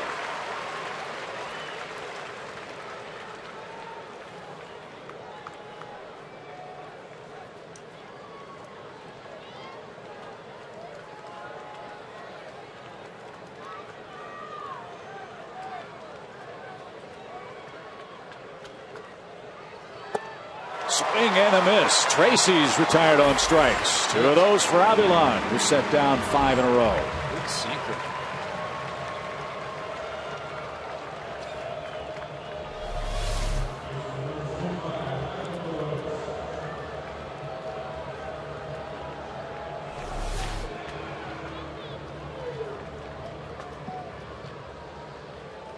Second at bat for LaRoche. He struck out in the 9th. You know what will be on his mind? Get something to lift and separate. Ooh. Pretty breaking ball. Strike 1. A little fog moving in. All of a sudden, the Braves pen up to its old tricks against the Nationals. They've set down 13 straight hitters.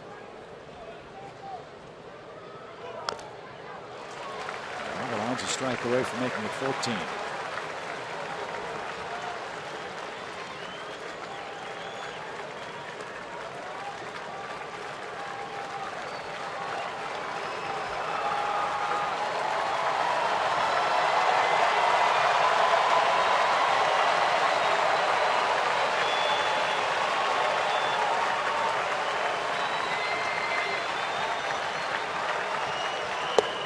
Swing and a miss.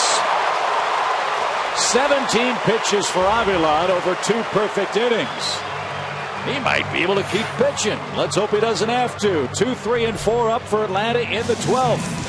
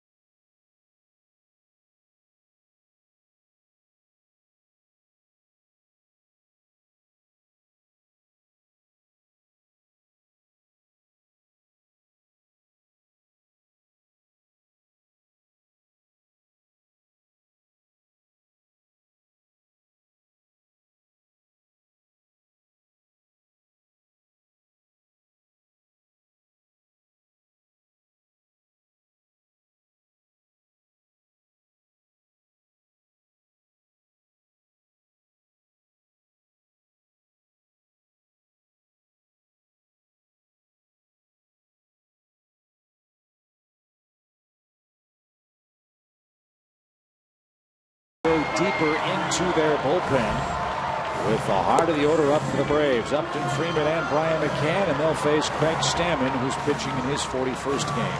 Well, and the key here is that he worked 2 innings last night, and he's the last guy they went to. They were trying to stay away from him if they could, but he threw 33 pitches last night, so that's going to take a toll on him. Maybe not the first batter, but if he runs into any kind of problems, he's going to be really having to dig deep.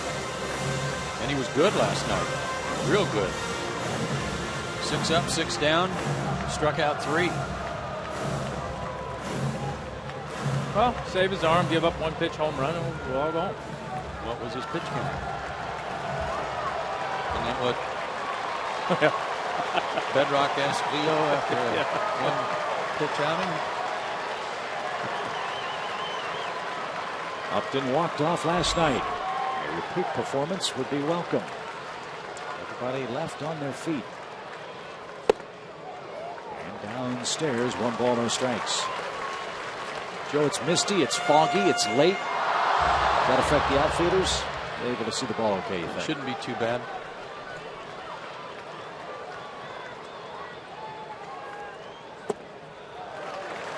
We've been kind of tongue-in-cheek calling this Seattle, Georgia here this weekend, and it really is like San Francisco, Georgia right now with this fog moving in.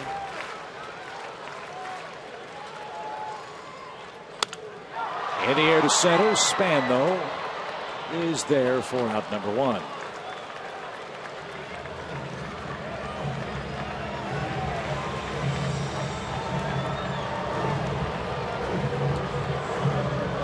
And now Chris Medlin is beginning to throw as Avalon works 2 scoreless innings of relief. We get to the 13th. This would be next.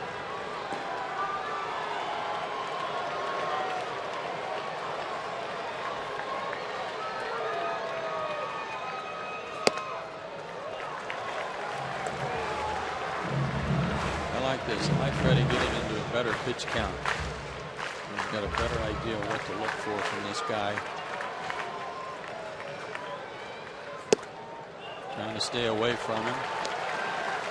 He's going to hurt him. He's going to have to go the other way.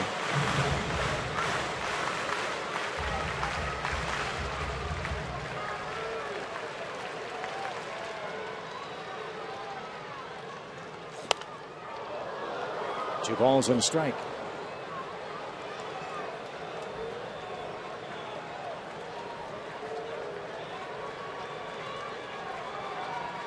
Which is just fine if he makes even the slightest mistake. Freddie went out to straightaway center earlier tonight.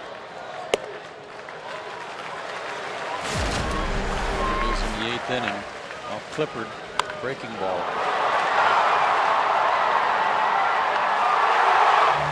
He's 50.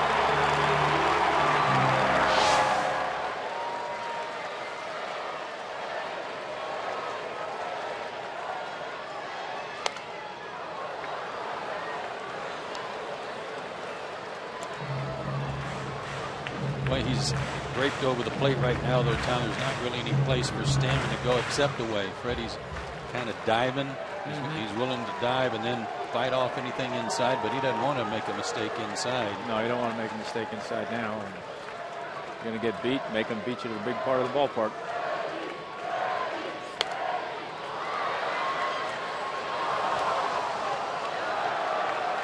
When I say diving, what I'm talking about is him just kind of leaning in toward home plate.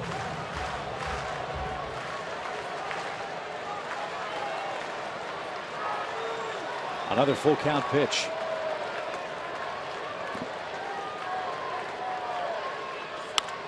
Ground ball deep short. Desmond gloves. Throws off balance. LaRoche off the bag. Applied the tag. How many errors has LaRoche saved the Nationals since putting on the Washington uniform?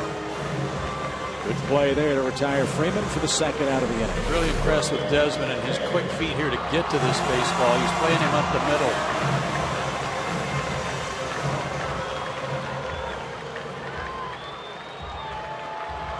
Nice play by Adam, as you said, but Desmond had a long way to go to get that. Base is empty for McCann. And he takes low, ball 1. That's a good take for him. He's been a little bit, he had 2 singles and a homer through the 6th inning. A little bit impatient since then, trying to hit another one out of here. Get a good pitch to hit.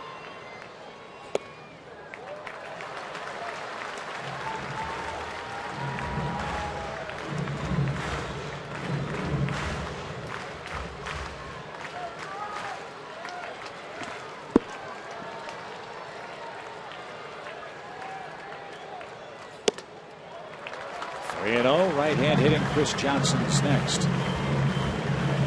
Green light.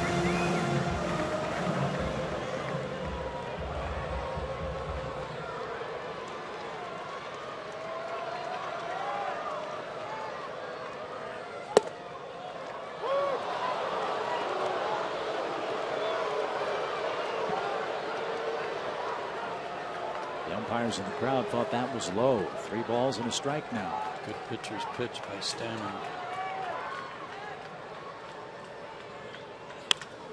Fly ball, well hit left center. Span going back though on the track, and he'll make the play. And that retires the side. 3 up, 3 down in the 12th. To the 13th we go. Tied 7-7.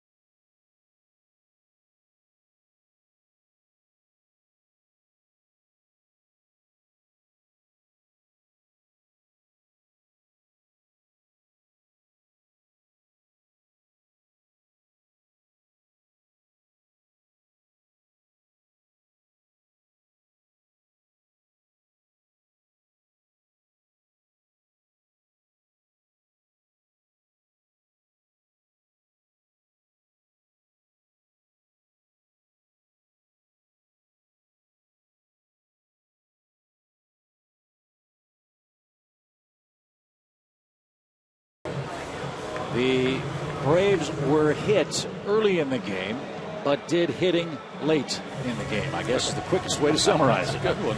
Well, it sums it up. After a home run by Hayward, Justin got plunked. Everybody thought that was the end of it, but then with a runner on base, made a wild pitch. The pitching coach came out, yelled at him, threw one behind Anderson, threw another one behind Anderson, right out of the game.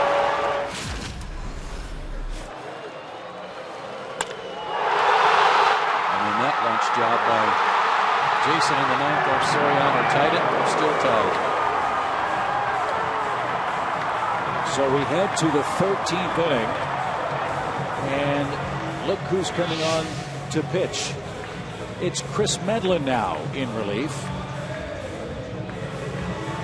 His last relief appearance was July 25th of last year. That's what his line of work is this season. He's worked awfully hard to get that overall record back to 10-10. Yeah, it's been an uphill climb, but he's there. But, you know, he's had a much better year than his record indicates. No balls and a strike to Denard Span. Rendon and Zimmerman to follow for Washington.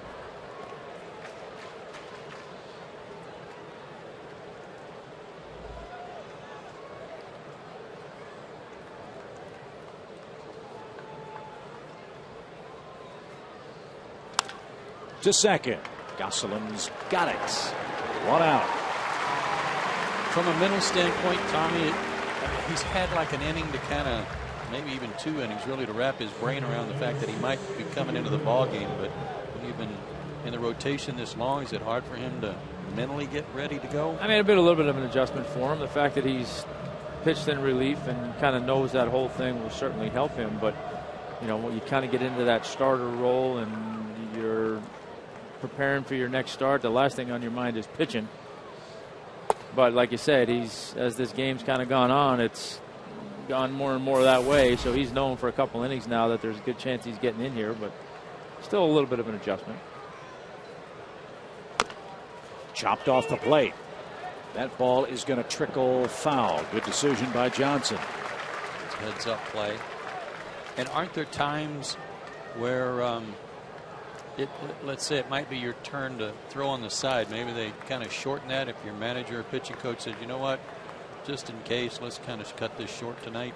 you know, you do if there are times where, you know, the guys in the pen have been beat up a little bit, and that might be part of the option. But for the most part, I think you kind of go into your side session just assuming that you're getting ready for your next start. Yeah. 1 ball, 1 strike for Rendon. Chris will play this one. And he loads up and gets his man by a step. 2 men down in the 13th inning.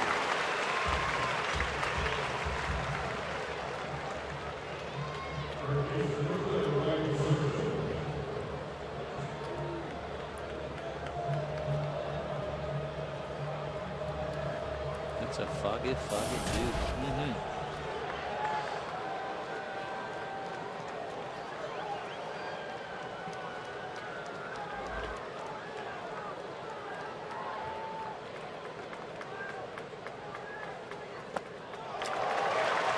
Wrecking ball. Zimmerman missed it. Strike 1.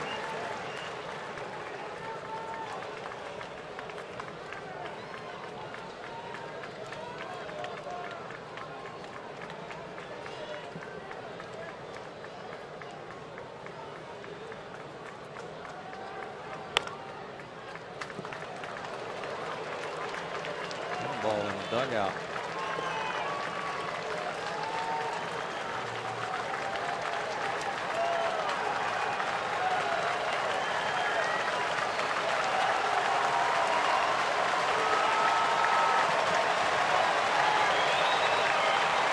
Two strikes from Medlin. And that's outside. 1-2 pitch. Chris can look at it this way. He's had to fight real hard to get his record back to 500 at 10-10. This is a quick way to get over 500 tonight if his teammates can score a run or two in the bottom of the inning. Zimmerman served one to right field with 2 strikes.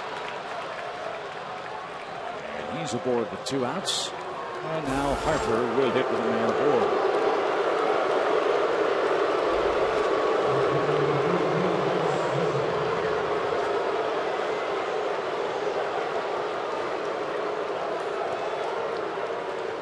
Harper grounded out to second in his lone at bat. That came in the 11th inning.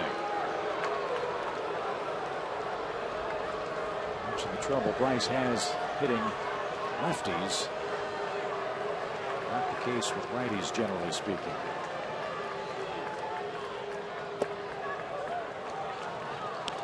Ball, no strikes. So the word we got that the reason he was not able to play was the pitch where he got hit on the back of his left arm.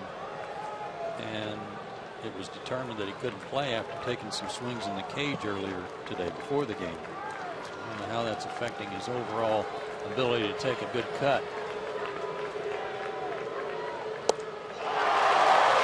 Tried to loose there, though. What was so odd about him being hit by the pitch last night, it wasn't the front shoulder, but his left shoulder. Or his left arm, I should say. Yeah, the tricep.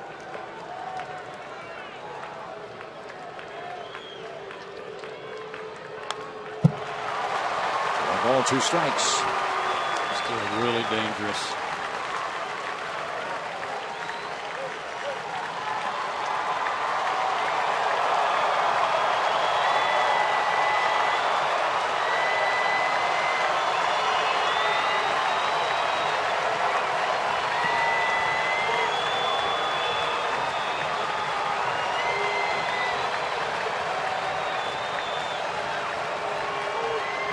Swing and a miss. Medlin works a scoreless top of the 13th. Johnson, Schaefer, and Andrelton Simmons are due for the Braves.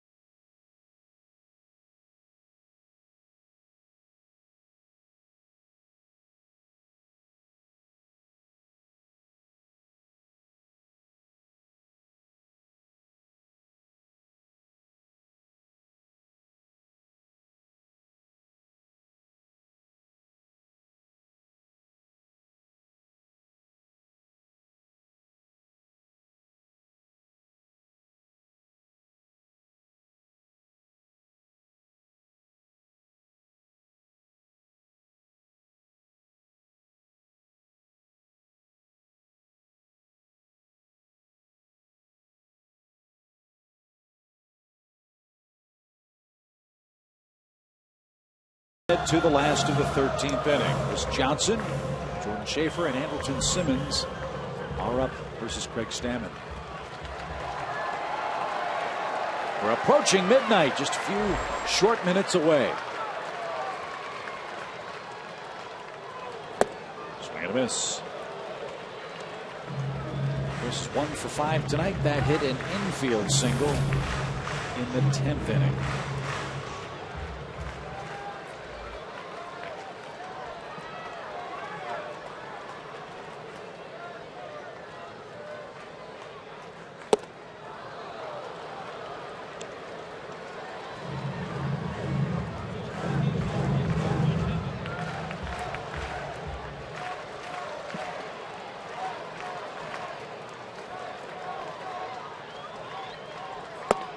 Three pitches, and Johnson's down on strikes.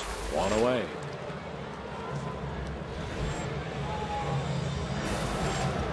Like Chris Medlin, Dan Herron is a starting pitcher for Washington. He has begun to loosen.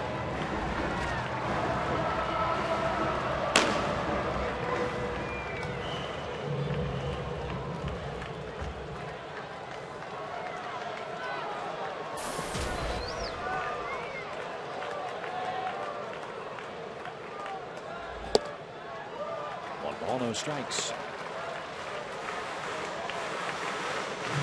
One other National League game still in progress, and it's out in San Diego, and that game is in the 8th inning. 5-2, the Padres lead the Mets. Everything else in the senior circuit is a final tonight, including the Dodgers, who beat the Phillies, Arizona, who beat the Pirates 15-5.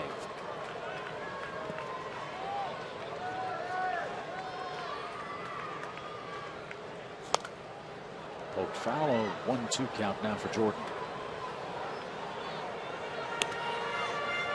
Tigers rallied to beat Kansas City late. 6-5 was that final. Red Sox beat the Twins 8-5. Texas pounded out 15 runs. They beat Seattle 15-3. They had a crazy game down in Miami last night. Yeah. Giants beat the Marlins 15-10, I think it was. You know who was really upset about that? Nate Eovaldi, who pitched tonight. Remember, he hadn't had a run scored for him in forever. Close call. Schaefer took it. Yeah, he got crushed. Like he was pitching that great game against Atlanta. He followed it up with a stinker. Well, it'd be great to get Jordan on, see if he can sprint around the bases. Payoff. One-out walk.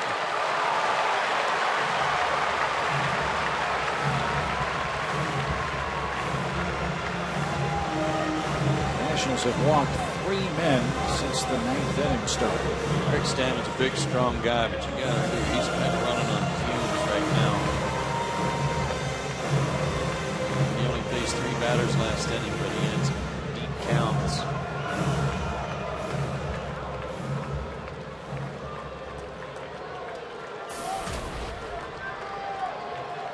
Steal or a hit and run, Tommy? What do you want to do?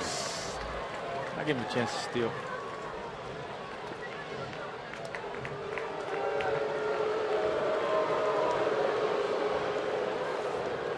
Ramos at 23% throwing at base stealers.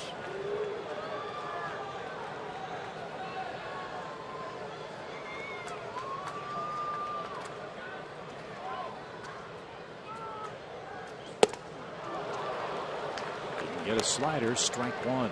That was a case where Andrelton had his mind made up. He was going to get a fastball and he was going to swing and hit it hard, and swung anyway when it was a slider.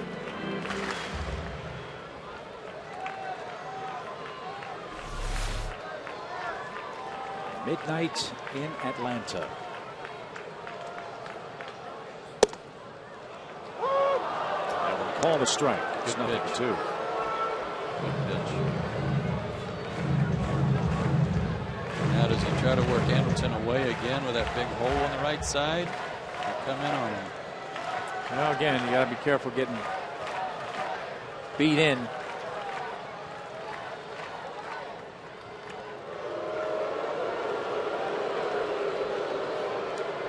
Might waste one away, just kind of like a pitch out, just in case.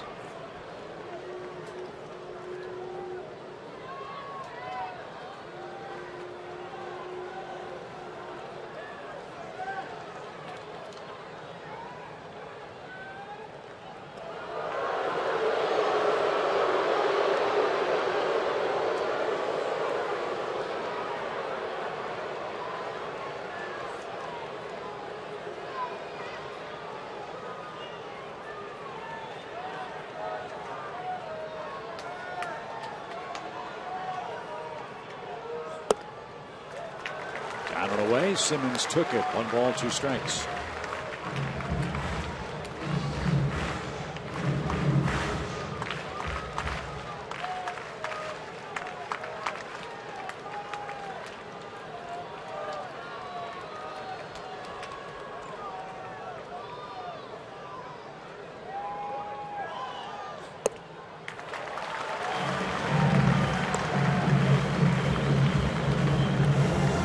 Medlin's on deck. Now, when I was talking about stealing or hitting and running, it was with the knowledge that Chris was the next hitter, and he's just not your ordinary hitting pitcher. He's a good hitter. He's an athlete. Oh, thank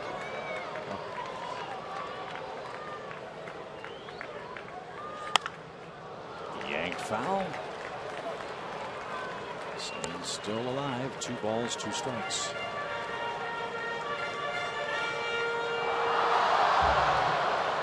Well, if Simmons or Medlin could reach, your prediction that Gosselin would come through and win it with his first big league hit could still happen.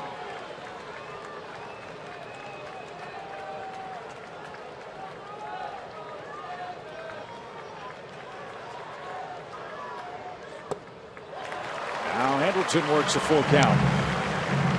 33 pitches last night, 30 pitches tonight, 15 strikes, 15 balls so far for Stanton.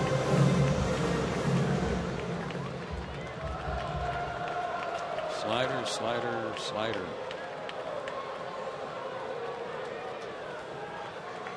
Well, do you send the runner here? I do.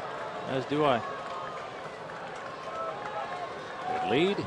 It's going to get picked off. Draws a throw.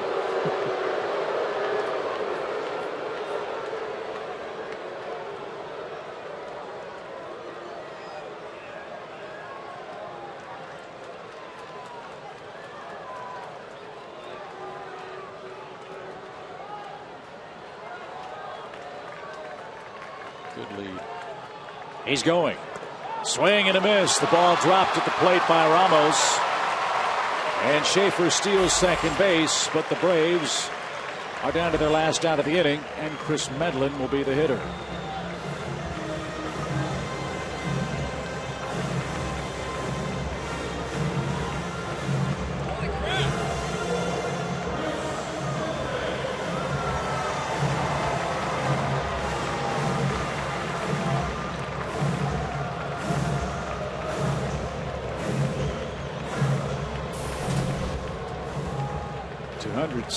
Real good.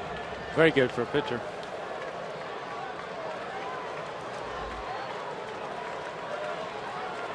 Gosselin's on deck, but Medlin has to keep the inning alive. Schaefer in scoring position. 2 out. Anthony's a strike. Now the outfield comes in shallow. The pitcher hitting.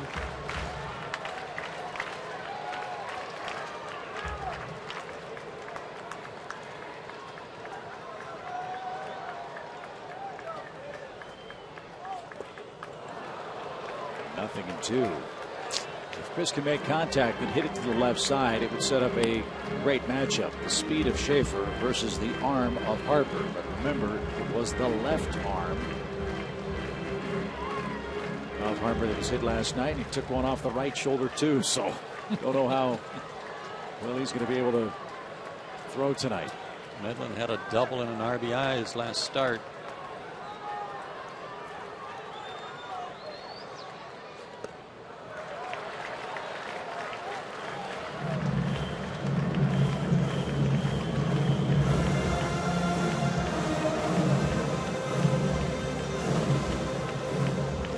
bang him a breaking ball, hit it in that right center field gap, and Jordan can walk home.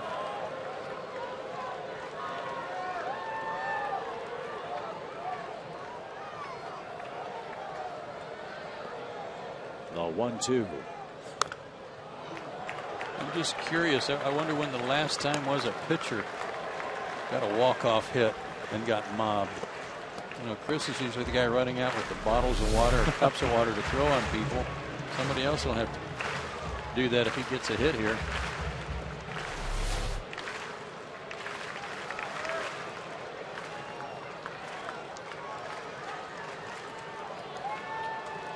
Another 1-2 pitch.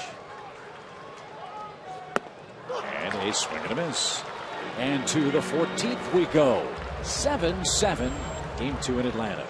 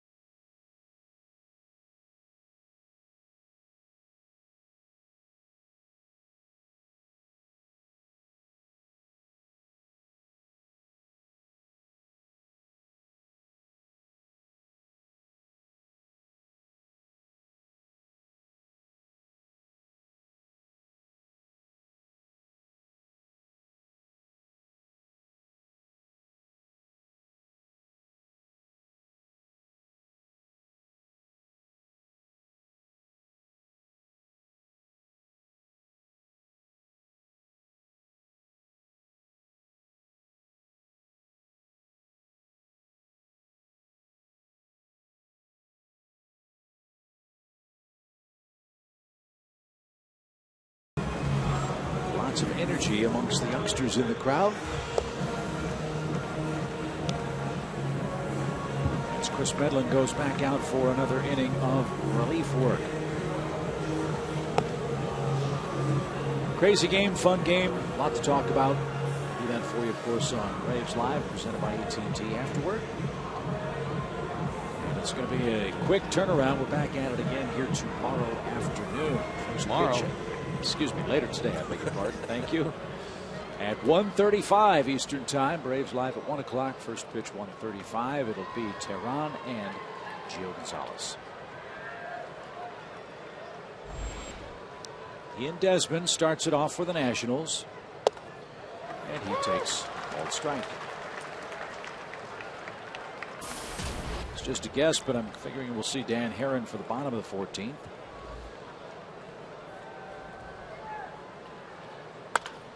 Ground ball. Gosselin to his left. Nice play. 1 out. He's made all the plays out there defensively so far.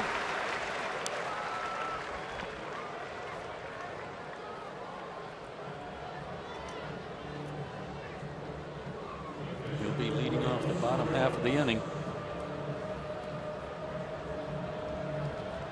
Then Hayward, then Upton.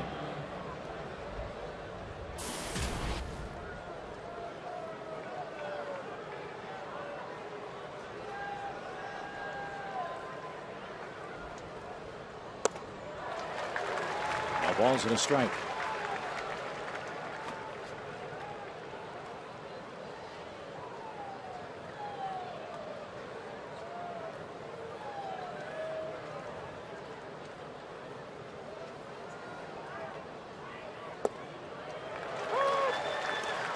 Quickly 0-2. We're approaching the 5-hour mark. Or if you live on an island, doesn't really matter, does it? 1 ball, 2 strikes.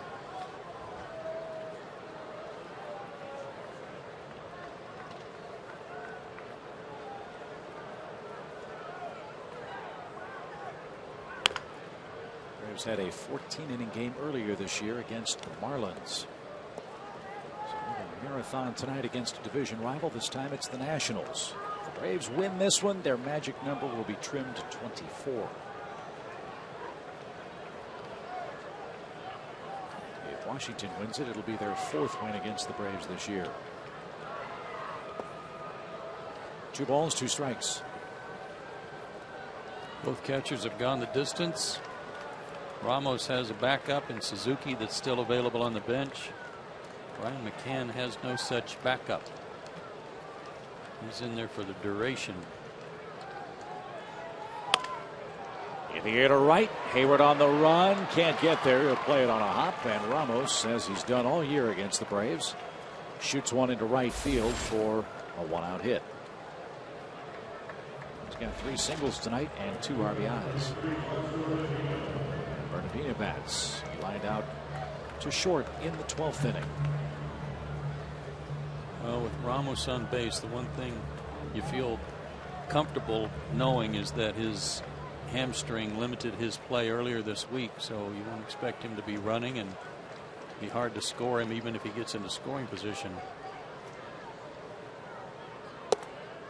Ball 1 to Roger Bernardino.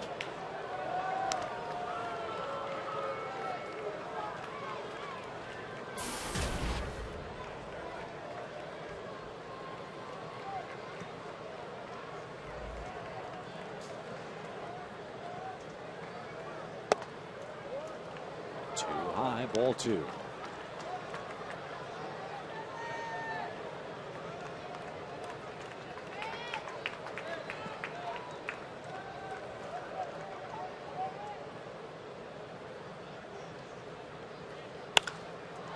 That's sliced down the left field line and foul. 2 balls and a strike. Well, you got to figure Stammen is done. Yet he's on deck, so I'm figuring that their nervousness with Ramos's hamstring is probably going to keep them from using Suzuki. It's risky, obviously, being in the Braves position to have none of your catchers available, but even more so for Washington with Ramos with that hamstring. They ran for him last night late when he got, but not until he got to second base. And it was Suzuki who came in and ran for him then.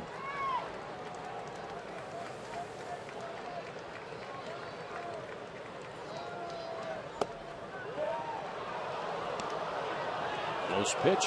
Chris didn't get it. 3 balls and a strike.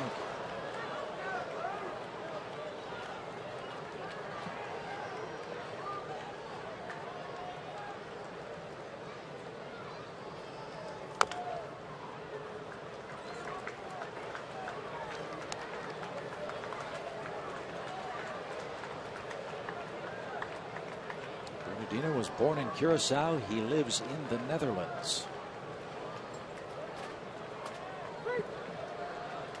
Does he? I did not know that. And he draws a walk. And now we'll see what move the Nationals make, if any, now that Ramos is in scoring position.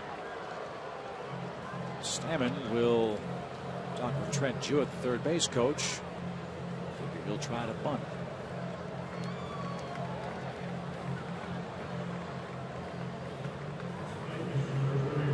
We'll see about that.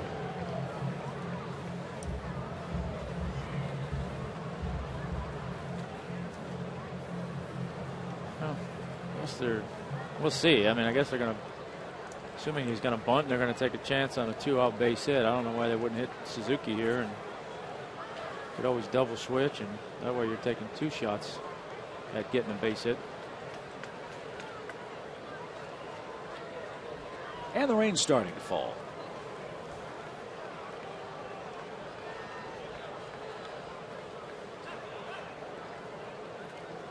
Heron was throwing in their bullpen. He's not throwing right now.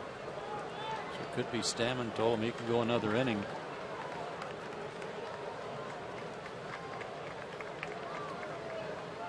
See how Washington plays it with one out. He shows bunt. Takes it off. Bouncing ball up the middle. Simmons to the second base bag. Off balance throw. Got him. What a double play. What a double play by Andrelton Simmons.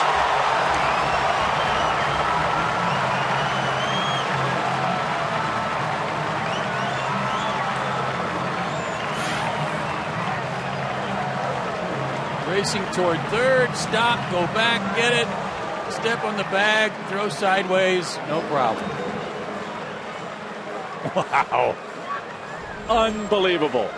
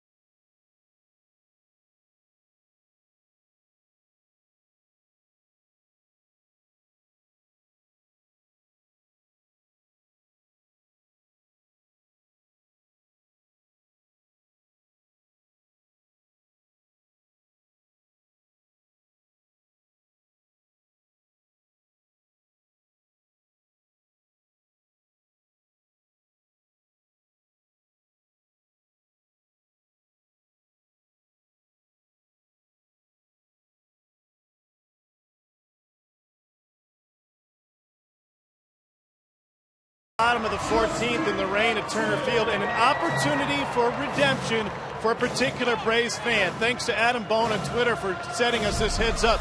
First inning, Jason Hayward's leadoff home run goes over the wall just to the right of center field, and a guy rocking an old school powder blue Murph jersey misses the home run. His buddy comes up with it behind it. Well, how many chances do you get to catch two Jason Hayward home runs in the same game?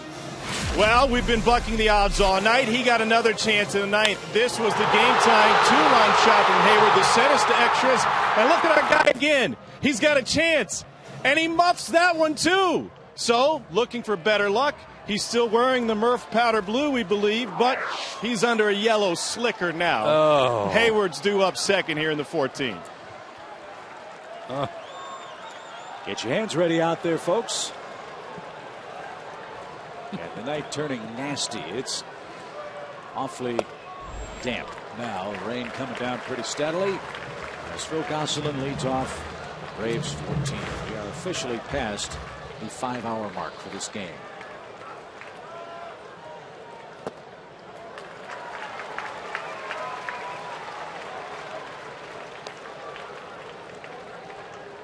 Talked last night about how good Stammen is, how much I like him, and like him even more tonight. Sucking up these innings.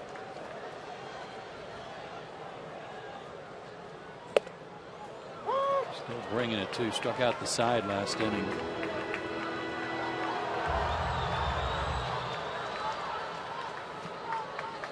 .33 pitches last night. That was his 40th, and it was in at 92 miles an hour. Looked a little high inside.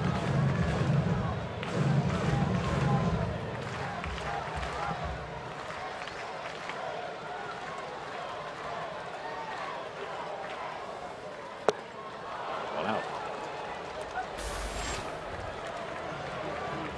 We are so spoiled to get to watch Andrelton Simmons play at shortstop. Beat him to the bag. Got up out of the way of Bernardina, who's a big man. Didn't get it there on the fly, but he got a little help from his big first baseman for the out. Oh, is that pretty? You might have a case that might be one of the top 2 or 3 that Simmons has ever made, considering the circumstances and the difficulty of the play. Here's the man of the hour for Atlanta. Hayward tied it with 2 outs in the 9th with a 2-run homer. Folks in right center are standing and waiting. 1 ball, 1 strike. Something needs to happen. I'm on my last column on my scorecard. So. Yeah, I'm really fudging here into the margin. Now he's got the glove. Yeah, where's that been?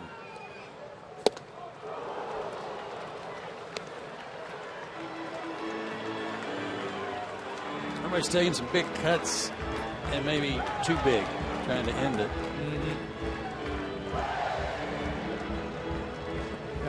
Back-to-back doubles would be just fine. Yeah. Even a double and a single. That was close. 2 balls, 2 strikes.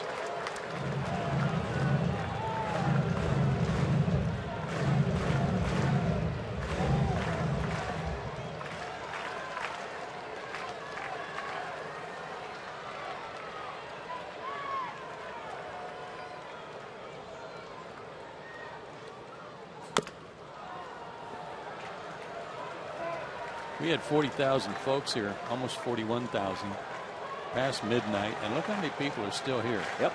Even with this fog and this drizzle, got a ton of people still here.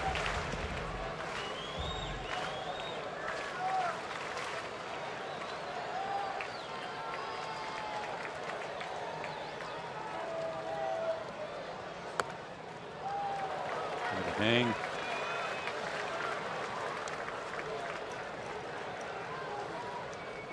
Well, it's official. This is the only game still going on.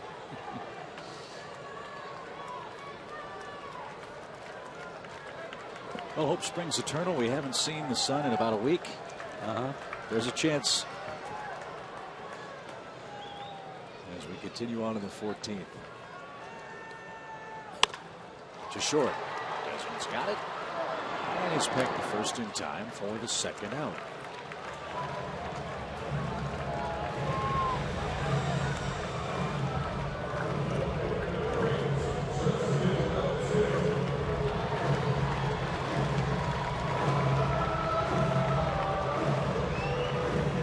Go out on a real limb here, and I'm going to guess that Justin's going to get a slider. No. Only one?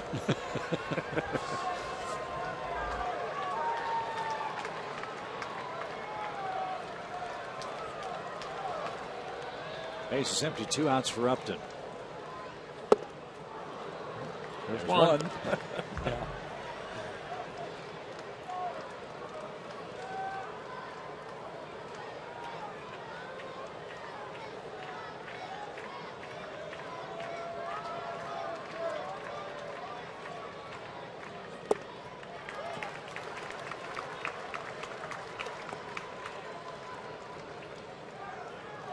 The 15th, if we get there, LaRoche, Span, and Rendon are due for Washington.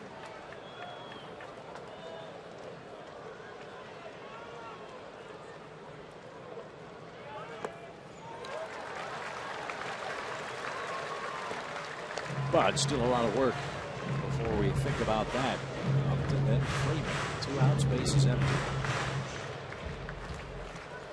Braves have hit 4 homers tonight.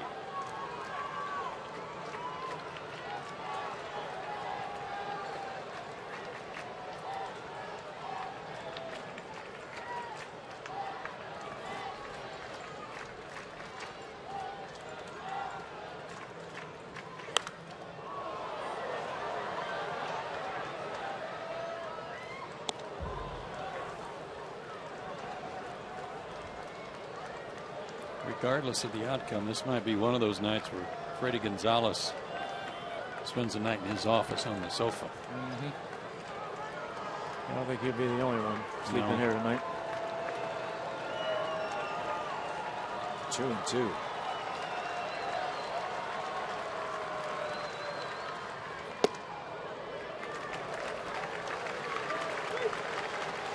Well, throw a strike or face Freddie Freeman. I can't imagine he'd give in. Try to throw his A1 slider down and away and see if he'll chase it.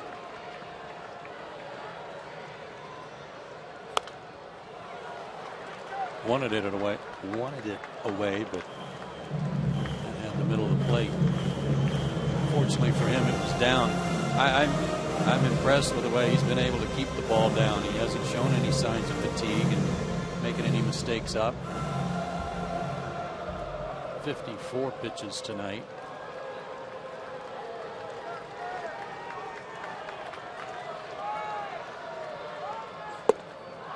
Nice swing and a miss. We are through 14 innings in Atlanta, believe it or not.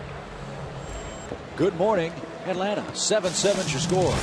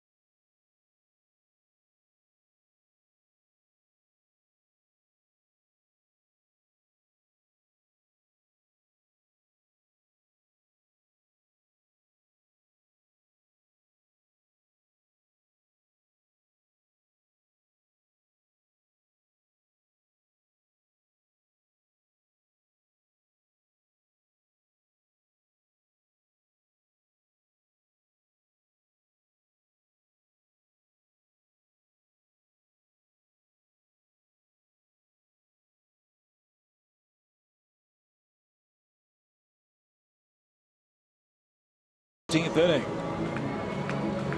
Times like this, fellas, Dad used to say, I can actually say I got home at 2 o'clock in the morning with a clear conscience.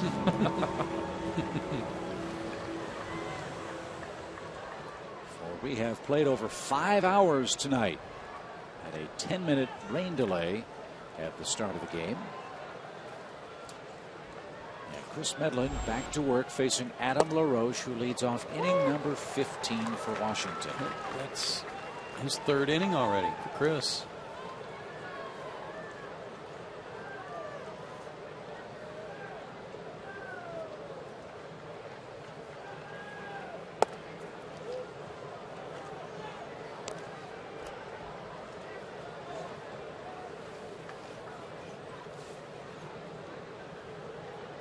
Why is it these games always seem to be right before a day game? I know, right?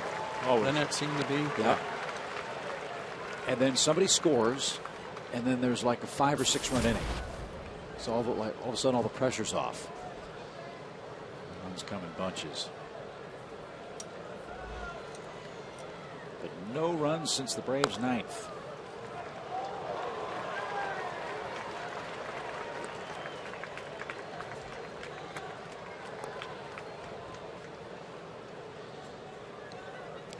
That's the man that tied it with 2 outs.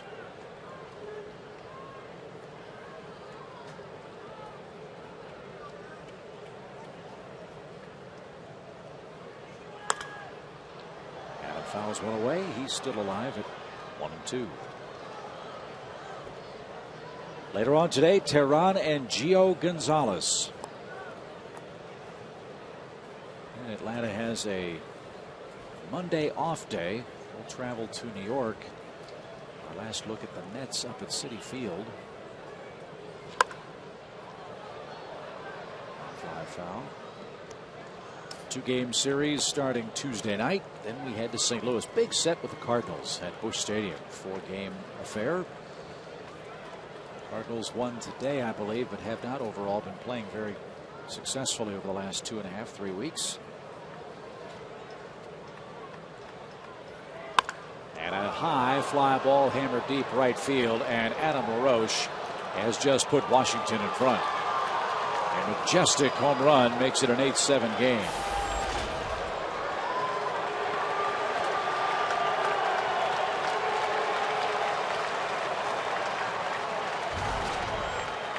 Breaking ball? Yes. Seems to be the one that hurts Chris more often than not.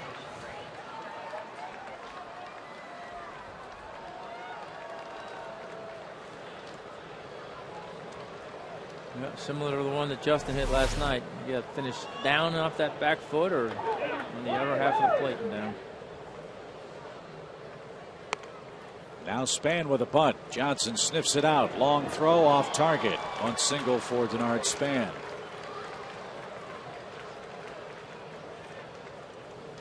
Nationals looking for a little insurance. Up 8-7. Fast man at first for Rendon.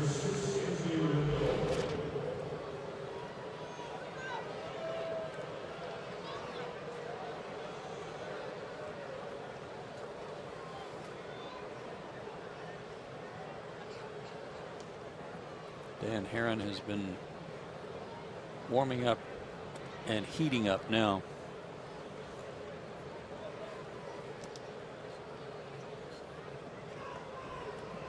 I think he's ready to go.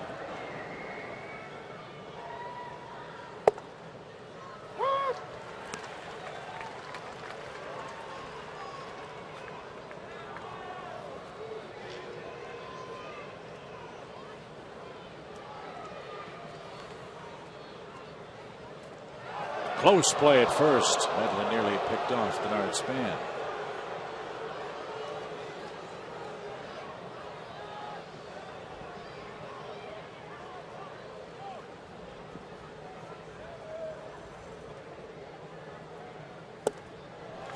Nothing in 2 for the Nationals' second baseman. Might be an interesting bottom of the inning. Dan Herron, as successful as his major league career has been, he does not have a big league save.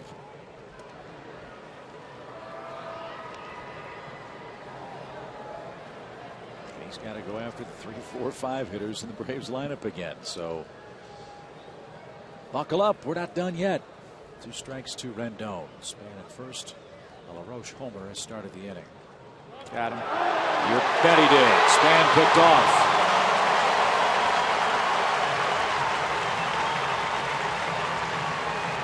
I'm really surprised that base runners are trying to get the kinds of leads they're getting against Tehran and Medlin this year. Well, and he even was going. He was leaning a little.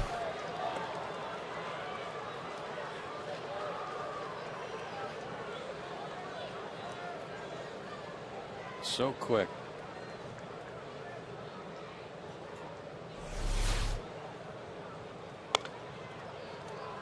Back to the screen foul. Nothing in 2.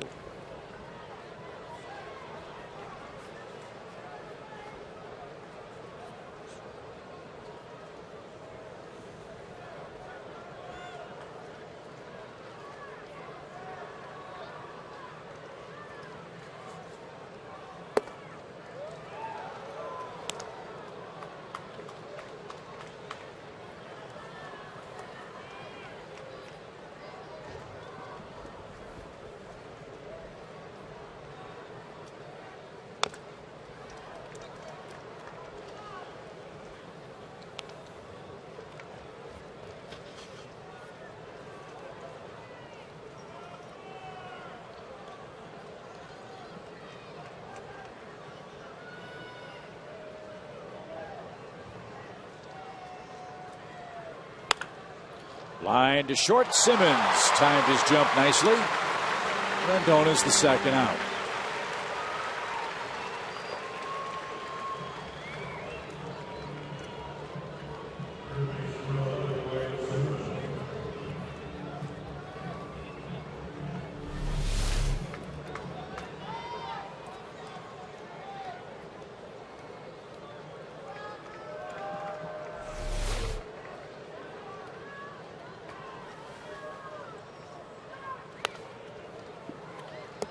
Highlight of Zimmerman's night was an 8th inning solo home run.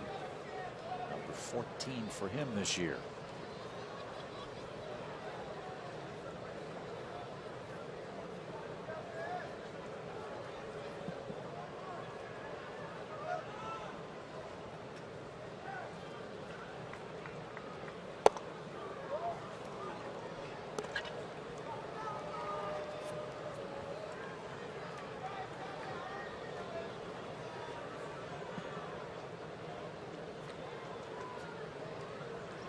Six of the 7 runs for Atlanta have come by way of homer. There's a good curveball, but didn't get the call.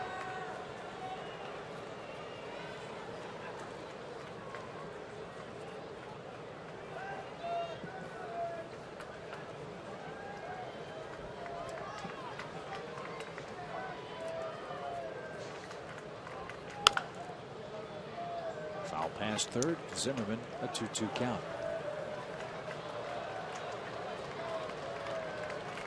Just tall enough to grab a souvenir late.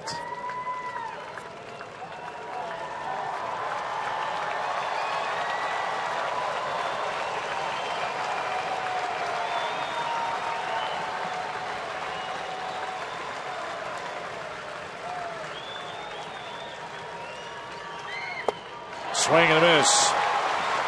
The inning is over. Last call again for the Braves after Adam LaRoche hit a leadoff homer in the 15th. Freeman, McCann, and Johnson coming up. It's 8-7 Washington.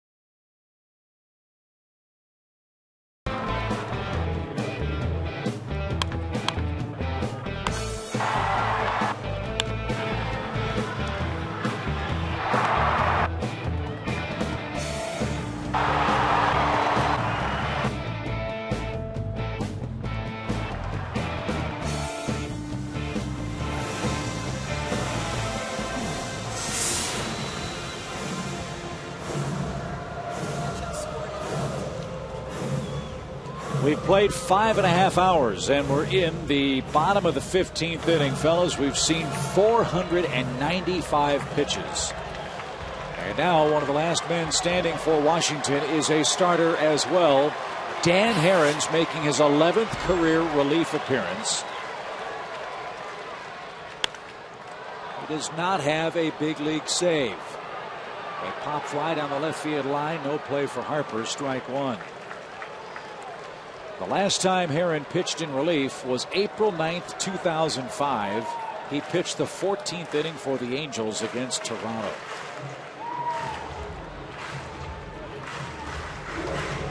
He had a rough start to his season, but he's pitched much better in recent days.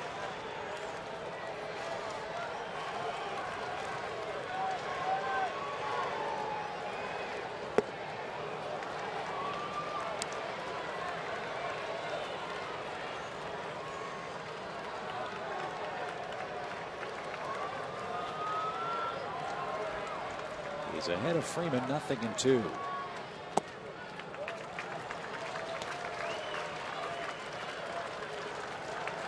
A bloop and a blast would work. Worked before.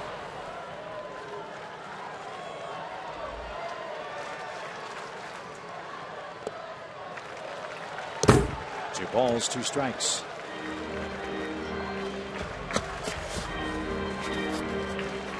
In and out for Herron. His fastball still can reach 90, 91, but a lot of cutters. And then that change in his delivery, he can pause up there and seem to hold it forever.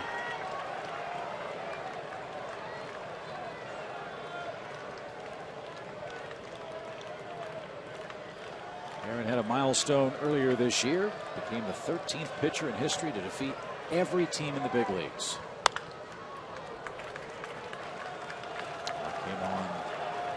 Came in his last start against the Phillies.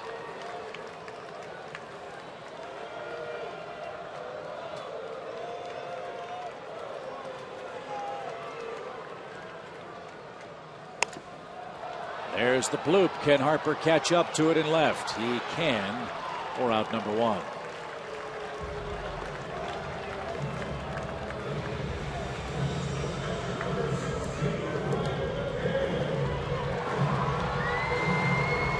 Herron has been awfully tough. He went on the disabled list earlier this season and was really struggling. Since coming off, he's made 6 starts, a 2.43 ERA, and only 2 homers in his last 37 innings. Right shoulder inflammation has been the problem. He took a cortisone shot earlier this year. But he's been obviously much more effective for this Washington club, and a team that didn't make a lot of moves. Herron was one of them, and frankly it hadn't worked out the way that Washington had hoped. All will be forgiven if he can seal this one tonight. 1 ball, 2 strikes. That was a cutter, and that was a beaut. You say that was a good little cutter there. Brian's had good numbers though, 4 for 11 with a homer.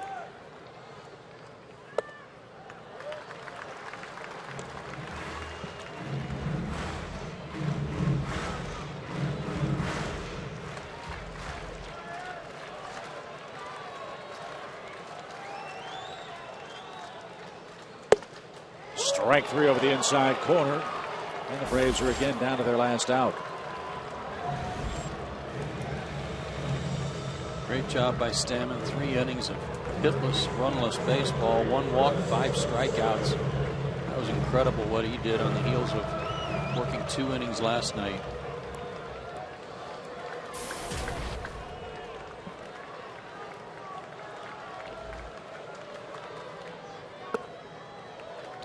Chris, 1 for 6 is he in the game. 15th, 8-7 Nationals.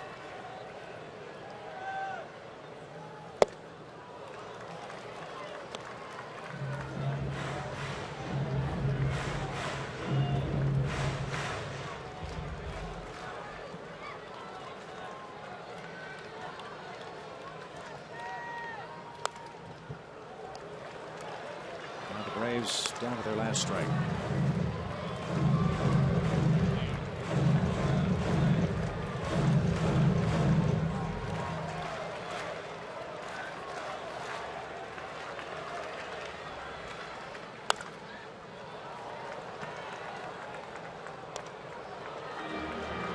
One ball, 2 strikes.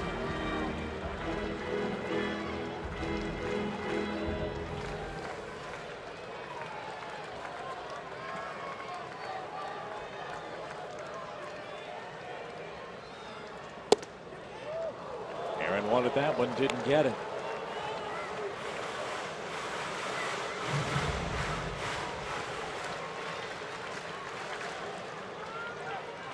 That man's going to sleep well tonight. Lined into center field, and it almost took Herron with it. Braves aren't dead yet. There's Johnson. Has another multi-hit game. Anytime the Braves are interviewed after one of their walk-off homers or come from behind victories, every guy to a man says, you know, we just don't quit. We have a lot of confidence in our teammates. Somebody's going to step up and do something, pick up for somebody else. And I think that's been a hallmark for this team all year long. With all the come from behind victories, they never think the game's over until they make them quit playing. Well, Schaefer's got some power. Let's see if he could end it with one swing.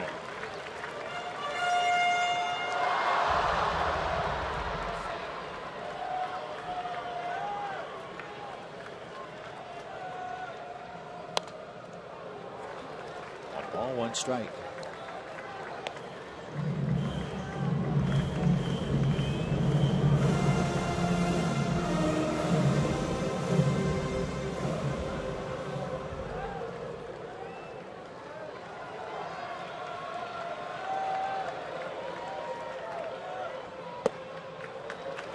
Outside, 2-1.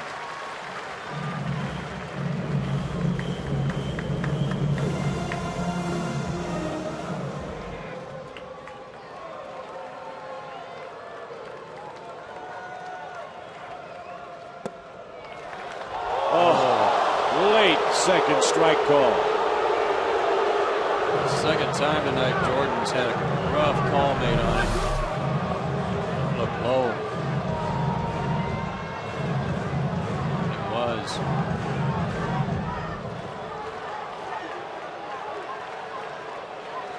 Whole bench didn't like that call. Dan Ugla with his new set of eyes, he's right on it.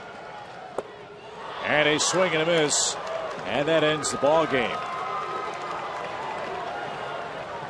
In 5 hours and 38 minutes, the Washington Nationals beat the Braves by a final score of 8-7. It took 15 innings. The series is even at a game apiece, and the rubber match comes your way later on today. For Joe Simpson and Tom Glavine, I'm Chip Carey. Stay tuned for Braves Live. That's coming up next.